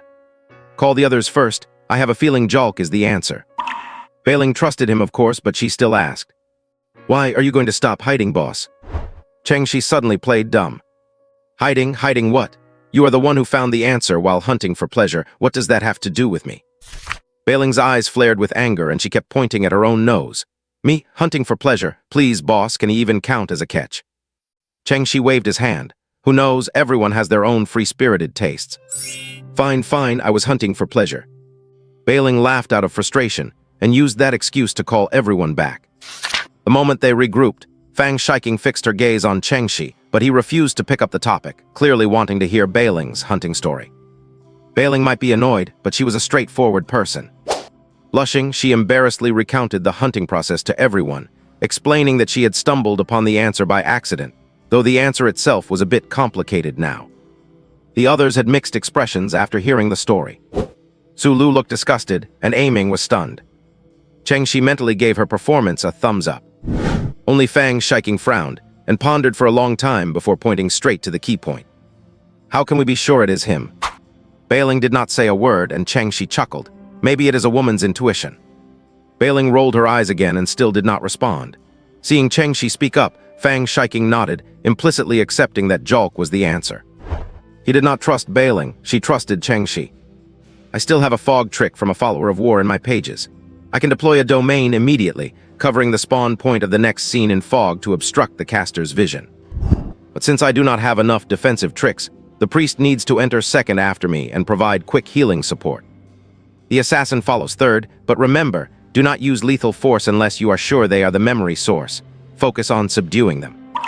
If lives are threatened, prioritize retreat over killing. Warning, be cautious with any skills that cause loud noises. Do not disrupt the memory right from the start. After finishing, Fang Shiking looked at Chengxi meaningfully and asked, Can you handle it? Chengxi blinked innocently, as if to say, how could a man not handle it? Fang Shiking understood his look, smiled knowingly, and looked at Aiming. Aiming nodded solemnly, indicating he understood. He sought the opinions of the other two, and besides Sulu grumbling about not being able to keep up with the thigh, Bailing naturally had no objections. The plan was set, and everyone headed toward Jalk. Just as the orc girl was about to turtle Jalk's row, the players snuck up beside him. Jalk was completely unaware of the players closing in. He had eyes for nothing but the dwarf-assembled beast girl. He gripped a wad of cash tightly, desperate to stuff it into the beast girl's ample bosom the next second. Chengxi was still skeptical and whispered to Bailing.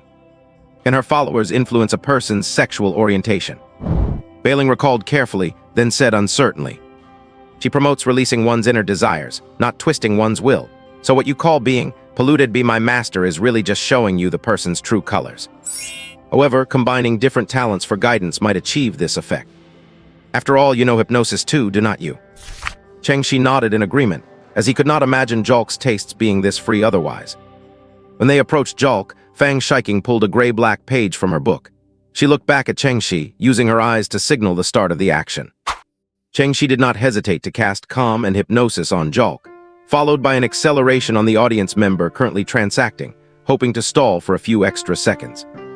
Fang Shiking seized the opportunity and asked directly, Do not be afraid, listen to me. You are only recalling, this is all your memory, but you are too tired now. Do not want to keep recalling, remember.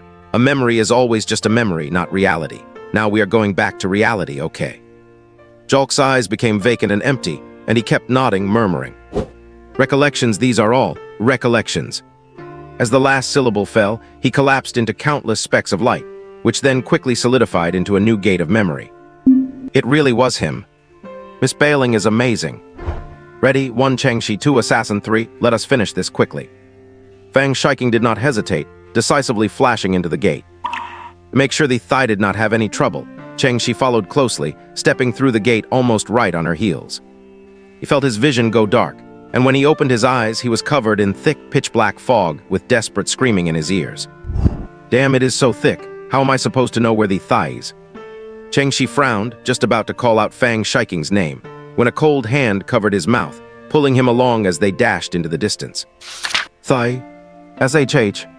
This was a cramped utility room, narrow and stuffed with all sorts of cleaning tools. The space available for standing was no more than half a meter.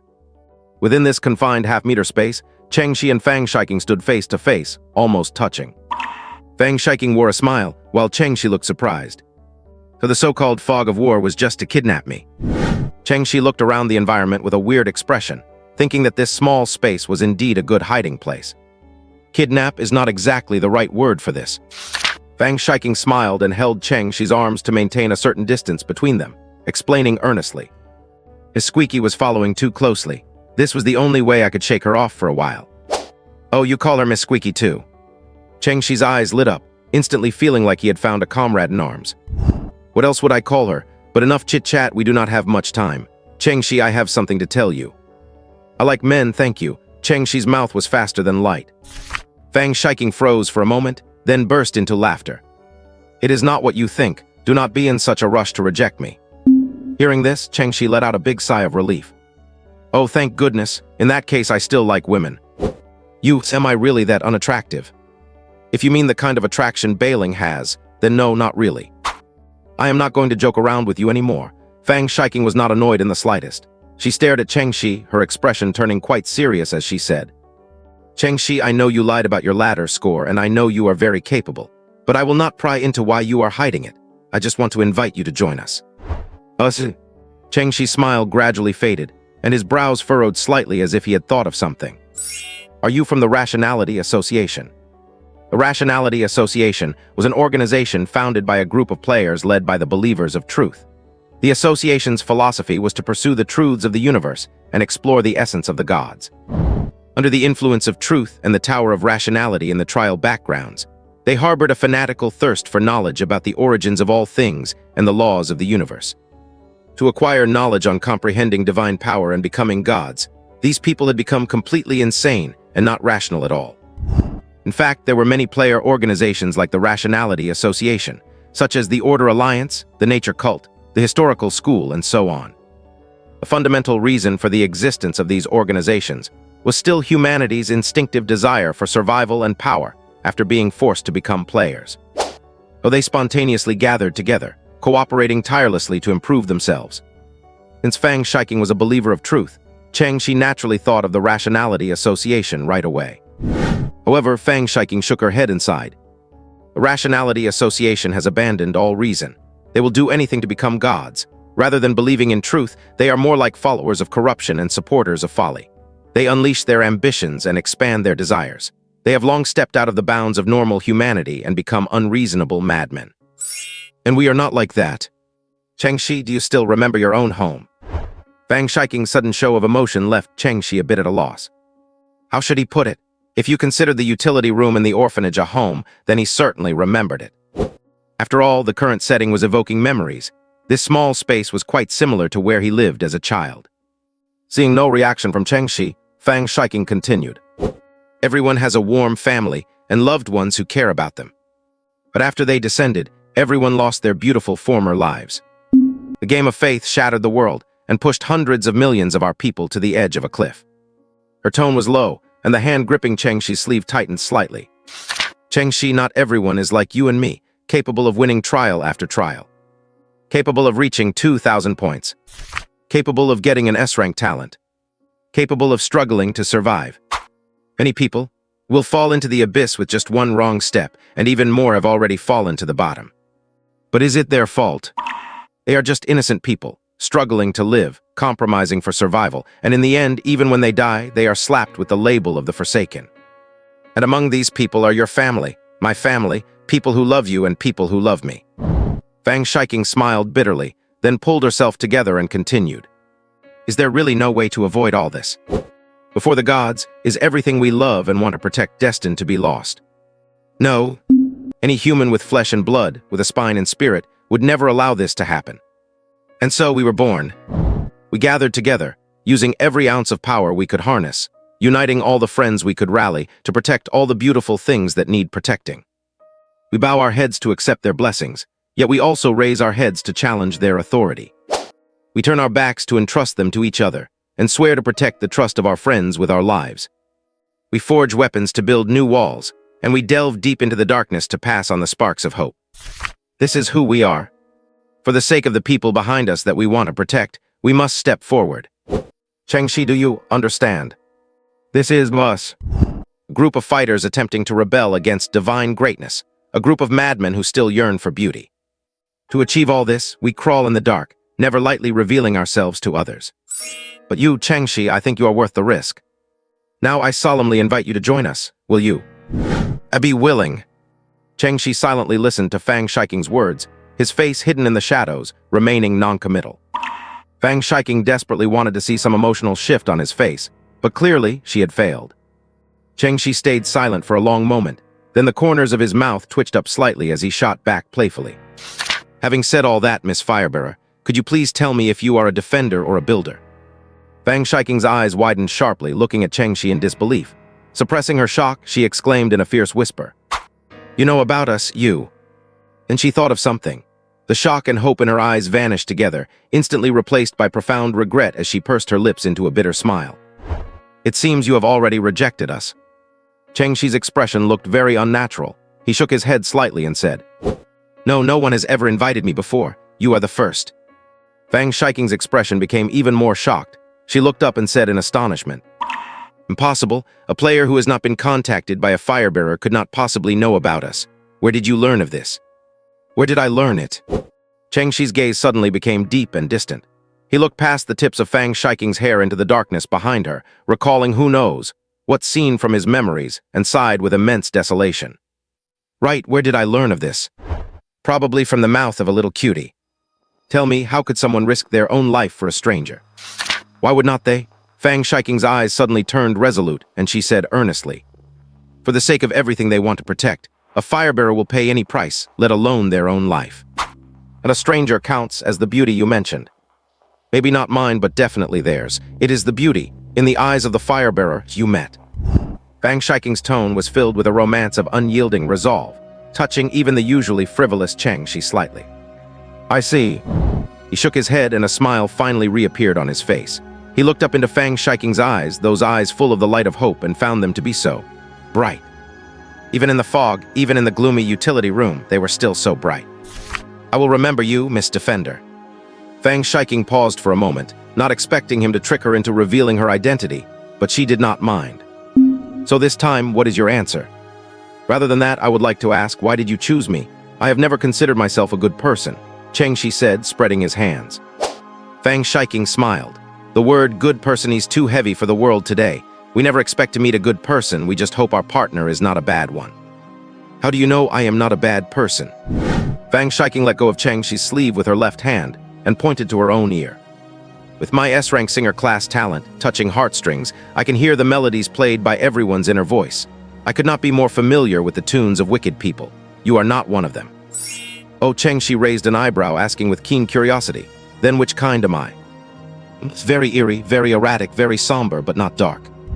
Chengxi silently mulled this over for a moment, then suddenly burst into laughter. "What are you laughing at?" "Sorry, I am laughing because you heard wrong." As soon as the words fell, a chop to the neck struck Fang Shiking before she could react. Thud. "You." Fang Shiking's eyes widened sharply for a second, then her eyelids fluttered shut instantly as she fell unconscious. Chengxi rubbed his hand and looked at Fang Shiking slumped in his arms, his tone unreadable as he said, "People standing in the light of the fire should not trust the people in the dark. Moreover, those standing in the dark are usually not even human. But still, I thank you." He smiled self-deprecatingly, scooped her up in his arms, pushed open the door of the utility room and walked out. The fog had yet to disperse, and I could not even see my own hand in front of me. Chengxi had barely taken 2 steps while carrying her when he heard Aiming's anxious shout from ahead. "Fang, brother Cheng, where are you?" Chengxi pricked up his ears and listened for a moment, realizing the surrounding noisy voices seemed to have vanished. He looked curiously toward the direction of Aiming's voice, impressed by the little assassin's clean execution. To have wiped them all out in such a short time. Fortunately, these poor souls he just killed were not the core of the memory. "Over here," Chengxi shouted, then lowered his body and tiptoed away from his original spot. Aiming followed the sound, but finding no one there, his internal alarms went off. Just as he was about to leave, Chengxi grabbed his arm. "Who is it? Oh, brother Cheng. Yeah, I was afraid you might have been replaced, so I had to test you. Not bad, comrade assassin, your reflexes are sharp."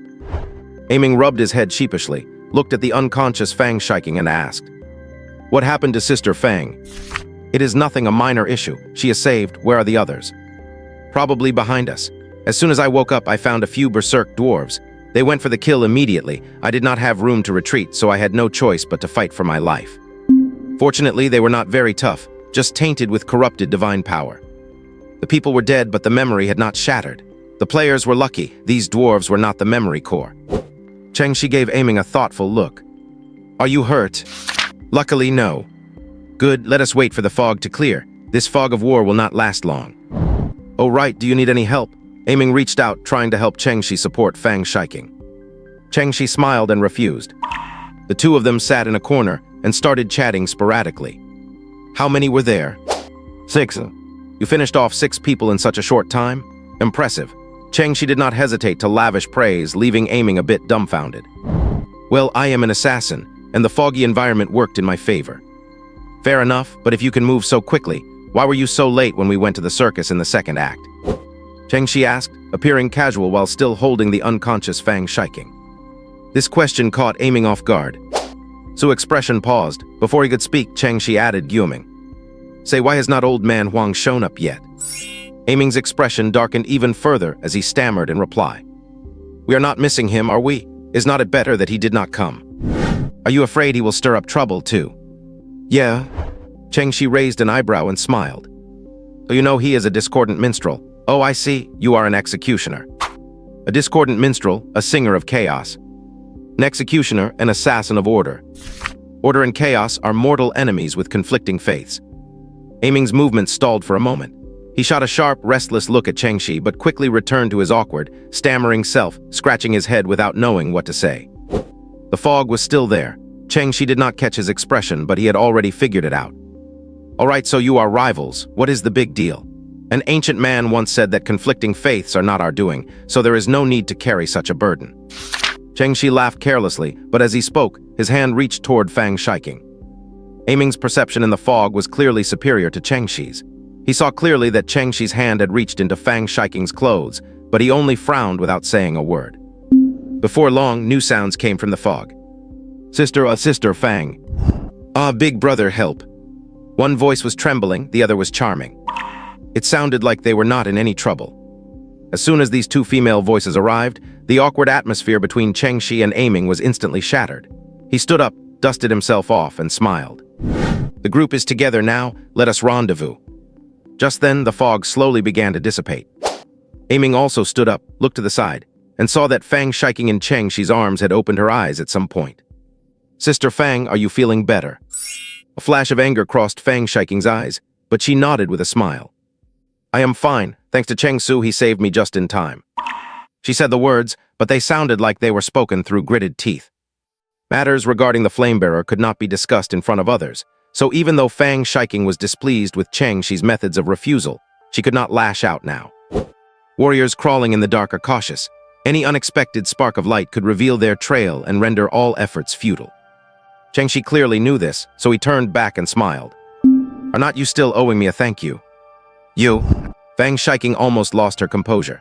She bit her lip hard, quickly rearranged her expression, and forced an extremely reluctant smile. "Thank you, I will remember this." "No problem, just a simple hand gesture." It was indeed a simple hand gesture. A hand chop just required a hand. As the fog cleared, the two groups nearby immediately spotted each other. They met up and continued walking, and halfway through, they stumbled upon the gruesome scene of the slaughter. The 6 dwarves were all decapitated on the spot. Blood flowed across the floor, pooling together to vaguely form the shape of a guillotine blade. If Chengshi had not known Aiming was an executioner, he would not have recognized what the pattern stood for. This was a quirk common to the executioners of the Grand Tribunal, using the blood of the executed to depict the tool that killed them. It is just that the blood guillotine on the floor was drawn crookedly, clearly by someone not yet practiced. Tusk, what ruthless methods! Sulu and Bailing shuddered upon seeing this. Only Fang Shiking gave Aiming a thoughtful look, remaining silent. "Where are we?" The place they were in was a very large room. On the left were a dozen beds side by side. On the right were various workbenches. The racks in front held clothes of different sizes, and behind them were several small individual rooms. The spot where Chengshi and Fang Shiking had met was clearly one of those rooms. Fang Shiking glanced at Chengxi a few times, and seeing he was still playing dumb, decided to let it pass. Frowning in thought, she said, "It looks like servant quarters, but it is too large. This could house over a dozen servants. We have never seen servant quarters this big. To ensure our safety, let us change into these clothes and go explore before we run into trouble with the people outside." No one had any objections. They each picked out some clothes to wear and followed their leader out of the room. After confirming the area was safe and running into a few real servants, they figured out that this was indeed the servant quarters. And there was more than one set of quarters this size, because this was Duke Brooks Manor, and the Duke was currently hosting a grand banquet. "A banquet?" The hypnotized servant answered excitedly. "Yes, the Duke has invited all the nobles in town and intends to announce a new refugee act at the banquet. All refugees from Gazmara will be expelled. Our food will not be scarce anymore, and there will be less work to do." So the memory core of the previous act was a servant of the Duke's manor. "Huh, you did not know. York was the Duke's groom," Chengxi added helpfully. Sulu frowned and complained. "Why are you only mentioning useful information now?" Chengxi paused and countered, "Did you ask?" Sulu was furious but stayed silent, only moving closer to Fang Shiking. "Then as refugees, why did the dwarves appear in the Duke's manor?" Aiming promptly interrupted the confrontation between the two and asked. "The Duke wants to expel refugees, and naturally, they do not want to be driven away. So their purpose for coming here is obvious, right, boss?" Chengxi said, looking at Fang Shiking, but Fang Shiking did not want to deal with him at all right now. He had a feeling that Chengxi would definitely not spill the secret about the Gyuming, but she still could not understand why he could refuse so decisively. You know, the heartstring talent is not just about hearing inner thoughts. It can even vaguely sense the other person's desires and inclinations. Chengxi's inner voice was clearly inclined toward accepting, yet he still refused. What is this guy thinking? How can he act against his own instincts? She did not understand, and she did not have time to figure it out. So far, nearly 5 hours had passed, and there were 14 left on the countdown. They had to step it up as they had no idea how many more memory acts lay ahead. Private territory is different from public places. Acting rashly will quickly cause a disturbance, especially in a Duke's manor. We must have proper identities. Being a servant is convenient, but there are still many places we cannot reach. Let us split up, stay hidden, and see if anyone can secure a new identity. We will meet back there in 1 hour at most. Saying this, Fang Shiking pointed toward a small corridor. Remember, stay away from the servant quarters. We have not dealt with the bodies inside, and it might trigger a chain reaction. The closer you are, the more likely you will be found out. Now let us go. Good luck. The group scattered. Before leaving, Fang Shiking glanced at Chengxi once more. Unfortunately, Chengxi was not looking at her. He was looking at Aiming.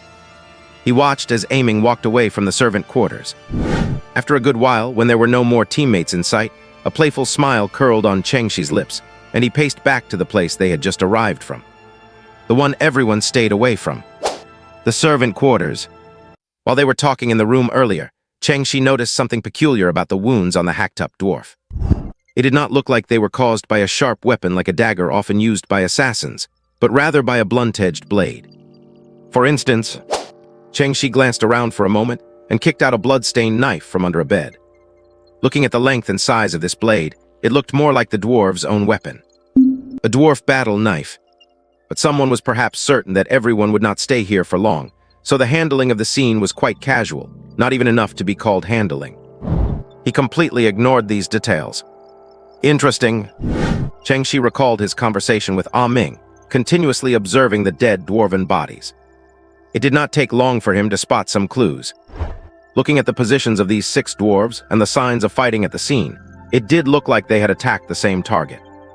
Perhaps Fang Shiking pulled Chengxi away in time, making Ah Ming, who followed closely behind, the scapegoat. But what confused Chengxi even more was that the force behind the wounds on the 6 bodies was all different. It did not seem like one person slaughtered them, but rather like 6 different people killed the dwarves. Coincidentally, both the murderers and the victims were 6. Mutual slaughter.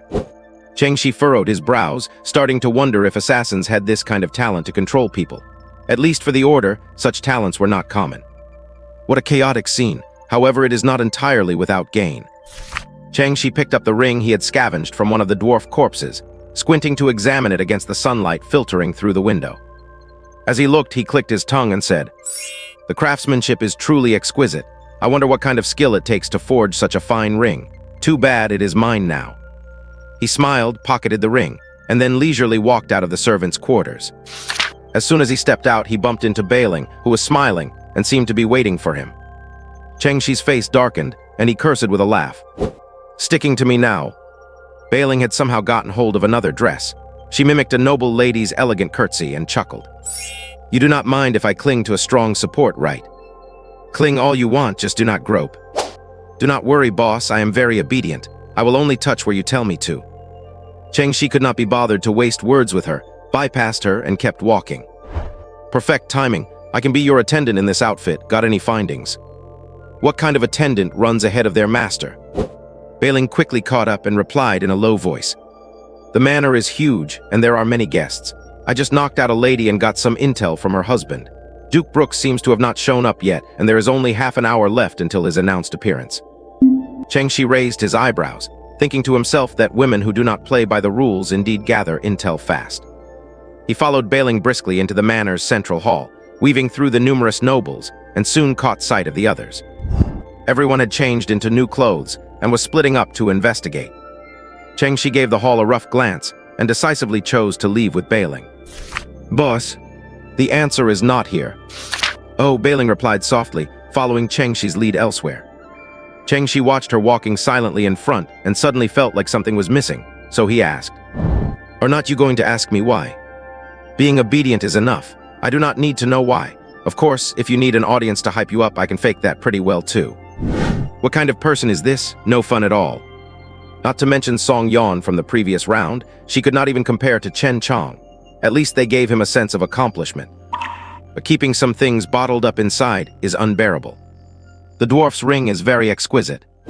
And then, the noble lords would not care about a dwarf's ring. "Oh, so the target is not here. I see, you are amazing, boss. You better just shut up." "Oh," Bailing smiled sweetly, drawing sidelong glances from the surrounding guests. "Then where to now, boss?" "That is a good question." Actually, Chengxi's primary targets were the lower-class people who often dealt with these dwarf refugees. But he suddenly felt that since the dwarves' presence here was related to the Duke, perhaps meeting this Duke would be a good choice. So he pointed toward the stairs, signaling Bailing to head up. Bailing's expression changed, and she whispered in alarm. "There are guards. If we strut up there, we will be stopped." Chengxi's eyes shifted, and he said wickedly, "Use your advantage." Bailing froze for a moment, then caught his meaning. She lifted her skirt and walked briskly toward the stairs. As expected, just as she reached the bottom of the stairs, she was stopped by ironclad guards. Seeing this, Bailing quickly lowered her head, leaned in, and whispered, "The Duke needs me." The guards' heads and faces were encased in helmets, hiding their expressions, but their tightened grip on their spears revealed their inner shock. Perhaps they were pondering the meaning of the word needs. Seeing no reaction from the two, Bailing reached out and hooked the index fingers of her left and right hands together in front of her. This was a lewd gesture popular in the pleasure houses of the Continent of Hope, implying servile pandering. No lady of any status would make such a gesture. In other words, only certain professionals would use this gesture to indicate their price. The two guards were clearly even more shocked. They looked at Bailing's pretty face, slender figure, and elegant temperament, and could not associate her with that gesture at all. I told you the Duke needs me." "But the Duke did not notify." "Are you saying the Duke has to notify you whenever he has needs?" The guards were stumped by the question for a moment. "Right, why would the Duke notify me? Besides, what is wrong with letting a woman in? Does not the Duchess bring men back all the time too?" The two guards exchanged a glance, convinced themselves, and took a step back. Bailing rejoiced inwardly and shot Chengxi a look. Chengxi laughed internally, but followed her up with a reserved expression. The two guards tried to stop them again, but Bailing's face turned cold as she said, "Fools, do not you know how to avoid suspicion? What will happen to the Duke's reputation if you let me go up alone? If we let you go up, does the Duke still have a reputation?" The guards' brains overloaded slightly for a moment, and then they resignedly let this little lackey pass too. Of course, it was not out of consideration for the Duke's reputation. It was because they found the servant behind her too handsome to look like a mere lackey. He looked more like a pet kept by noble ladies. So is it the Duke who needs her, or the Duchess who needs him? Whatever, maybe they both have needs. I am just a guard, why am I thinking so much? Seeing the two guards let them pass, Bailing cheerfully led Chengxi up the stairs. Just as they vanished onto the second floor, Fang Shiking brought Sulu over quietly. "Hello, we wish to see the Duke." Fang Shiking spoke gently and politely, so courteous she hardly seemed like a noble from the town of Brooks. "Wish to see the Duke. The Duke is probably busy." The guards mercilessly rejected them without hesitation, their icy attitude hard to swallow. Fang Shiking's expression changed, and she frowned secretly, pondering how Chengxi and Bailing got up there. Sulu yelled in anger and humiliation. "Why will not you let us up? How did those two go up just now?" Hearing this, the guards raised their spears. "No shouting. No one is allowed upstairs to disturb the Duke, and no one went up just now either. Please leave." At this moment, they finally remembered to defend the Duke's honor. If the Duke had any honor left. "You, let us go. It is enough that they are upstairs." But that guy surnamed Cheng is a slacker. Fang Shiking felt somewhat vindicated upon hearing this, but still silently complained in her heart. "How do you have the nerve to say that so righteously? Could he be more of a slacker than you?" She spared Sulu's feelings and did not say it out loud, just silently walking away. Seeing her strong support leave, Sulu naturally hurried to follow. While Sulu was facing rejection, Chengxi had long since arrived inside the Duke's room on the second floor. But when he pushed open the room door and saw the scene inside, his face instantly sank. In the spacious room, a middle-aged man in lavish clothes lay sprawled on the bed with his chest covered in blood, having long stopped breathing. Bailing's eyes widened and she covered her mouth, gasping, "He is. SHH, someone's coming." Chengxi quickly pulled Bailing into the room, gently closed the door, and dragged her to hide in the wardrobe opposite the bed. The wardrobe did not have much space, stuffed with all sorts of clothes. Chengxi had no choice and immediately squeezed in. But standing room was limited. Once Chengxi took up most of the space, Bailing had to crouch by his feet, barely covering herself with the hems of the clothes. In order to close the wardrobe door, she had to hug certain supports tightly with both hands. "Hey lady, be gentle. Do not worry, I will not grope." Now she was truly hugging a thigh. Click! The door lock turned, followed immediately by footsteps. Before Chengxi could carefully identify how many people came in, an angry female voice rang out. "I only told you to knock him out, not kill him. Do you know what the consequences of this are?" Answering her was a deep male voice. "Diller, you have to believe me, I did not kill him." Chengxi raised an eyebrow, recalling who that name belonged to.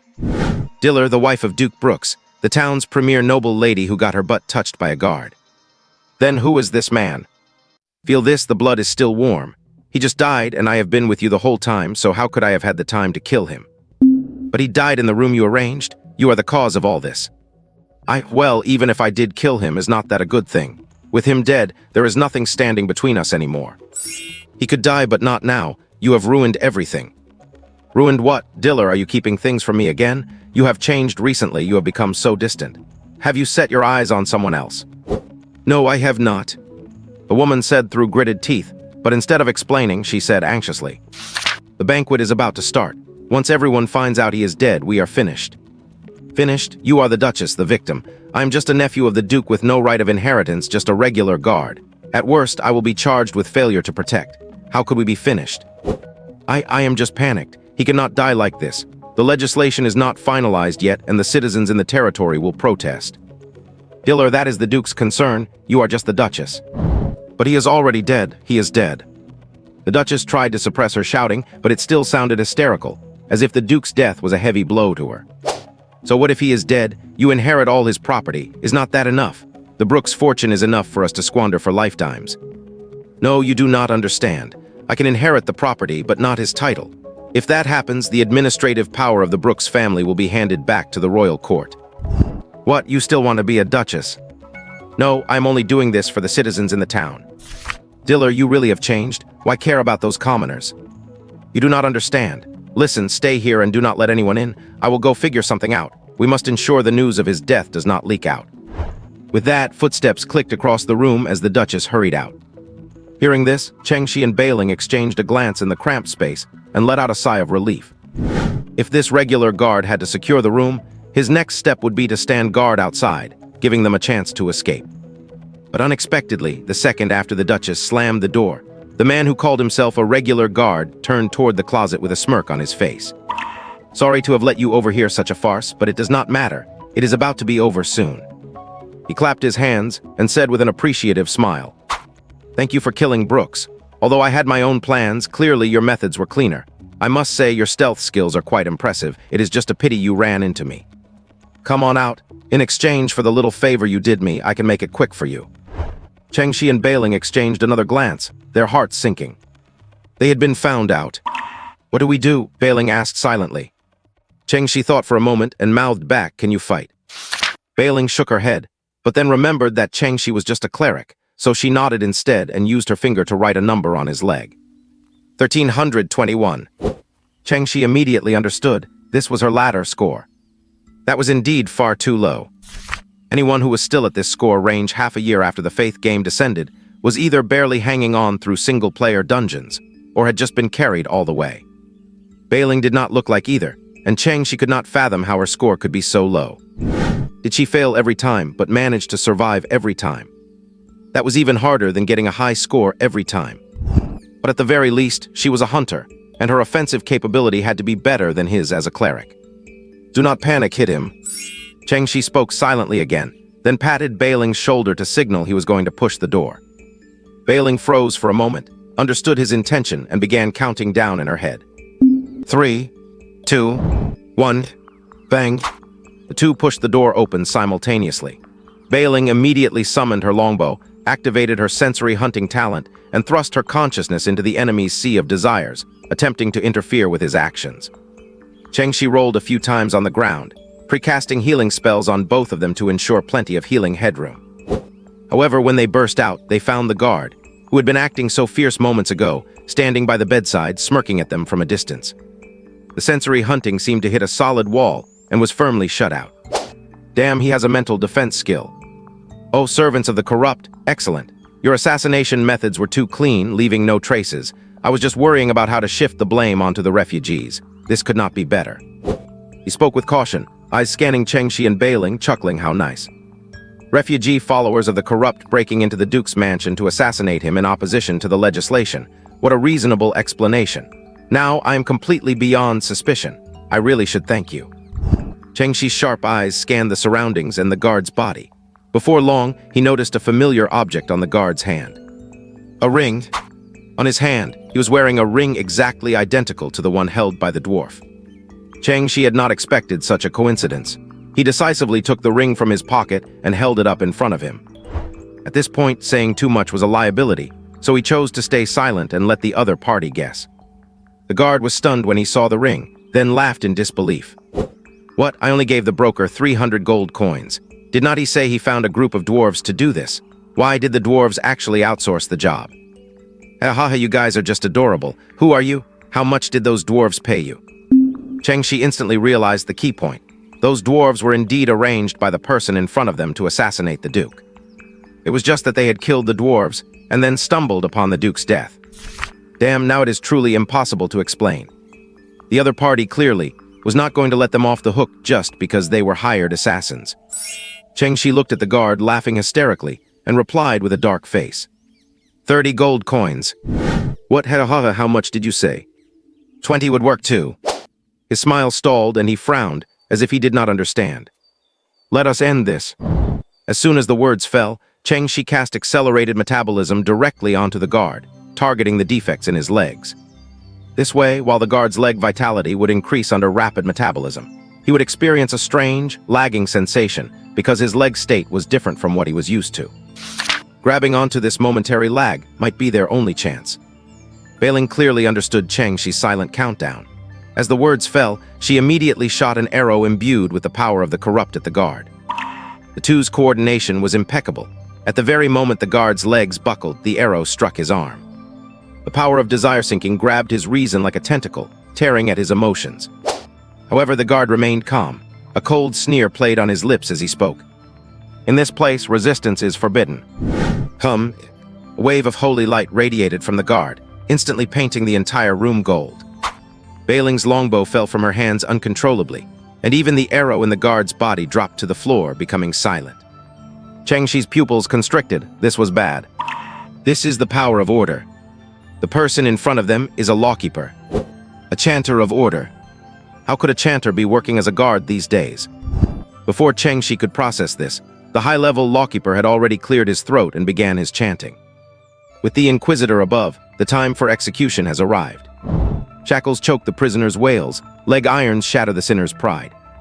They shall be judged here, welcoming the baptism of holy fire, bathing in the glory of the Lord.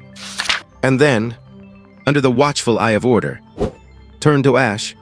With every line chanted, Chengshi could clearly feel his physical state rapidly declining.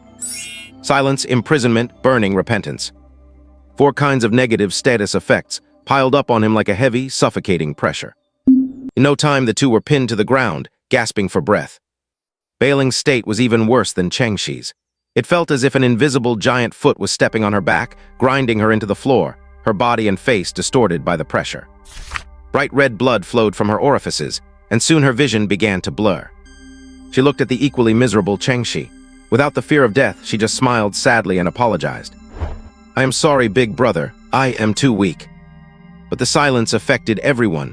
Her voice could not make it out of her throat. Chengshi only saw Bailing open her mouth, and then she smiled as she closed her eyes. Weakness is an original sin, is not it? The guard chuckled coldly, drew his longsword, and slowly paced toward Chengshi. Strangely, there was no grief in Chengshi's eyes. Or rather, he did not care about Bailing's death at all. He continuously accelerated his metabolism, attempting to use the magic of time to smooth over the control effects brought by the negative status. But unfortunately, the real world is not a turn-based game. While Chengshi was struggling, the guard was not idle either. As a singer, applying negative statuses to enemies was his specialty. He constantly unleashed his tricks, squeezing Chengshi's already limited survival space. Before long, Chengshi felt his strength waning. He lost the tug-of-war on the brink of death, was completely defeated, and could only wait to die. The guard walked up to Chengshi. Seeing him motionless with glassy eyes, he shook his head and sighed. Bugs from the underground should stay underground, but sometimes bugs have their uses. I both like you and hate you. Sigh, what a contradiction. But before he could finish his sentence, the guard suddenly raised his sword and thrust it down, piercing Chengshi's chest with the force of a thunderbolt, not giving him the slightest chance to turn the tables. Squelch! The tip of the sword pierced his heart. Chengshi's eyes snapped open, his pupils shrinking drastically.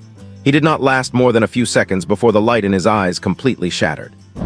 A second before his vision completely plunged into darkness, he saw the door right across from him suddenly kicked open with a bang, and a familiar face came into view. Brother Cheng. It was a Ming, but he was a step too late. Chengshi gave an unwilling smile and closed his eyes for good. As soon as Ming entered the room, he felt the dense power of order. Looking at his 2 fallen teammates, he charged madly at the horrified guard. I will kill you, I will kill you. How is this possible? This is the domain of order, how can you not be bound? Order, I am order. This was clearly a blasphemous statement, yet Ming did not face divine punishment. He was frantically muttering something under his breath, his expression twisted and fierce. With a flash, he appeared behind the guard. The guard could not react in time, the terrified look on his face becoming even more exaggerated. He seemed to want to shout something, but before the words could leave his mouth, a blood-stained dagger pierced through his back. And then it poked straight out of his chest. A foul yellow light flashed and faded on the dagger. The guard looked at the tip of the blade protruding from his chest, spat out a mouthful of dark blood, and died with his eyes wide open. Brother Cheng, I have avenged you. Ming's voice was distorted and sobbing. He kicked the corpse away and slumped powerlessly onto the floor, his eyes losing focus. Just then, Fang Shiking rushed in from the door with Sulu. Ming looked up at them, tears still glistening in his eyes. Seeing such a gruesome scene, Sulu's face turned noticeably paler as she clutched tightly at the hem of Fang Shiking's clothes. Although she did not like Chengshi, their shared identity as players made her feel a sense of sorrow for her fallen kind. Fang Shiking looked at everything before her, at the dead Bailing and Chengshi, and bit her lip hard. Her face was almost drained of color. How could this happen? But she quickly snapped back to her senses, immediately turned around to close the door, and asked with a serious expression. What happened? I do not know, I was a little late. I was exploring the 2nd floor when I heard a noise from this room and rushed over. By the time I came in, Brother Cheng and Neo. Ming seemed to blame himself deeply. He ruffled his hair, lowered his head, and punched the ground. Who is that on the bed? As soon as she asked, Susu's expression changed, and she pointed at the person on the bed, exclaiming, It is him, he is the one who died in the prophecy. Fang Shiking shuddered and looked back at Sulu in disbelief. She suddenly realized that the dead man on the bed was very likely the Duke, who had been missing all along. Seeing that the scene matched the blurry images in the prophecy exactly, Sulu murmured dejectedly. So it was not us who were going to die, but the Duke is dead, and that guy named Cheng. Although no players died in the prophecy, 2 players were indeed dead now. Looking at the scene, there were only 2 possibilities. Either Cheng Shi stumbled upon the guard committing murder, and the guard silenced him. Or the guard caught Cheng Shi committing murder, and Cheng Shi failed to kill him in return. As for which one it was, just as Fang Shiking finished voicing her speculation, Sulu lowered her head and said, I think the guard probably saw Cheng Shi killing him. Fang Shiking's face grew stern, a flash of disdain passing through her eyes as she asked coldly, Why? He might have been trying to steal the Duke's identity. He seems like that kind of person. Even though she knew it was not a good time to say such things, for some reason, Sulu mustered the courage to voice her guess anyway. Fang Shiking frowned deeply as she listened, but she managed to hold back her temper. Sister Fang, what do we do now? Fang Shiking checked her watch. Nearly 7 hours had passed, leaving them with just over 5 hours. You guys go out first and find a way to guard the door. As their companions, I have to send them off properly. Ming gave Fang Shiking a confused look, seemingly remembering that this strong ally was also a singer. Singers record stories, and the protagonists of these stories are often all kinds of people. Of course, that includes all kinds of dead people. Therefore, they excel at singing dirges and reciting eulogies for others. Sulu felt that this kind of ritual might be a bit of a waste of time, but seeing Fang Shiking's resolute expression, she bit her lip and walked out. Ming followed closely behind, his head lowered so his expression could not be seen. As Fang Shiking brushed past him, she patted his shoulder as a gesture of comfort. Once the 2 stepped out and closed the door, the sorrow on her face instantly vanished, replaced by a surge of anger. She opened her book, tore out a page, and tossed it gently. The entire room instantly fell into stasis. Even the curtains fluttering in the breeze were frozen in place. There was not a single sound left in the room. Even the sound of breathing had disappeared. Then she paced over to Cheng Shi, looked at his body dead from a pierced heart, and laughed out of sheer anger. Fang Shiking recalled the moment earlier when she woke up in Cheng Shi's arms in the thick fog, sensing an extra note tucked in her chest. At that time, while no one was paying attention, she secretly read the note. It read, Dear Lady Firekeeper, Dear Lady Firekeeper. Seeing this note is like seeing me in person, even though I am right beside you. But please do not look at me and do not laugh. This is a cry for help from the future me. If I die and you happen to come across me, please save my life. Any healing spell can fish me back out of hell. Please lend a helping hand for the sake of the brief moment I was a reserve firekeeper. Your humble servant would be forever grateful. Also, when 3 walk together, be cautious. Now looking down at Cheng Shi, was not he completely dead? How did this bastard foresee his own death? How dared you trust me so much? How dared you trust me so much? How could you be so sure that I would come to save you? You rejected me. Were not you afraid I would reject you too? Bastard! Fang Shiking arched her eyebrows in anger and scolded Cheng Shi thoroughly. The space was muted, so no one could hear it like a silent trial. But in the end, she resigned herself to her fate, tore another page from the book, crumpled it up, and applied it to Cheng Shi's wound. As soon as the page touched the wound, it turned into a green light carrying the aura of life and poured into Cheng Shi's body. Cheng Shi, who previously had no breath left, instantly opened his eyes under the nourishment of the light of life. A few. Violent gasping sounds echoed, but no one could hear them. Seeing Cheng Shi's comical look, Fang Shiking could not help but chuckle. Gusts of fresh air were sucked into his lungs. The long-lost feeling of the living world rushed into his limbs and bones, making Cheng Shi greedily take a few extra breaths. I am alive. I have come back to life. The first thing he did was look up, not at Fang Shiking, but to take out the pocket watch from his coat to see how much time had passed.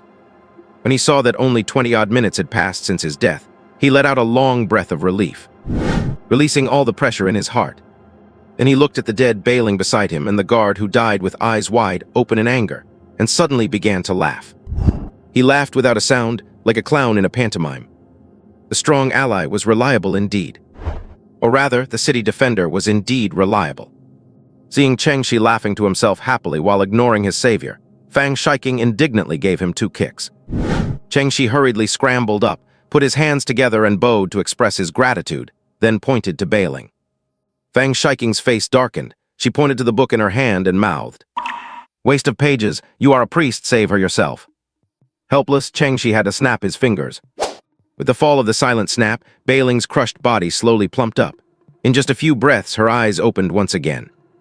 Retroactive healing, a gift from time. Her clear eyes were full of shock as soon as they opened. She stared blankly at Changshi and muttered, "It is actually real." Fang Shiking read her lips and turned to Changshi in confusion, as if asking, "What is real?" Changshi threw his hands up, indicating he did not know either.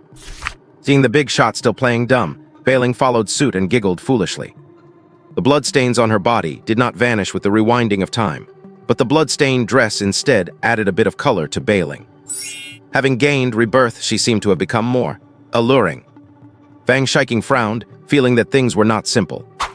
The scent of corruption has grown stronger. Her gaze darted back and forth between Changshi and Beiling, trying to figure out what had happened between them. But Changshi hid it very well, and no clues could be seen. Beiling was not good at disguising, but her eyes were glued to Changshi in a lingering way that made one feel nauseous. Who knew what she was thinking?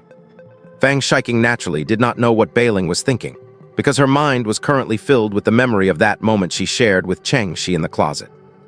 Time rolled back to inside the wardrobe. Back then, Changshi silently mouthed, "Do not panic, let us take him down," then patted Beiling on the shoulder. Just as Beiling thought this was some sort of veiled comfort, a small vial of potion fell from Changshi's fingertips onto her chest, tucking perfectly into the gap. Beiling was stunned and looked down. He saw a line of small text clearly written on the outside of the vial. Potion name, Scorn of the Deceased. As long as you drink this, you will not truly die while the effect lasts. Beiling looked up in shock, only to find Changshi was already counting down. He did not waste a second, drinking the potion in the vial the moment before she charged out. Everyone knew the outcome of the battle. She did indeed die. But now she had also truly come back to life. This was not some trick to get her to charge in. Changshi had not betrayed her trust. As for why Beiling trusted Changshi so much, that is a question even she herself would have a hard time answering. Perhaps it is because he never harbored any impure thoughts toward her, despite her being so easy to handle. Watching Beiling stand up shakily from the ground, Changshi finally set his heart at ease. Thanks to the previous teammates who, though far away, still contributed recognition points to the scorn of the deceased. Changshi's belief talent, offering to the void, cannot store fabricated items and must be used on the spot. But this talent requires a prerequisite. It must be widely recognized by others. This concept of widely is quite interesting. After multiple tests, Changshi discovered that as long as 5 people other than himself recognize it, the requirement is met. It just so happens to match the number of people in the trial. Back in the closet, Changshi did not have the conditions to make others recognize a new creation, so he had no choice but to secretly label a bottle as the classic scorn of the deceased. Although it was a gamble, betting that his teammates would not spot the flaws in the potion, Changshi was not without his reasons. At the very least, in his calculations, 3 or 4 people were not the type to look too deeply into such things. Add Beiling on the scene, and that is enough. As it turned out, Changshi won the bet again. Even though he always rolls a 1 on his dice, his luck at gambling is quite good. Seeing that both were safe and sound, Fang Shiking felt much more relaxed. She looked at Changshi with a serious expression, demanding an explanation. Changshi's expression darkened, and he looked toward the door. Fang Shiking understood immediately, recalling the note Changshi had written. When 3 walk together, be careful. In the situation within the fog at that time, besides herself and Changshi, the only outsider at that point in time was aiming. Is something wrong with aiming? Changshi curled his lips and said silently, "Aiming might be fine, but whether aiming is actually aiming, that is another story." What? Fang Shiking and Beiling's faces both changed drastically. They shook their heads, filled with disbelief. Fang Shiking frowned and said, "His heartstrings have not changed at all. Are you sure?" Beiling was also confused and said, "Boss, his attitude toward me has always been the same. It has never changed." Even so, Beiling still trusted Changshi's judgment. If someone is the problem, the first priority must be to ensure internal stability. Changshi shook his head without saying anything, simply gesturing for everyone to prepare to capture him. Regardless of whether aiming is really aiming, as an agile assassin, it is very difficult to capture him without making a scene.